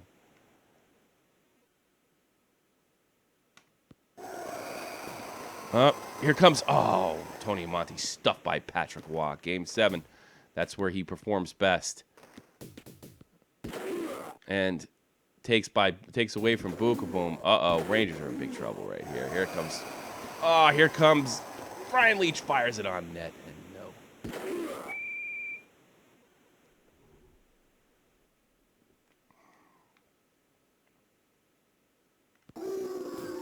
Messier wins a much-needed face-off. He comes around. He looks for the EA goal, but no, he's stuffed, and they actually draw a penalty, a big one. Oh, wow. That should be a double, if you ask me. Hooking, number 17, Jean Leclerc, who would go on the Philadelphia Flyers and become a great power forward. Rangers have a big, big power play here. Here it is. Wins the face-off. Sergei Zubov. He's looking, trying to find space, and he's offsides. High and wide. Shot was anyway. 1, 2, 3. Here we go. Here comes Mr. Turcotte. He's moving in. Oh, what a move! Doesn't fool. Wow. Unbelievable. Great effort by Darren Turcotte, but it wasn't enough. The Rangers lose the much-needed face-off, but, Messier just crushes. Looks like a little deep run by Brian Leach. He's looking for somebody right here. Fires it over to his point man partner, James Patrick, but it wasn't enough. Tony Amonte's got it. He fires over to Marc Messier. Messier takes it over the blue line, tries to get it to Amonte, he scores! 1 minute, 28 seconds. Unbelievable. I might actually make a shortcut, video of this. Wow. Well, I just watched Raw the Walk. Wait till you see. What's going to happen. There was really an unbelievable pass and a goal. If you ever played this game, you have no idea how hard it is to make a pass like that. It's not like they do once. I can't wait till you see it. Here it is. Rangers playing a little more conservative, but Tony Amonte comes in. Big save by Wah. Wah is a rock, even after giving a bad goal. Looks like we're going into Game 7. OT hell. Oh, wait a minute. What could this be? And... Oh! Unbelievable. Stuffed. Oh, Jesus. Oh. We're going OT. Oh, my God. Oh, can you believe it? I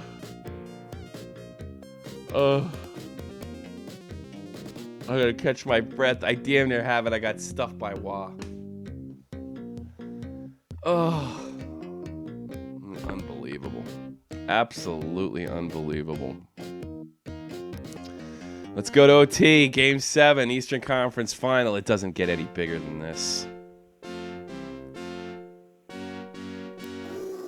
Rangers with the face-off.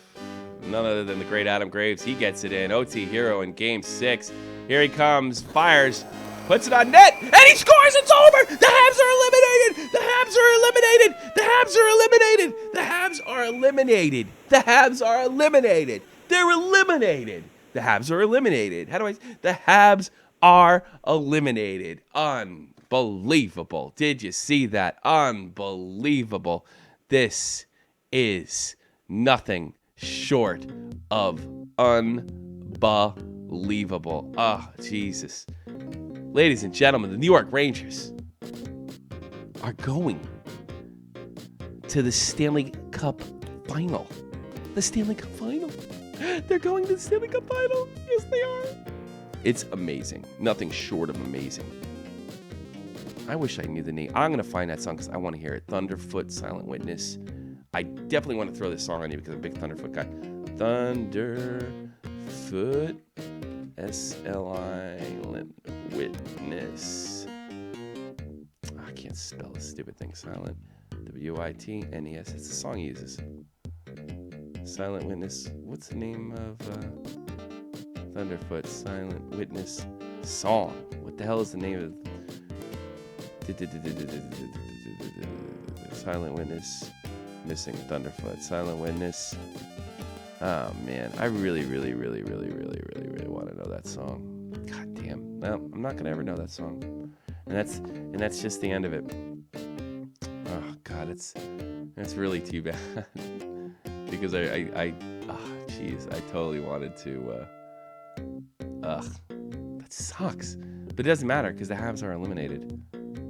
The Habs are eliminated. I don't know. I didn't see the Rangers win. I said the Habs are eliminated because I don't like watching it all. That's terrible. And like a lot of my friends, I love the Habs and I love them to death. But it's just it's a funny thing.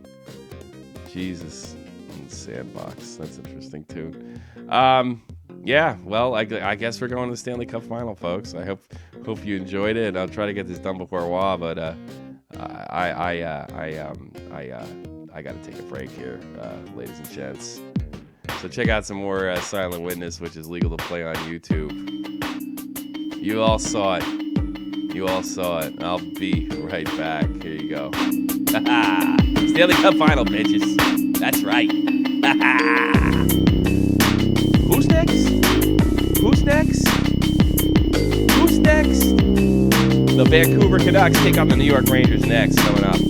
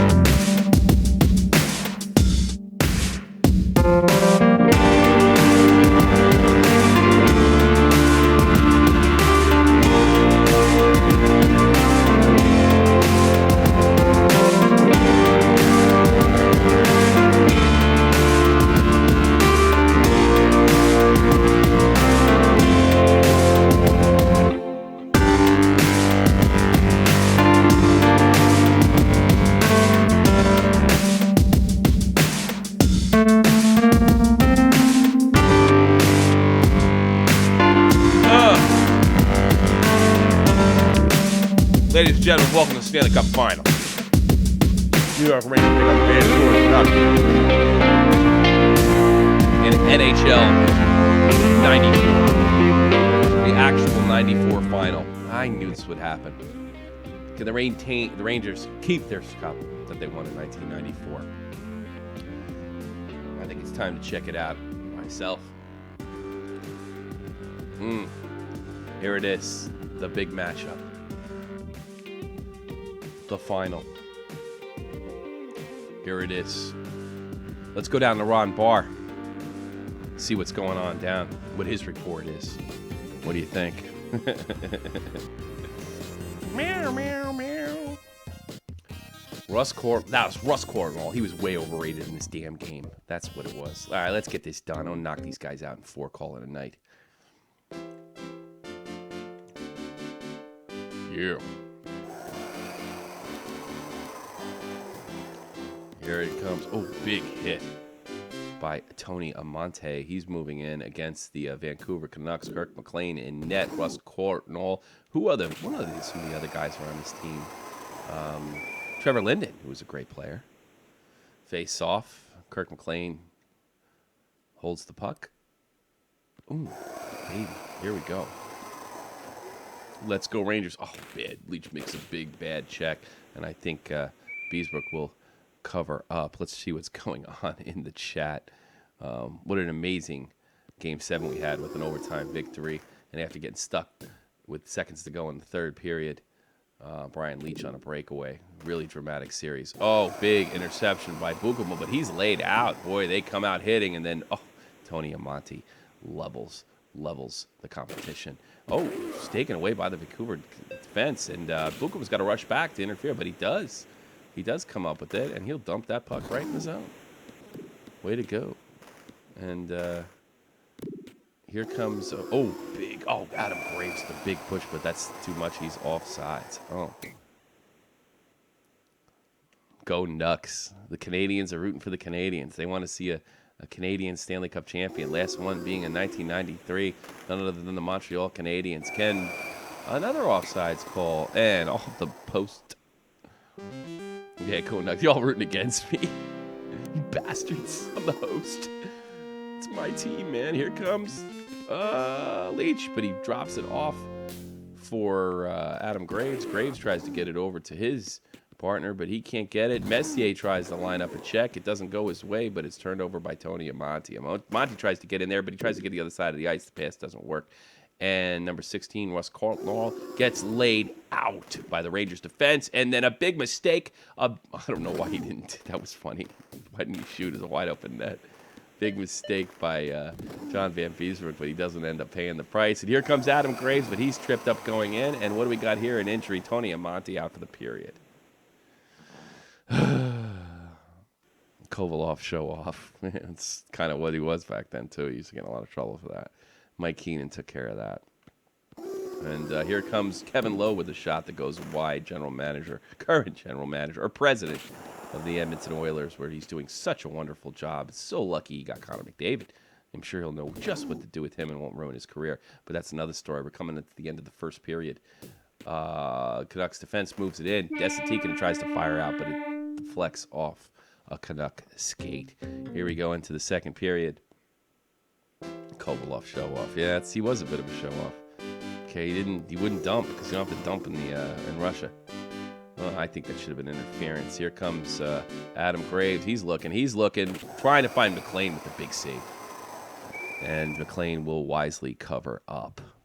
Wisely cover up. And here it is.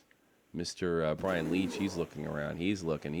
And here comes the big shot high and wide, way over on the glass. No nets out there. What are you going to do without Amonte? Well, the period's over, so I got him back. That's what I'm going to do without him.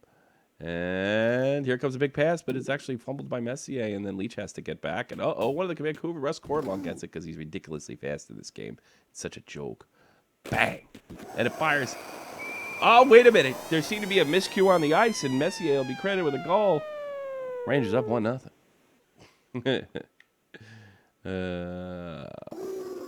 Here Here comes Brian Leach. Leach elects the dump, and everybody else goes and chases it. Oh, here we go. Cardinal with a little bit of a mess up. Rangers are up 1-0 here in the second period. Canucks can't figure out what to do. They do not elect the dump, and then the Rangers fire it in, but they're way offsides.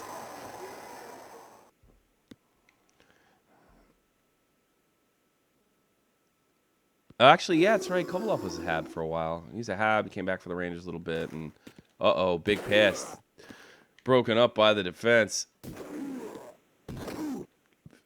Pavel Bure, you got to keep an eye on him.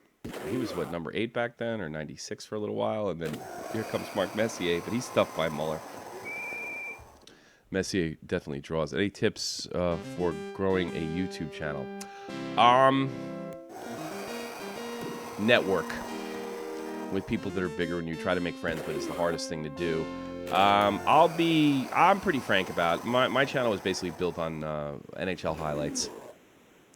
That's where most of my subs come from, and Cronin. And I hope some people kind of get hip to what I'm doing in the podcast, and that's basically what I did. As far as tips and growing, I don't know. You want the best production value you can possibly afford, and there it is, 2-0 Rangers. You want the best production value you can possibly afford, and I recommend XSplit. That's the program, the broadcasting program I use. But I uploaded videos, which the NHL does allow, but not full games or anything like that. I learned how to edit, and I have a pretty good personality, and that's how I did it. It's up to you, and I would start at one thing at a time. Like, my first thing was just podcasting, and then it kind of grew, and now I'm working into gaming and stuff. But I would, do one thing that you want to do, and then just try to get good at it. Have what kind of YouTube broadcaster do you want to be, and is there one doing the same thing already? Like, who are you gonna be like? If PewDiePie's your guy, or what other kind of what kind of podcast do you want to have? What kind of gaming show do you want to have? And I would say initially try to emulate them, and then you'll find your own style through that emulation. That's how I think. But I mean, you can more than welcome to take care of my formula and upload clips. But it's tricky business, and the rest is kind of up to you, Supreme Gamer. Networking, and have a good personality, and XSplit. And it's not easy. Now, as far as gaming channel is concerned, I'm new at the gaming channel. This is my first major gaming broadcast, so I don't know. I'm mostly new through the Joe Cronin show, which is a wrestling show, and my own podcast. So this is all new to me. And I'm doing this because of summer. Normally, I would be doing my podcast during the week.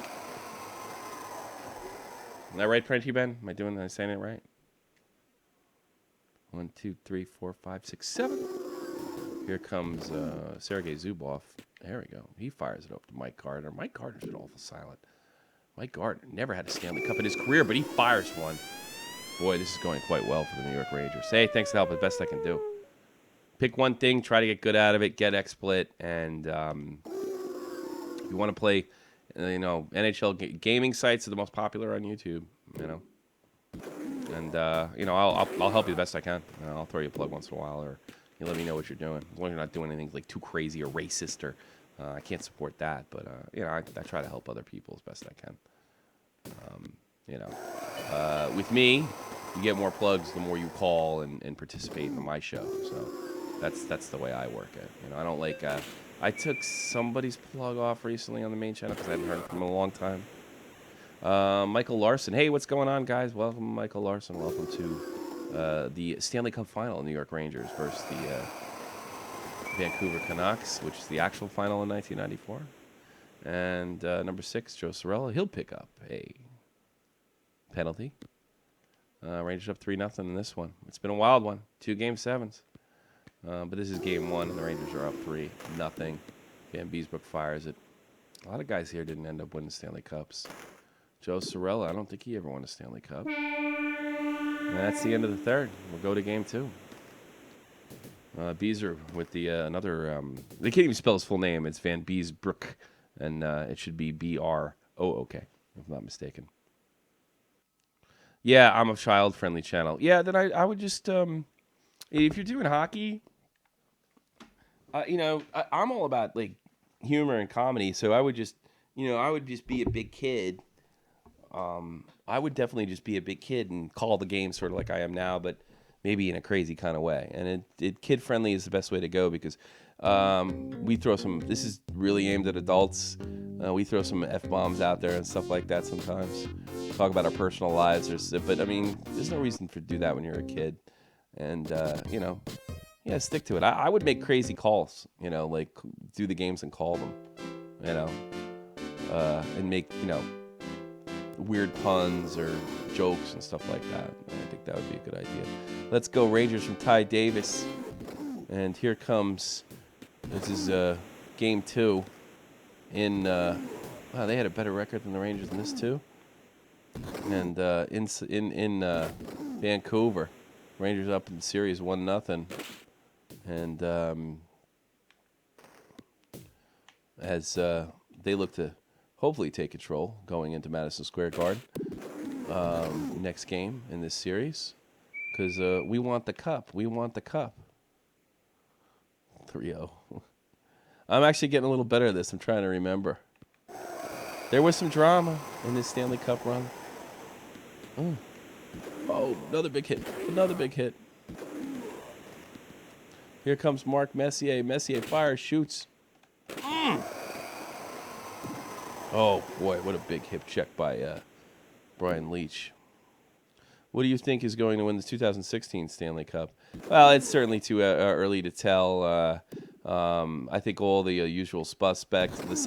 I think the Ducks have a chance. I certainly think. I actually think the Predators have a chance. I think Los Angeles could get back in it, but boy, it's not looking good with the coke charges and wife beating. So I'm a little suspect of them. Certainly, Chicago win a cup. They're certainly young enough to do it. In the East, Pittsburgh's capable, but I don't think they have the leadership. So I would go Ducks, St. Louis, if they can get somebody in there to coach those guys, to get them to the next level. I think they got the talent. But I would keep an eye on Tampa Bay, New York Rangers, Chicago, and the Ducks next season. With an outside shot of St. Louis putting it together. 1-0 New York Rangers, end of the first. Yeah. So those are my predictions, Mike. Alex Williams, you're crazy. No, you're crazy. How about that? Does that make you happy? You don't even like hockey. And what's going on in Raw? Anything? I wonder. Here it comes. Alexei Kovalev going with it, and we're done with the first period. Rangers up 1-0. It's 3 a.m. Yeah, it's 3:13. I'm very crazy. I didn't think this would take this long, Frenchie Ben, but I'm very, very, very, very, very much committed to doing this right. I would rule the hockey world if I lived on the East Coast. I would rule. Or actually, it'd probably be better to do a hockey broadcast on the West Coast because, that would be the best. That would be absolutely the best. Get all the games. Get to watch every one of them. Be in heaven. Live in the West, like live in yeah, I probably. See, I heard it's expensive, but I bet I would love Vancouver, British Columbia. I bet I would. I think LA has a chance. Here's the problem with LA. They have all the pieces together. My problem with LA is just the recent developments. I mean, they didn't make the playoffs this year. Slava Voinov was dearly missed. He was a key player, defensive player for them against the Rangers in the Stanley Cup Final, and pretty much, throughout their sort of Stanley Cup mini dynasty run. Of course, they have a chance. Can they get their locker room in order? I think that's the big question. It's pretty serious to have a coke charge, and that's like the biggest news headline right now that I'm hearing. So certainly the talent's there. Drew Doughty's one of the best defensive players in the league. He's fantastic, but he can't do it alone. Jonathan Quick, one of the best goalies. I don't know if it's a culture problem, people too out of control because it's LA time. Can't be doing coke and being a National Hockey League player. There's no way around it. I mean, you know, guys have come back from that stuff too, so it's not impossible. Would it shock me if LA came out strong? Oh, they're getting rid of Stroll and Richards is gone too. Yeah, probably. Would it shock me if oh shit. If they were good next year, no. But I really wonder. I think one of the reasons they didn't make the playoffs is because they never went off. You know. But I wonder if it's going to be a rough season for them. I think it's going to be 1 or 2. Normal LA season, and then a great run of the playoffs, or not making it again. I think it's a very binary thing with LA. It's tough to tell with all the craziness in the locker room, which is really strange. But I do respect them. I'm not saying, I definitely respect the Kings. I knew, like, it wasn't even that hard. If you watch the episode, I actually did a broadcast right after they beat the Rangers last year, and I realized we lost to a better team. I mean, they were the better team. There's no doubt about it. Here comes Kovalov up the side. Ooh. Vancouver tied it up in the second. I do not want to make this a long night.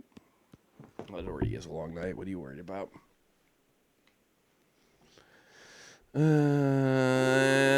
Here comes Adam Graves trying to punch it in. Messier trying to put it in. He puts a floater over McLean's head. Oh man, a big pinch by a big pinch by Boogum leads to a breakaway. The breakaway Van Beesbrook pops it out. Tony Amonte keeps it in, and he fires on net. Going into the third period, Rangers tied 1-1. Game 2 of the Stanley Cup Final. Here we go. Here we go. Here we go. Well, what did I do that for? All right, here comes the face-off. Ooh. And the Rangers win it. And Boogum elects to dump. Boogum coming back. Russ Cornwell files on net. And Van Beesbrook can't handle the rebound. And Adam Graves moves in. Uh-oh. Graves catches him off the bed, but McLean is able to make the save on the E8 glitch goal. Big hit by Tonte Amante. They try to get it to Amante. Amante looking good. Fires it right by McLean. Rangers lead 2-1 in the third. You talk like in a breakup. It's not like that I don't like you. I respect you, LOL.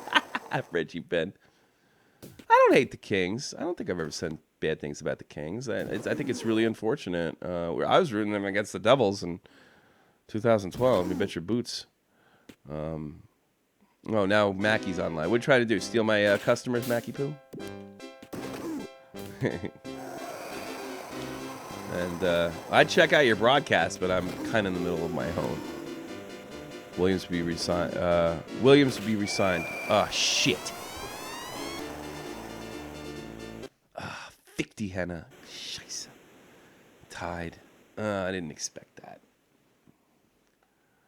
Oh, man.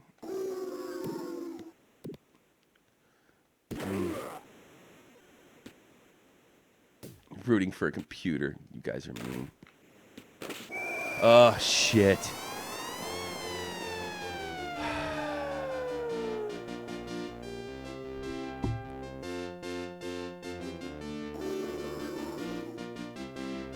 Three to two.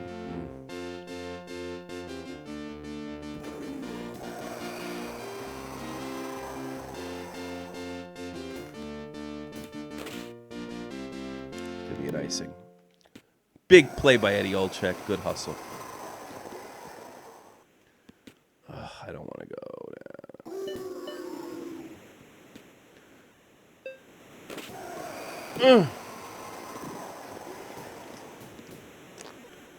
38 seconds. Great. Oh, that's a penalty. Unbelievable. I don't think it matters all that much now. Oh, wouldn't that have been something? Oh, boy. And a delayed penalty goal. Holy shit. That would have been something. And don't look good now, boys. I think they're going to take this one. Here comes Joe Sorella. He's going to... Nah, I didn't have enough time to put it on net. Bray's currently having tea, party with the ghosts. Leave it to wrestling. That's too funny. I actually kind of want to see that. I wish I could flip over the channel. That's too funny. God damn. Can't believe I lost that one. So it's 1-1 in the Stanley Cup Final here. Which is, I think, what happened to the Rangers after that. They ended up in Game 7 in this, too. I do not want to play another Game 7.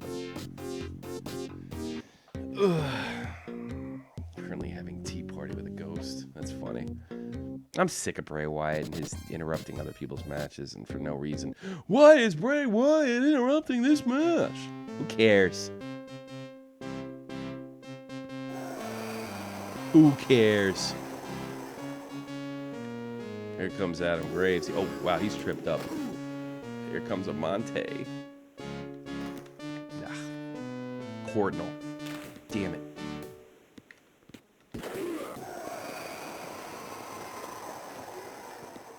Oh, shit.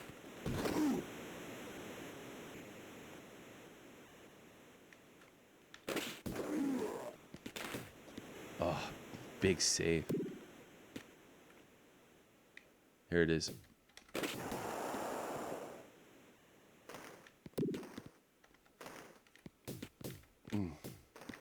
Now I'm concentrating. What do you think about Boston? I think Boston's going to have a rough year. I think their time dominating the league is over. I think the change they made this year to be more of a puck possession team was a bad idea.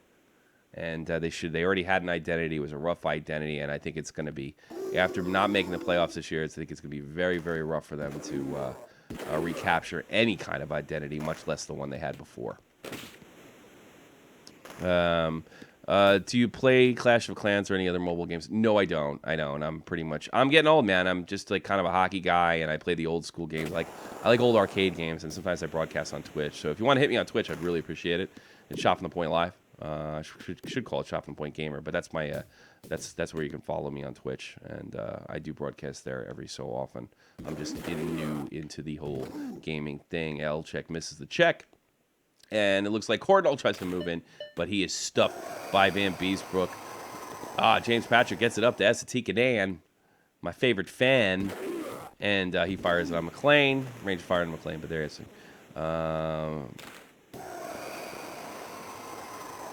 Bray is feuding with Roman right now because he's stalking Roman's child.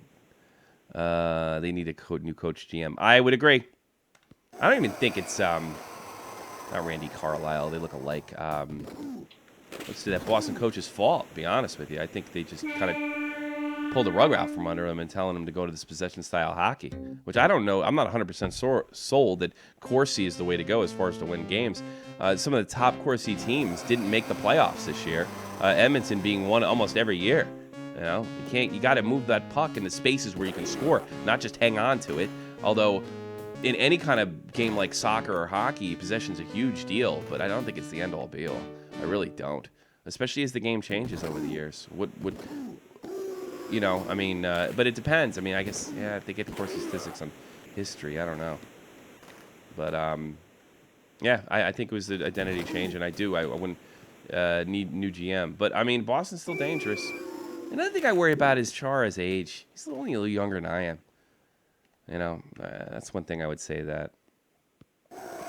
Am I partnered with anybody from Freedom or anything like that? No, I'm not. I keep my own money, and I built this myself, and I'm kind of proud of that. Oh, can't believe he saved that. I'm not partnered with Freedom, and I have no plans to be. I don't really see the upside of it. The only thing I saw is when I wasn't making any money, I thought Freedom would be kind of neat to get free XSplit from. But you know what? XSplit's not that terribly expensive. No, I don't really see. I think they just take your money for your hard work, and there's really no upside in it for you. There's this idea that you're going to get some. It's a scam. I mean, and not that Freedom's like it's not scamming anybody, like in the sense that like they're. But I really don't. You build your own channel, and I don't think they give you anything that you really can't get yourself. If there's something that Freedom gives you that I can't, that I don't know about, please let me know. Edmonton has no hope this year. Michael Lawson. I wouldn't go that far because there's a ton of talent that easy. But here's the problem with Edmonton is the culture, the locker room, the coaching. Everything's just downright sucks. And my fear is a great talent like Connor McDavid will get sucked up into it. There's too many guys in this team that have won in their younger days, and they just expect it to come to them. I think the best thing for Edmonton to do, not just to have a good place for Connor McDavid, but maybe trade for some veterans.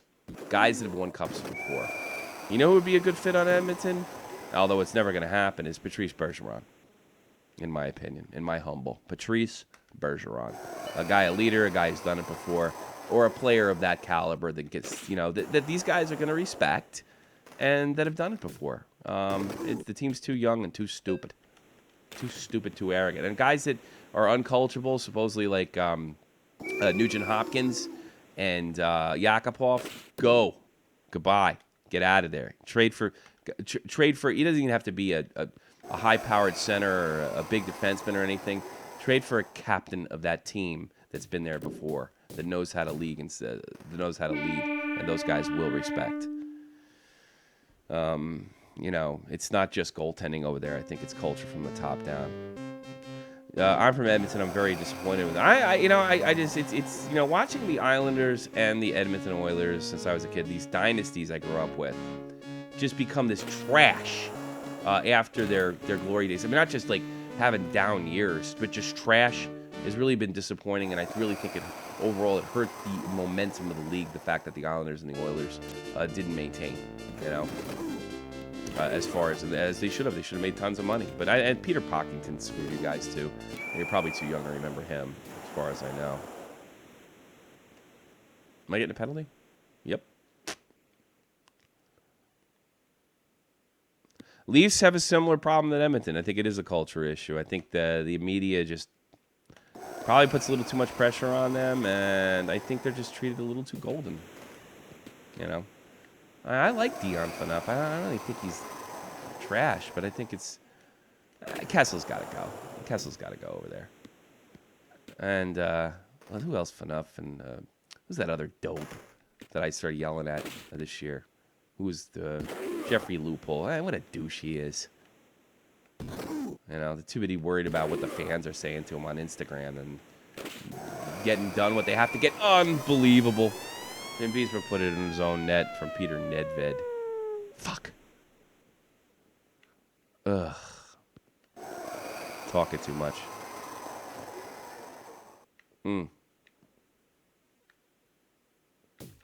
I tried to do something crazy and it didn't work.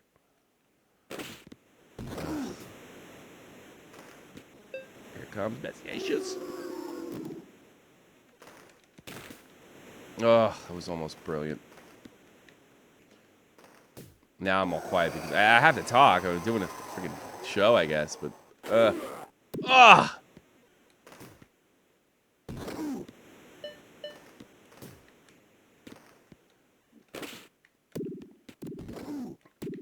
3 minutes to go. Vancouver could take this league, or 38 seconds to go. I can't believe I blew that. Yeah, the more you guys ask me questions, the better Vancouver's going to do. Here comes Mess.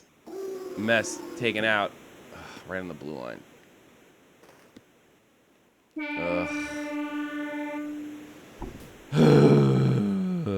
I expect Calgary to have a good year this year. Hold on the puck a little longer. They definitely have the heart and the talent. Another veteran would help them, maybe help them as well. But I think there's so much talent in that Calgary team, ridiculous amount of talent, that the sky's the limit for them. I mean, I think that they're definitely a team of the future. Good thing they turned it around after. Too bad. Hey, maybe McGinley should go back there. Vancouver leads the series 2-1. What am I gonna do? Looks like this is gonna go 7-2. The hardest team that I've played so far was Montreal.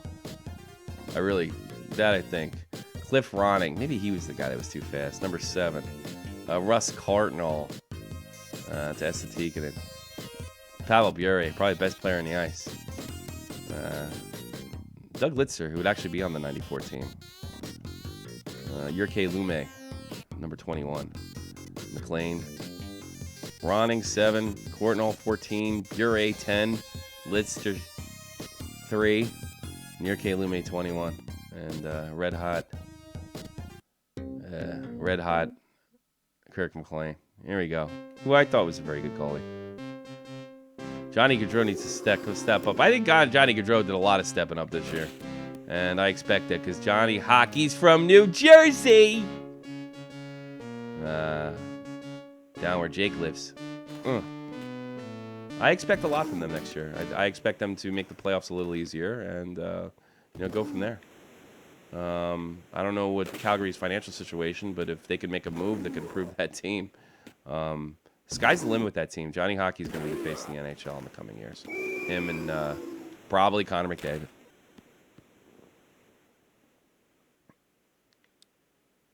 Oh, your dad's friends with Walter Gretzky? Oh, God, I love Walt. Still kicking, still breathing. Old Walt Gretzky. He had a brain aneurysm when I was a kid. He's still alive. Gretzky's lucky to have his dad that long, let me tell you. In his 50s now. How old is Walt? Walt was such a good guy. Wayne Gretzky's biography is one of the better books I ever read. Oh, big backhand for Brian Leetch and Mark Messier. Rangers want to get back into this series. You know, I heard that Walter was a awesome hockey mind. You know, it's funny because when I read Gretzky's book, he would say that his dad would teach by example. He would say never like go into the back or something like that, and then he would do it and get crushed at his own hockey games. Yeah, from what I understand, he is. They still live in the same house. You know, real modest, like, you know, nice Polish-Russian family, modest family. I think that's one of the keys to Gretz's success. It's just a decent family. Heard horror stories, you know, like Walt actually getting attacked and soda dumped on him when Wayne was scoring something like 7 and 8 goals a game, and he just sat there and took it because they kind of had a non-violent approach to life. I wouldn't have put up with that, but whoa. Chris Shallow. Hey, Tommy C, what up? What's going on, Chris? I'm in the Stanley Cup Final. I'm down 2-1 to the Vancouver Canucks in the Stanley Cup Final. I've been running this all night. I've been doing it loud. And I want to win the Stanley Cup. Ugh! Big goal by Leetch. And we're talking hockey, taking calls, doing it all. Although I may not take calls in the late. I might take call now, but in Stanley Cup. If I get to a game 7 or something, elimination game, I'll definitely clear the lines. Long live Walter Gretzky. Yeah, hell shit, I hope he outlives me. He's a great fucking guy. Walt Gretzky, great man.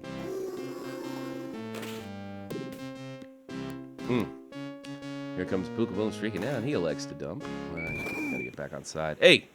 What'd you do that for? Wait in the crowd. 1, 2, 3, 4, 5, 6.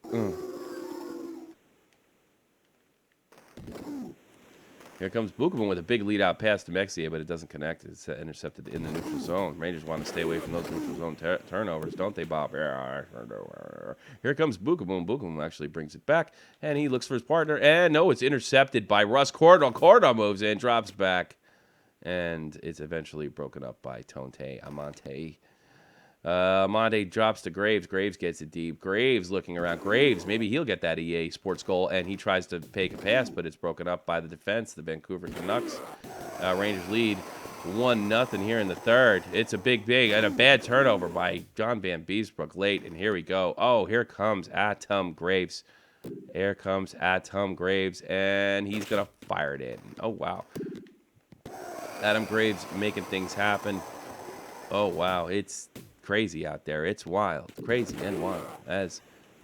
Oh, wow, a big hit. But, actually, Leetch was actually able to put them offside. Still celebrating the Hawks' win over here. Fuck yeah. Congratulations, Chicago Blackhawks. Congratulations to your team. They really are a modern dynasty. They're a fantastic team. I have tons of respect for the great Jonathan Toews. Ooh, crushed Estetikin. Will that draw a penalty? Yes, it will. Big penalty coming up in New York. They want to put this game up and tie this series up at 2-2. Cherish it. It's unique. Exactly. I saw my last one 21 years ago. Hopefully I get to see one 22 years later. Think about that, kiddos. Think about that. Ugh. Whose penalty is that? Better not be mine. Nope. It wasn't. God, you can't pass through anybody in this. Yeah, skate Ronning. Ronning knew somebody. He knew somebody. That's why he skates so much. Cliff Ronning. I think that was the rumor. Got to be careful. Making it easy for Beezy. Oh, shit. Bad turnover. Didn't they have 2 line passes? Not from the goalie. Yes! Rangers look like they're going to tie up this series. Any ideas where Sharp would go? Boy, I've been getting that question a lot. I have no idea. I just don't. Islanders, boy. Can be with his buddy Nick Leddy. It's a good one. I'll take Islanders. I haven't really given it much thought. Trades are big, man. When trades happen, I got to be making news flashes on here, on this channel, because people love talking trades. I'm a go where he goes type guy, but you know you can't really have that attitude when you're doing a YouTube channel about hockey. Man, my retro generation. Here we go. Here's the big. Here it is. Zubov fires it high, and McLean's able to take it off shoulder. Rangers up 2-0 in the third as the Canucks attempt to get in this. Here it is. Here it is. Here it is. Big pass. Oh, could have lifted up over McLean. That was awesome. I thought I got that.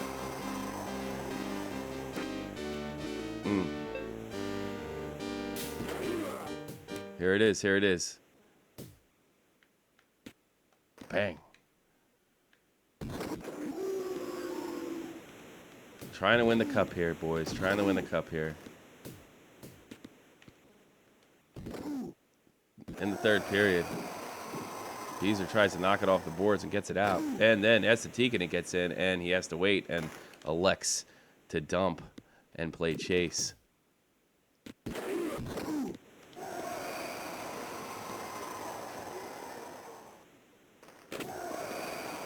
Big save. Another. Coronel. Another. Where's Bury been in this game? He really hasn't done much, huh?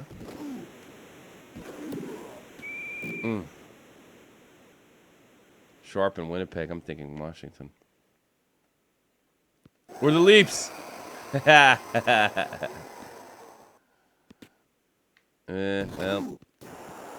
gotta go when you got the cap. Knew the cap the way it is. Tough to keep dynasties together. Gotta share the cup.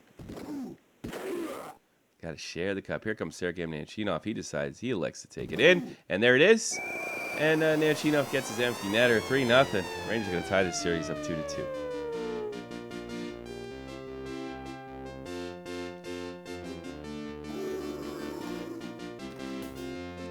I'm reading on the line right now. Stars will not resign forward Horkoff. That's a report coming out of Dallas on the NHL ticker line. And the Sharks are looking to elicit their 9th round draft pick. I wonder what kind of player they think they're going to bring in there to change. Let's see. No 11-year-old is mature. You haven't even experienced life yet. Nobody has. You're exactly right. Even 39, you think you know still a bit of life. Good point, Frenchie Ben. I don't know shit either. All I know is Mark Messier has 12 goals, 8 assists, 20 points. He's getting the Conn Smythe trophy. Michael Lawson's 25. All right, here we go. What game number is it? Okay, 2-2. 2-2. Whenever it's tied 2-2. Chris is 22. Hey, I hope you all subbing and stuff. Actually, I think there's something I need to do, and I think it's fair that I do it now because I don't always do it. Check out Shot from the Point live, 3 p.m. Sunday, every Sunday, all summer long. We're talking hockey news of the week, and you bet your boots there's news of the week, hockey news. Yeah, and we're going right up until October. Check it out, Shot from the Point live. It's comedian Jake Link, newsman Jeff the Huffman, and me, Tommy C. We'll see you there. What do you think of that? Let's get back into the game. Hello, everybody. Trying to get back to the game. Game 5 of the Stanley Cup Final, and here we go. Here's the start of Game 5. Our NHL Quest for the Cup Super. If I win, if I lose, I turn the damn thing off. But so far, I did exactly what I wanted to. And look at this passing play by Vancouver. But so far, even at times when I looked like I was going to turn it off, I didn't. So we're trying to win the cup here. Make this beautiful. I'll probably make this cut this video up. And I'll probably end up cutting this whole video up and letting everybody check it out later. Here we go. Tony Amonte brings it around. I want to... fuck, he knocked the thing off the borings. Make sure you like and share, and sub, and all that other good stuff. Like and share, show you care. Oh shit, man, Beesbrook covers up. It's a Stanley Cup marathon. Well, if I went out in the first round, Frenchie Ben, I would have I would have definitely bagged it, and it looks like I have a penalty coming up. Damn, here comes Graves. I knew I had a good look at the net, damn it. That should be a penalty too. Hooking, tripping. Sergei Momesso. Right out of Italiano. Yeah, my wife's going to be pissed that I stayed up this late. There it is! Oh. Trying to inch this sucker. Kovalov, show off, blows it. Oh, off the post, but Van Beesbrook is still able to handle it. That's not true, Frenchie Ben. I think you started listening last August. I think that was your first call. And we started doing summer shows back then, if I'm not mistaken. I think you called in the same week Matt Kazar called in. If I remember. But I think you became a big fan. You didn't miss too much after that.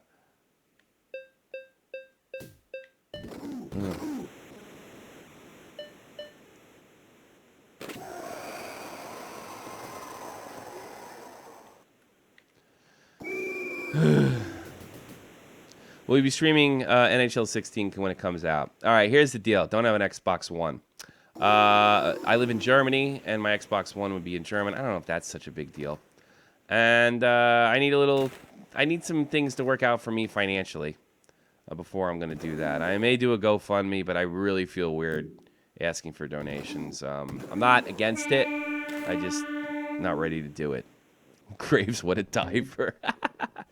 But yeah, I would, and I think my computer can handle it. I'm pretty sure.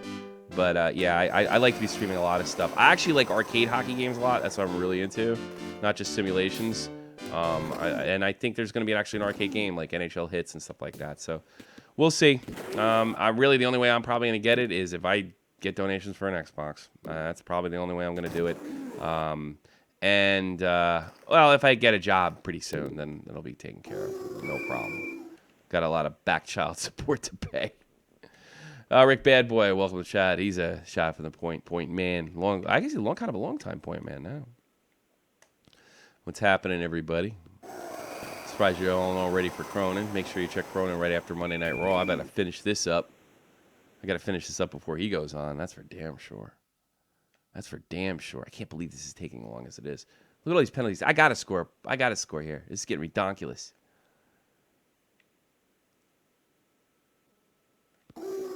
Here comes Messier. What? You shouldn't have been the pass that far. I don't know. Another penalty. That's bizarre. Here comes James Patrick. Dan couldn't do it. What's the score in the series? It's tied 2-2. It's tied 2-2. And we're going to win that Stanley Cup. I'm probably going to make a cut video of this. This is kind of a classic night, I think. Just kind of like the bachelor party night. That was fun. And there it is. But we still got a lot of going in the power play. Rangers about to take a 3-1 lead, heading into the Garden. I think that would be. Yeah, we're going because games. Yeah, that's right. Game 6 would be in the Garden, right? Yeah. And 50 Hannah. Got it late. But I'd like to definitely broadcast 16. I don't know if I'm not the type of guy to be making tips, and I'm certainly not a high-end competitive player. I'm more of a guy to kind of make a joke or a challenge out of it and call it and take calls. I'm not by no means should I be given NHL 16, 15, 14s, or even 94 lessons. You know. But I like to think I can make the broadcast interesting with my weird, crazy personality. Crazy! Wow, I'm doing imitation of myself. You know, I'd like to think that. Oh, come on. 11. Here it is. Off. But I definitely want to hear all your guys' suggestions. What do you think I should be doing? What? Oh, 50 henna. And what do you want to see? You know what I want to see? I want to win this. God, let's start. You know what? I got lazy.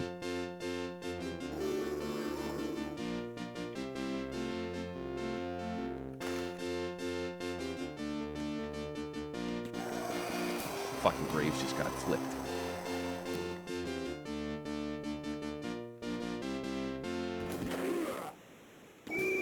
What was that? Rangers offside. Okay.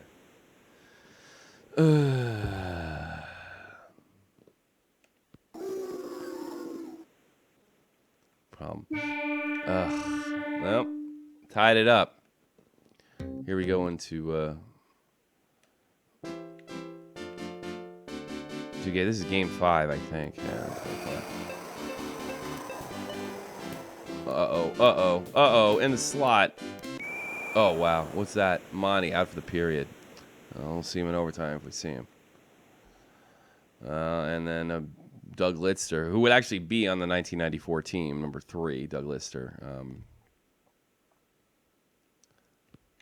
He would actually be in the 94 team for the Rangers and not the Canucks. Would be out there too. One of the Black Aces actually that year.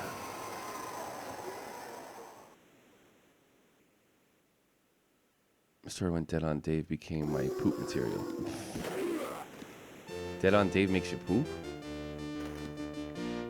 Here comes Mike Gardner. Filled with stars, New York Rangers. Big blast on the top. Good luck.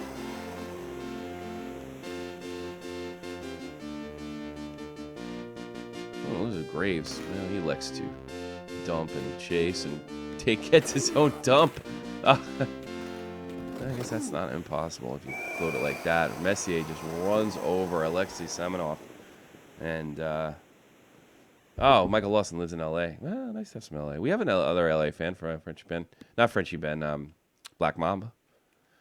Norway is nasty. Are you from Bear? Are you from Norway? That'd be my second Norwegian fan.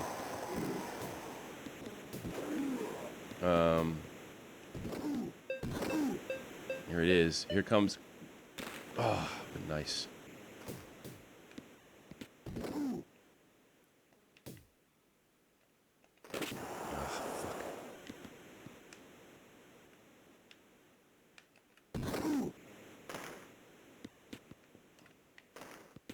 Here we go. 50 henna.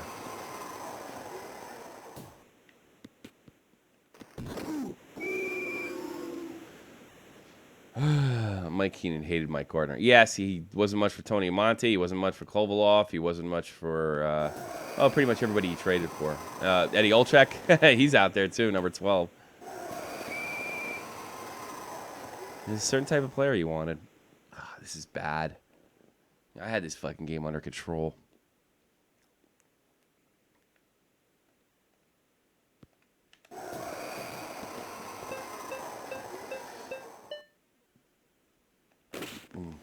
Get back there, Nemchinov.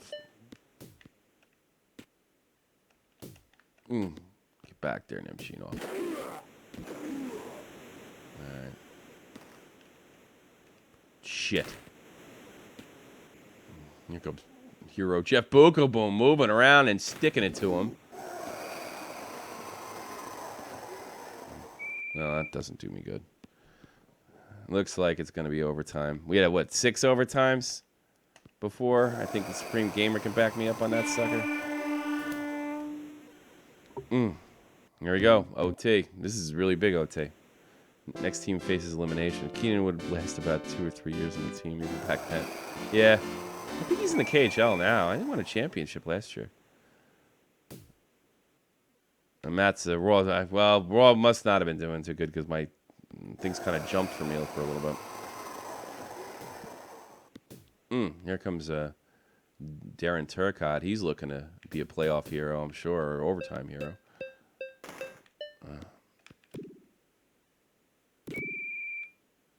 10-9-8-7-6. Ha ha ha. Nunizi. Jack Millay. Jack Millay of the Jack Millay Show. Make sure you sub Jack Millay. Does great opinions on hockey. Oh, it covers a lot of stories, the playoffs. You name it. Jack Millay. Jack Millay. He's the man, the myth, the legend. I love Jack Millay. Playing the old school. And here it comes. Ugh.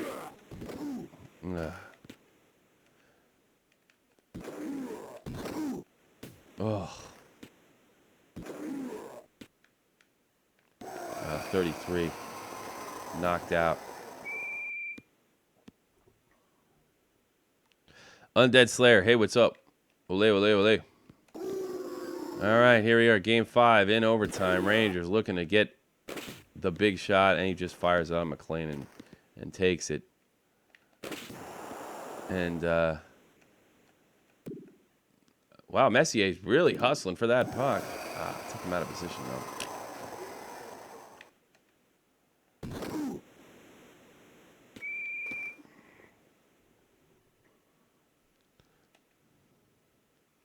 Oh, really? No, that's our like sock shock show on Cronin. I'm glad you like it.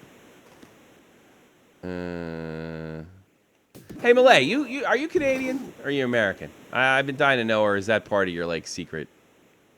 I always kind of wondered. Come on, I really want to win this game. I don't want to face elimination. Did I face elimination before?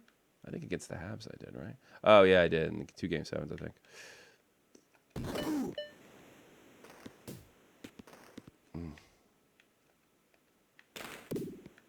Oh, shit, almost did that trick with Van Beesbrook turning backwards. Essa.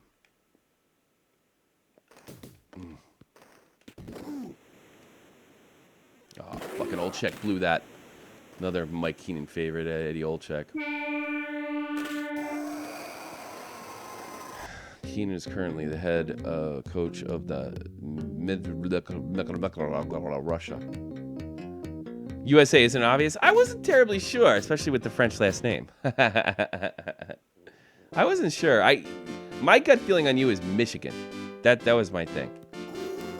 And you're a Red Wings fan. That's my big guess. Here's another OT. Double overtime in Game 5. Making it a classic. Some KHL nonsense. That's too funny. Yes, I know. You're Canadian. Oh, you're Canadian living in LA. That's interesting. That's interesting. That's interessant, mein Freund. And Frenchie Ben's Canadian. Nobody loves the good old hockey game like the Canadians. Of course, it's their game. Much respect.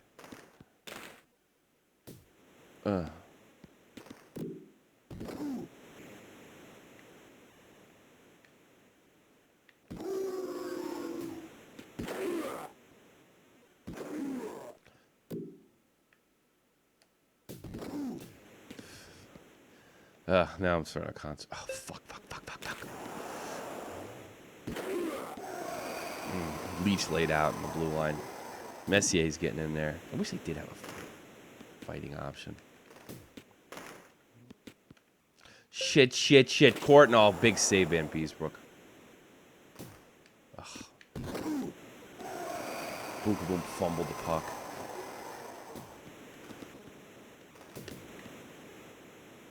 Did that trick work when you go up and just fire it at the goalie? Illinois is near Chicago. I knew it was that. I knew. I was definitely. Tommy, do you speak German? Ja, mein Deutsch ist nicht so gut. Ich spreche Deutsch mit meiner Frau in Fachhochschule lernen. 5 Jahre jetzt. Mein Deutsch ist schlecht. Nicht so gut. Ich spreche Deutsch kleine. Und das ist alles. That's probably the most German I ever spoke. Time to fall asleep before the cup is won. Yeah. I don't know. I might do this a little different next time. It's my first major gaming broadcast. What do you want? Kovalov. I really want this win, though. Here's the thing. I'm really actually playing this shit. I think I would have won if I wasn't broadcasting now. Because I've been paying attention to what you guys are doing as well. Speaking in tongues.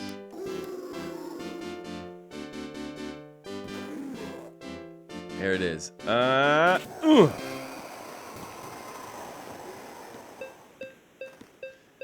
You take it as a yes, Mr. Gamer, but it's not that good, I'll be honest with you. I've been going to school, and that's all. I don't really have a lot of, well, I used to when I was my ex-wife. I don't really have a lot of German friends, and not that I dislike them or anything. It's just I'm a little too intense for them, you know. And like I kind of want friends that are YouTubers. You know what I mean? 3 OTs. Yeah, you're right. I might try a cheap trick, by the way, if I get an opportunity. Yeah, but you have to get a breakaway on that. Dumped behind the net by Book.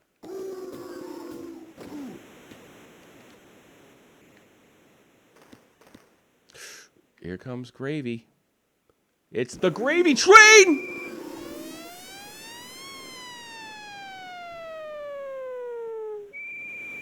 Ah. Wunderbar. Yes, das ist gut. Der New York Rangers gewinnt.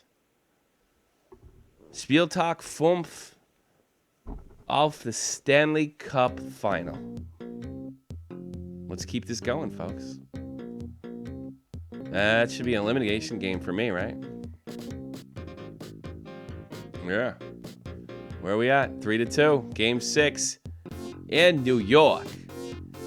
Hello, everybody. This is Howard Cosell. I like to bring you the 1994 New York Rangers versus the Vancouver Canucks Stanley Cup Championship. We are in Madison Square Garden for Game 5.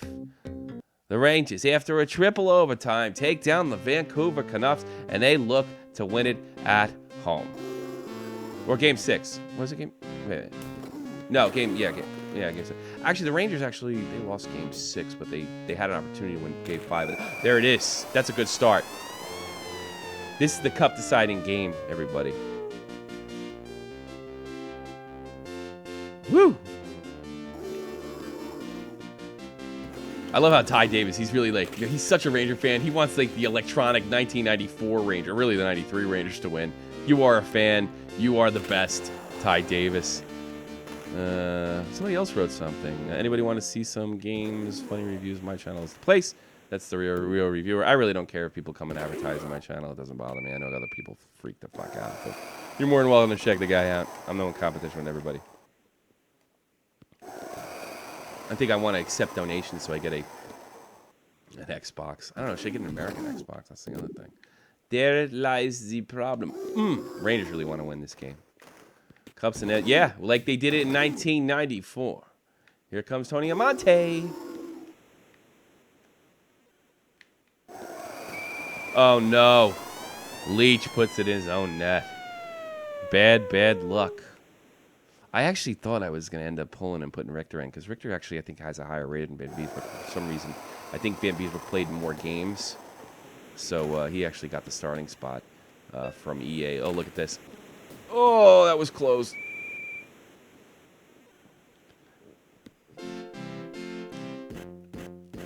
Yo, do you not love speaking French? And I wish my wife was here. She speaks French. She actually works for a French company, has to speak French, English, and German at work. So proud of my beautifully bright wife. 1, 2, 3, 4. Oh, Kovalov smacks it. That much closer to the Stanley Cup, folks.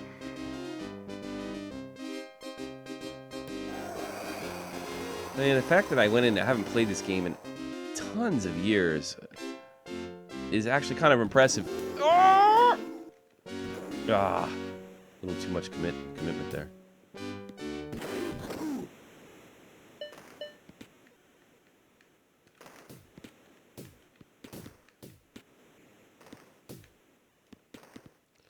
Two to one.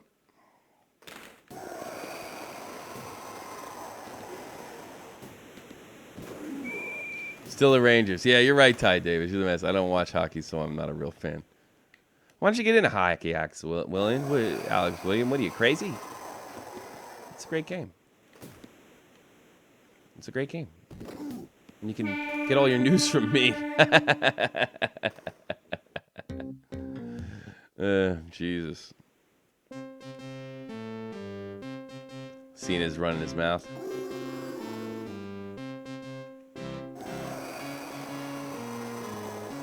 Here it is, here it is, here it is. Messier tries to go short.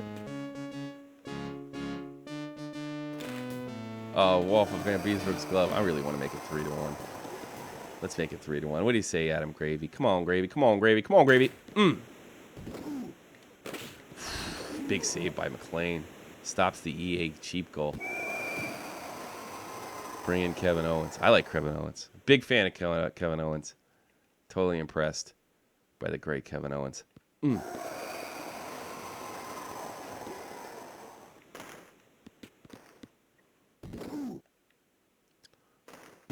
boom, boom, boom. There it is. Here comes Messi, Messi, Messi. Oh, he gets flipped. Damn it. I had the hand on the wrong button. You're crazy. Yeah, you're not into hockey. Hockey will change your life, Alex. It will. Make you definitely a bigger part of this community. And you'll enjoy it. You know what the hell we're talking about. So you get laughs and you know what's going on, and then you have a stake in it because you have a team. And then the next thing you know, you're buying jerseys and you're playing roller hockey. You're learning how to ice skate. There you go. That's what it's all. It's not just a sport. It's a lifestyle. God, won't Desatikin get some goal after a while? Hockey is life. Yeah, there you go. Getting the next thing you get into this, Alex. You'll be getting you'll be playing like fantasy and shit. Stratomatic hockey. I don't know if Frenchie Ben knows what that is. And 2-1 at the end of the second. One more. Could we? Lord Stanley's Cup is in the building. Oh boy. And here comes Eddie Olczyk. Olczyk stuffed.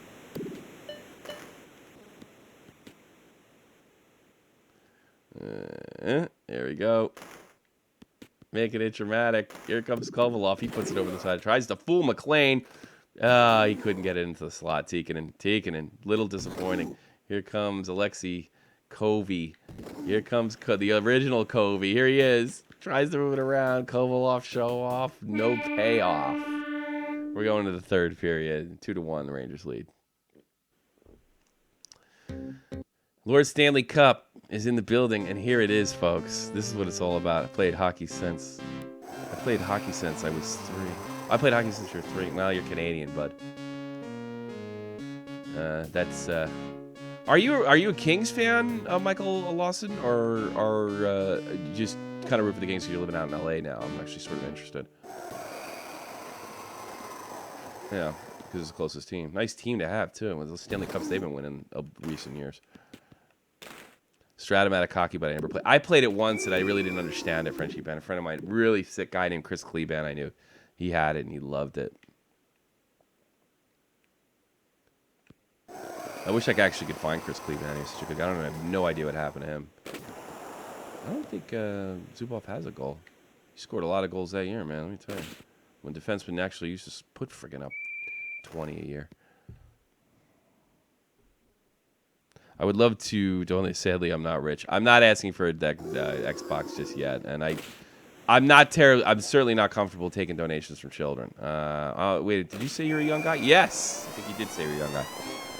I'm not trying to call you a child, but I don't know if I'm not ready for that yet. I'm thinking about it. I also have to check out the legalities.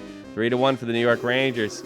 Lord Stanley Cup is upon us just in time for the last hour of Monday Night Raw, and then you can check in with the Joe Cronin Show right after this. Will the Rangers steal Lord Stanley Cup with a 3-1 lead? It's very likely. Here comes stuffed Sergei Nemchinov, stuffed by McLean. The Canucks have not stopped playing this game. Phil Bourque moving in. Phil Bourque trying to fire it in, and he can't find the net. Unbelievable. Here it is. Here it is. Here it is. And Courtnall turns it over. John Van Beesbrook. Maybe they'll give him the consummate. I think it's going to be a mess, though. Sorella. Yeah, it's a Joe Sorella. He used to play for the Rangers. Back in 89 to like 93 or something like that. He's old as dirt when I knew him. God, Sorella may actually be even in his 60s now.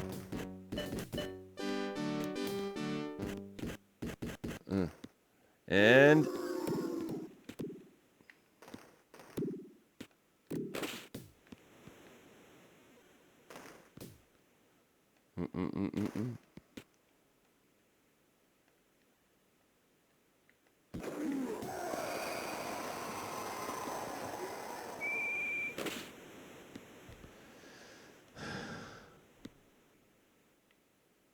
Here it is, 1 second to go. Will the Rangers... Nothing can happen. The Rangers! The New York Rangers! Ladies and gentlemen, the New York Rangers have won the Stanley Cup. This is Howard Cosell. Ladies and gentlemen, the Rangers have done it. The stars of the game, Cliff Ronning, for no other reason than EA knows why. The Rangers have won the Stanley Cup. Can you believe it? Can you believe it? I actually got a little quiet there because it is getting tiring. I almost fell asleep. You're right, Frenchie Ben. I damn near fell asleep. Let's check out some final stats. Messier with 12 goals, 9 assists. God, they give the award to him. Tony Amonte with just behind him. I did well with him. 12 goals apiece. Not a lot of assists, though.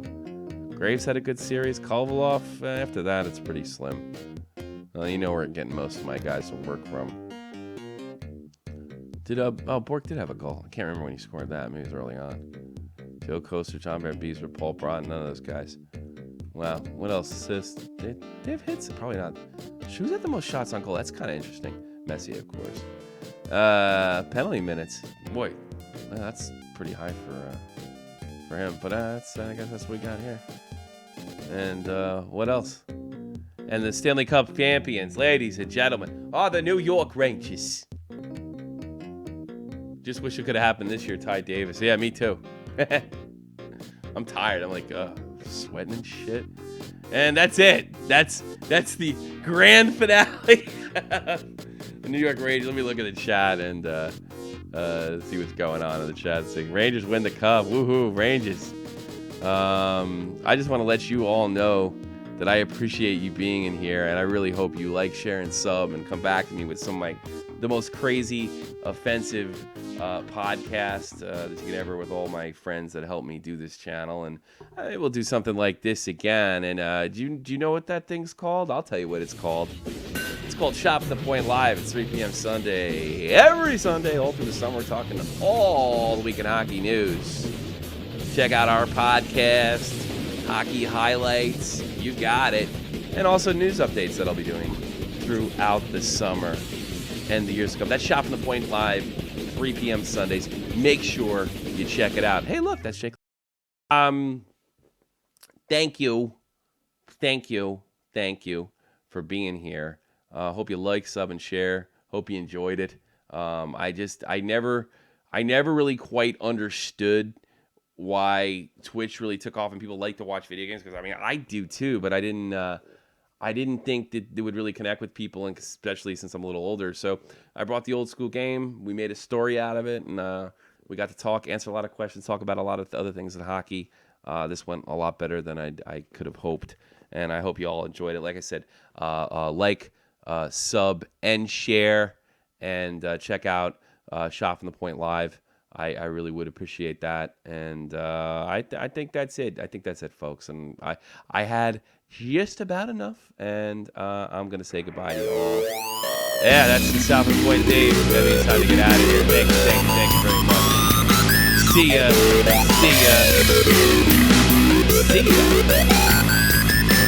Let's do some plugs real quick. I got a Twitch channel, making sure it's Shop at the Point Live, one word. You can check me out on Twitter, Tommy C, SFTP, Skype, one word, Shop at the Point, and call me 718-395-7660. That's a 24-hour number, and our number we go live. Check me out on social media, Facebook, Shop at the Point Hockey, get all the updates. We got a whole bunch of shit going on there. It's pretty fucking cool. So check out Shop at the Point. And also, you follow me, I'll follow you back on PS4 Plus. And that's it. I'm done. I'm out of here. Peace.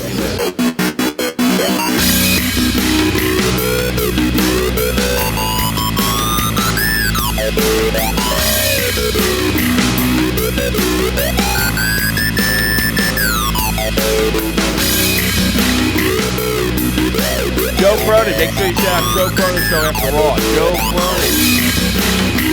Joe Cronin show right after Raw. Check him out.